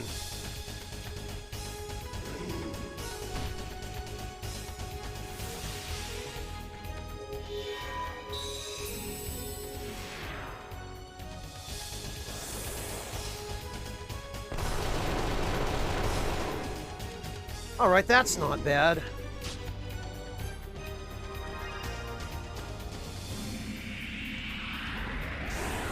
And we got him. In under 5 turns, no less.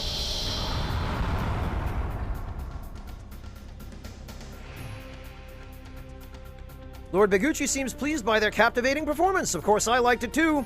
Since they've come this far, they'll accept another challenge now, won't they?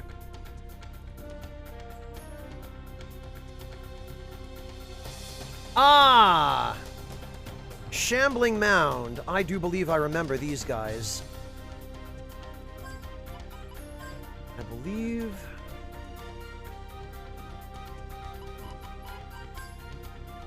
they are weak against fire.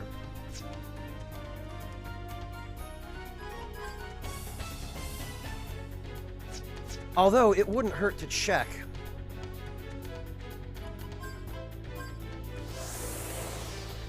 We might be able to one-turn this if we,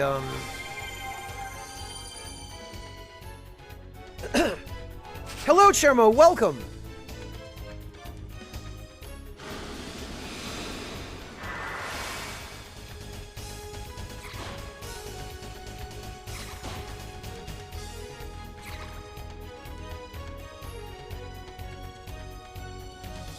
Oh no, not fungus power!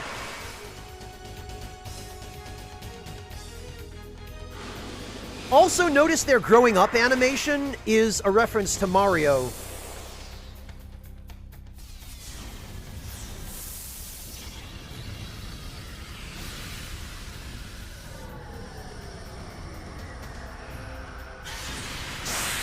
Yes, that's what I thought. I remember them being weak against fire. So that's one turn. That buys us a lot more turns to work with in the upcoming battles. Somebody put the brakes on these fighters, folks. They've steamrolled through every opponent so far. Look at them now. Somehow they're able to hide their glee at their meteoric rise to glory. I think it goes without saying that they belong in the ring, doesn't it?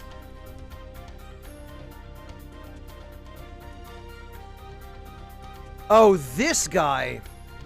I remember this guy. This guy is not nice.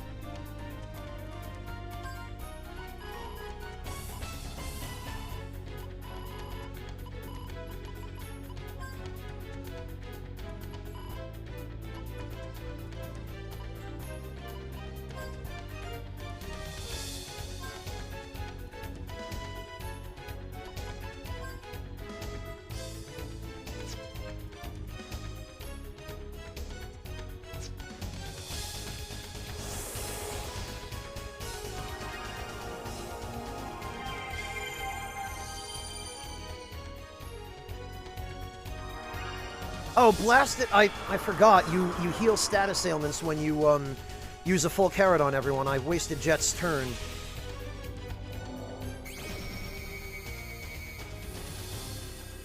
Weakness is lightning. Okay.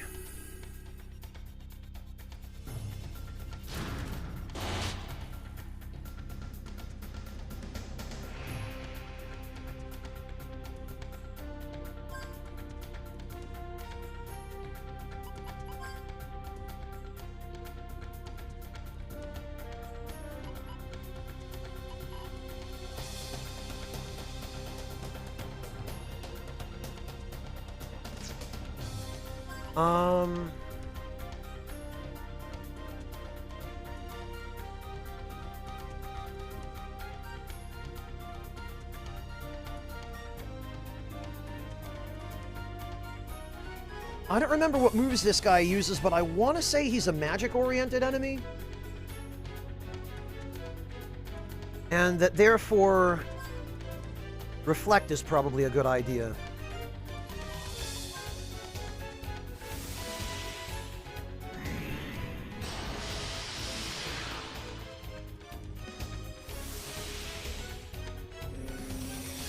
And if we can stick debuffs on him, so much the better. Whatever we can land.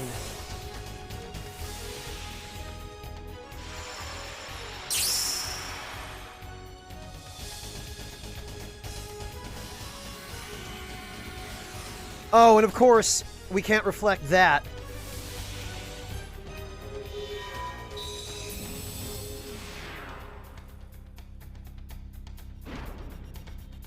Okay, well, that's fine, because...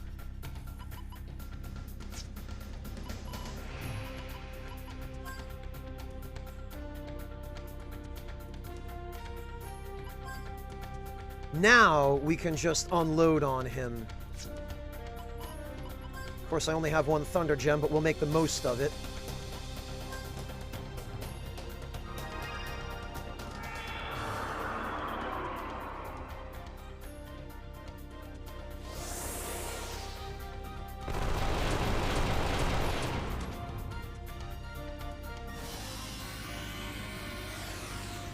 Ah, nice! We had a status ward against that, purely by chance. Not bad. And hopefully this will finish him. Yup, there he goes. That was, I think, 3 turns. Incredible! We've all heard of unlimited potential inside us all. Well, here's proof. These courageous gladiators have leapt across every hurdle with such extraordinary grace. In spite of the great challenge before them, they maintain a cool, nonchalant facade. Now the moment you've all been waiting for, the final match, a one-way ride. Will it go to heaven or hell? I love the idea of us just walking out after she's delivered this big pitch. Just going, nope. Ah, okay.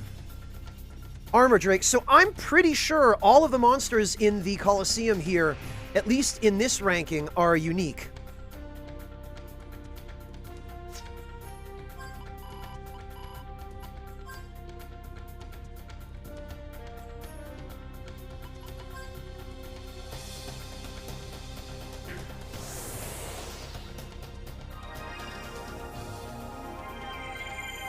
I don't remember this guy as being extremely dangerous, but my memory is a little bit fuzzy on the arena.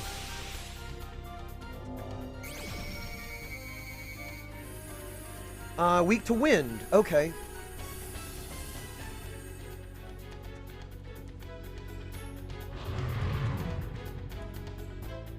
I love how his physical attack is called the Giant Groans.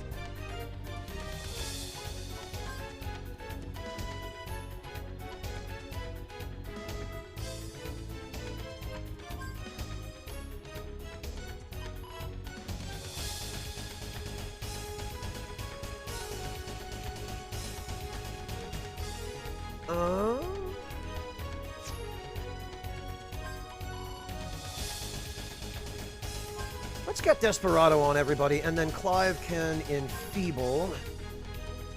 Because we're going to want lots of Gatling for this, I think is going to be our best source of damage.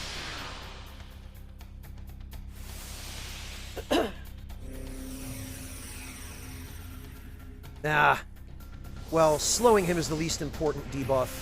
What I really want is to decrease his defense and magic defense.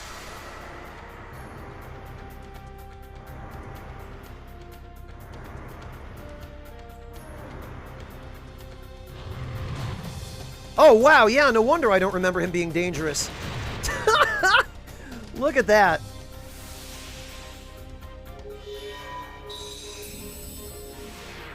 Awesome.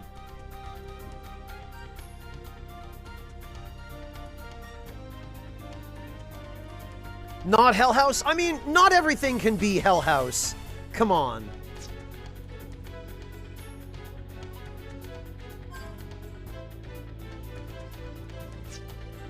And actually, I think if I have Virginia, we should have a wind ring. We do. So what we can actually do is we can have Virginia give Clive's attack the wind elemental property.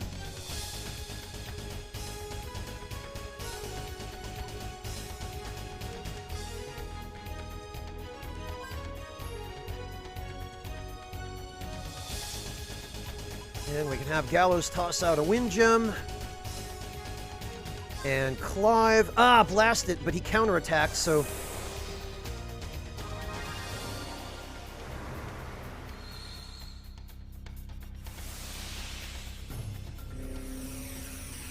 Tyrannex, can you imagine Final Fantasy VII Remake like one of those Dark Souls mods where every enemy is Lord Gwyn, but it's FF7R and every enemy is Hell House?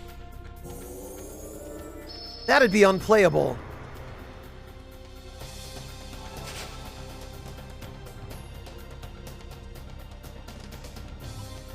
Alright, no barrier for you, sir.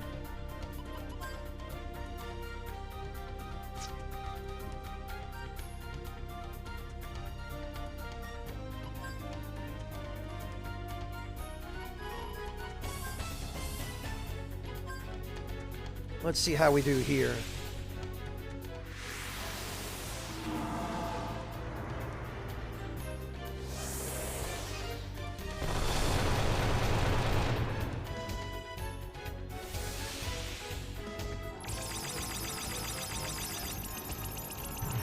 Man, just looking at the enemies this size spaz out is the best.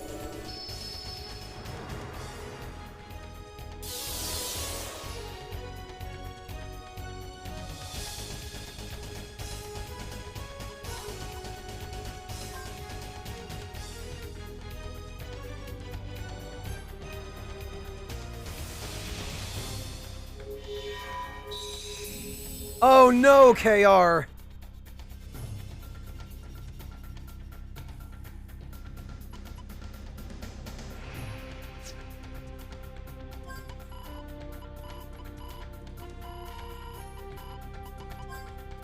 Okay, Jet can have wind as well.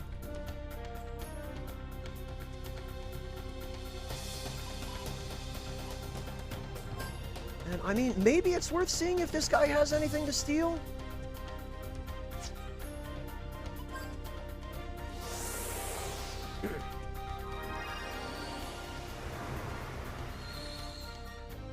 Hello, Yielding Thought. Welcome. Okay, no, he doesn't have anything. Blast it!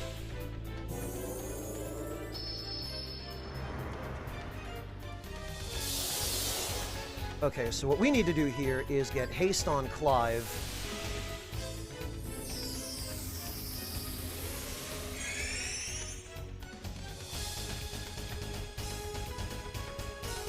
Another thing I really wish they would do is give you a turn counter.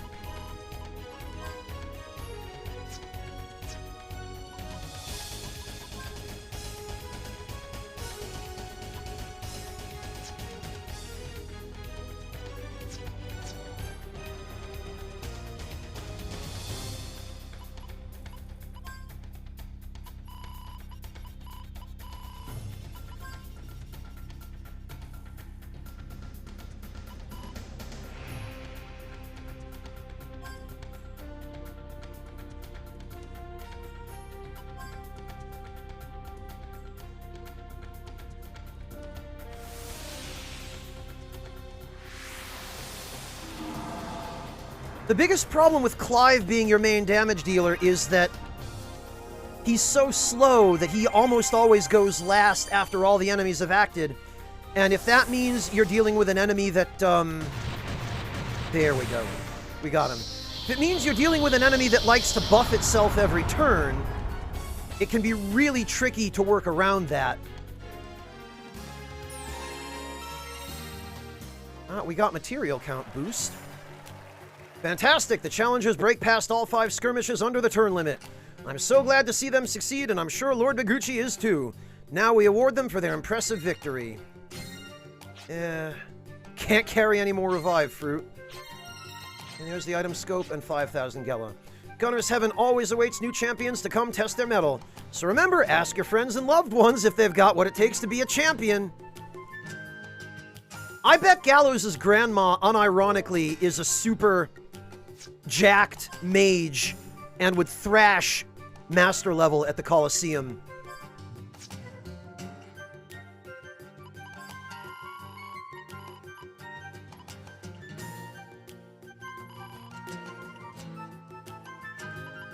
Okay, now this adds item search feature to the search system. Which, if I remember correctly,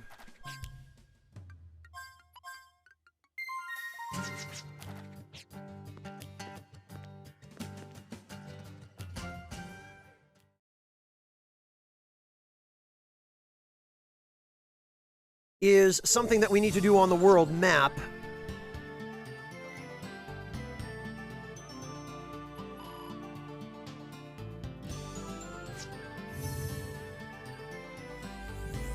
Aha, see?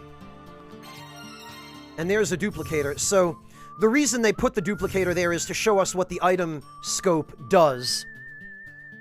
Which is that it lets us, find items.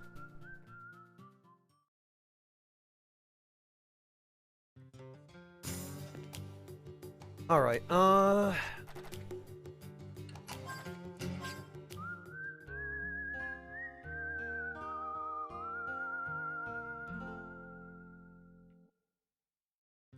we even allowed to do the next rank yet? I think there might be a level requirement. If there's not, though, we could give it a try. We might have it what we need to finish the Journeyman League. 20 turns, okay. You get the Sonar Kit and 10k.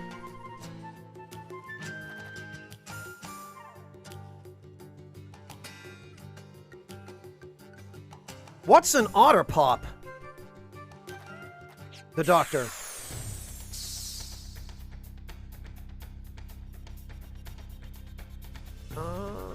Mercurius.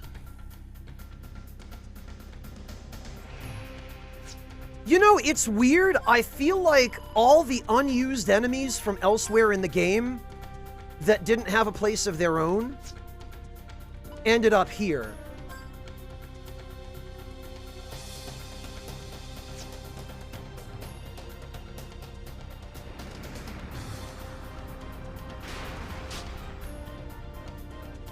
Ah, okay. Yeah, this might require some, Thunder Ward.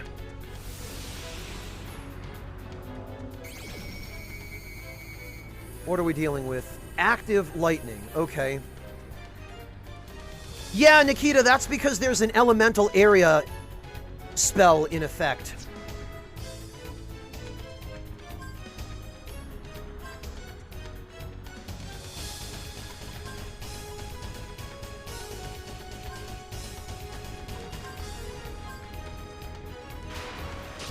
And I'm pretty sure that this, this battle is designed expressly to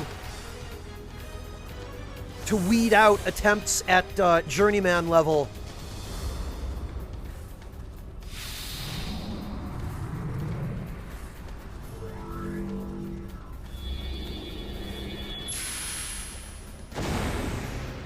Oh, and they have 6,000 HP each.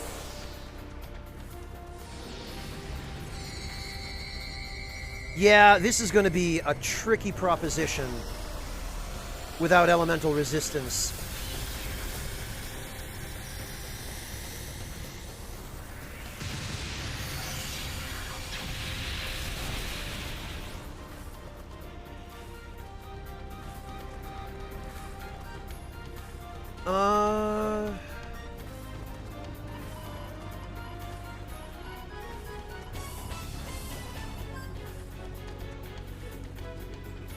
Although, if we get lucky on a summon with Virginia... Hang on. Because since we can't run away from battles and we can't quit, the easiest way to restart this is to just, reload the game. RLA, it's doable, but it's a lot more challenging and time-consuming and much, much more tedious.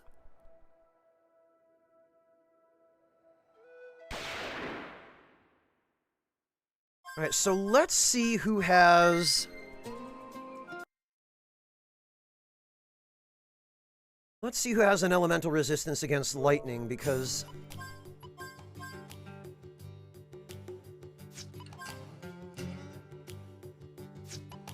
Light Ward, Ice Ward, Water Ward, Thunder Ward. Only Clive.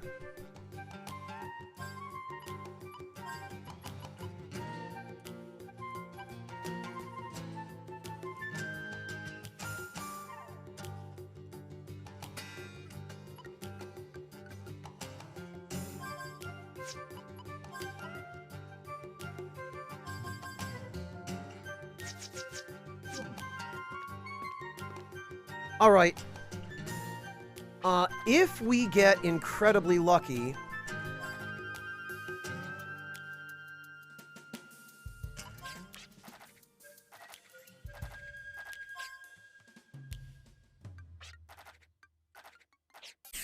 No, Shermo, it's a great soundtrack, genuinely.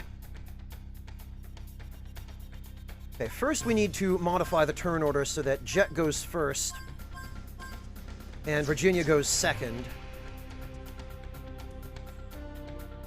Then we need to have Virginia summon Celesju, Jet use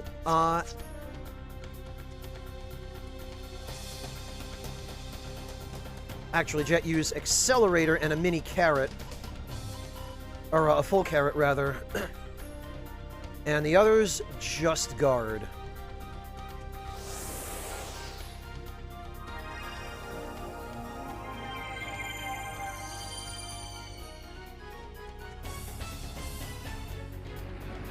Oh no, the camera!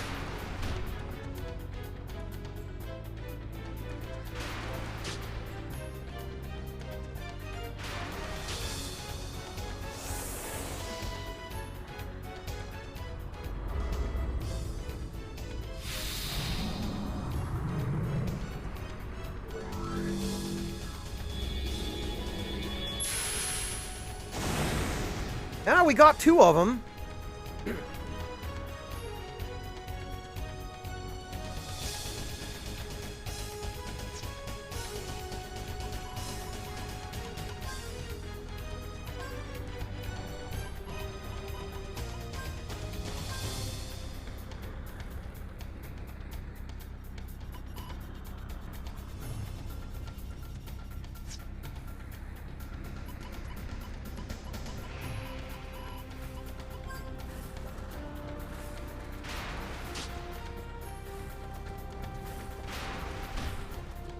Well,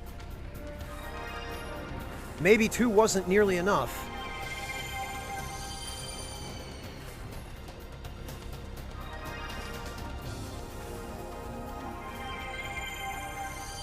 Unless we can put them to sleep, but I doubt they're susceptible to sleep.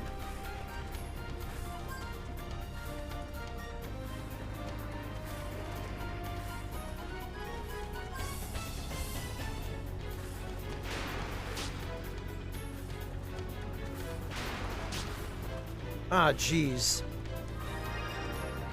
Yeah, we'd have to get them all in one shot, and I'm not sure what would come after that would be any better. Also, it appears as though Clive's electrical resistance has not really proven very useful.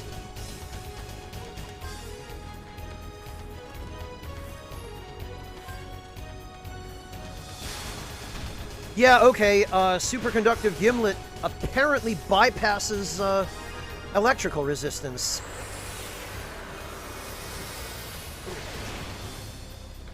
Alright, well that's dismaying.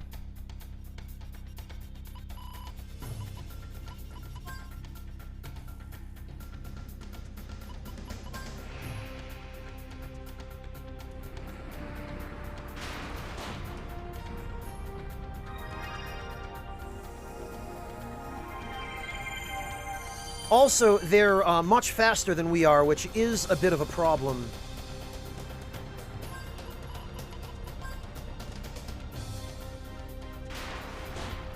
Okay, yeah,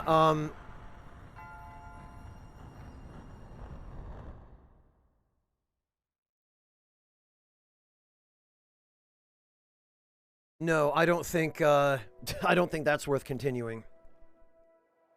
Alright, well, now we know that the first round is gonna be a pain. The remaining rounds probably aren't, well, no, Chermo, it applies to any elemental attack, be it a physical element or a, magical element. It's just... I don't think the superconductive Gimlet attack is actually Thunder Elemental. I think it just gains a damage bonus from Thunder Zone.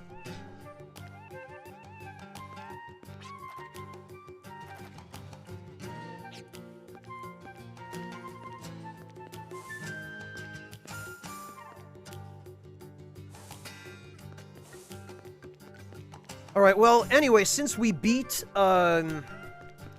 Novice rank, let's go check in with the Duke and see if he has anything new to say. I don't think he does, but... no.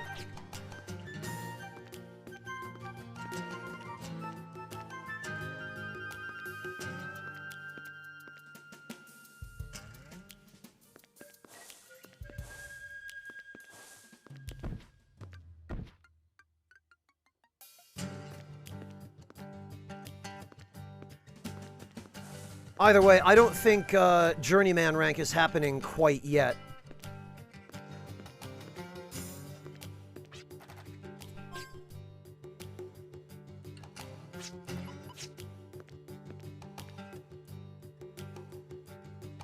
Ugh.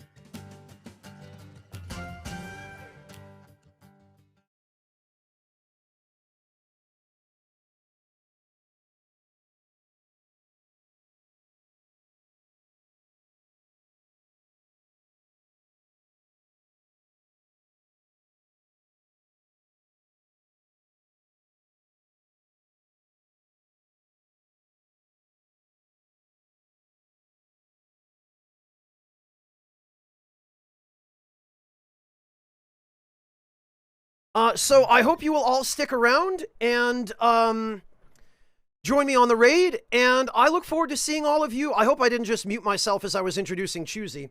I hope you will all stick around for the raid, and I will catch you all, probably tomorrow. Take care, everybody.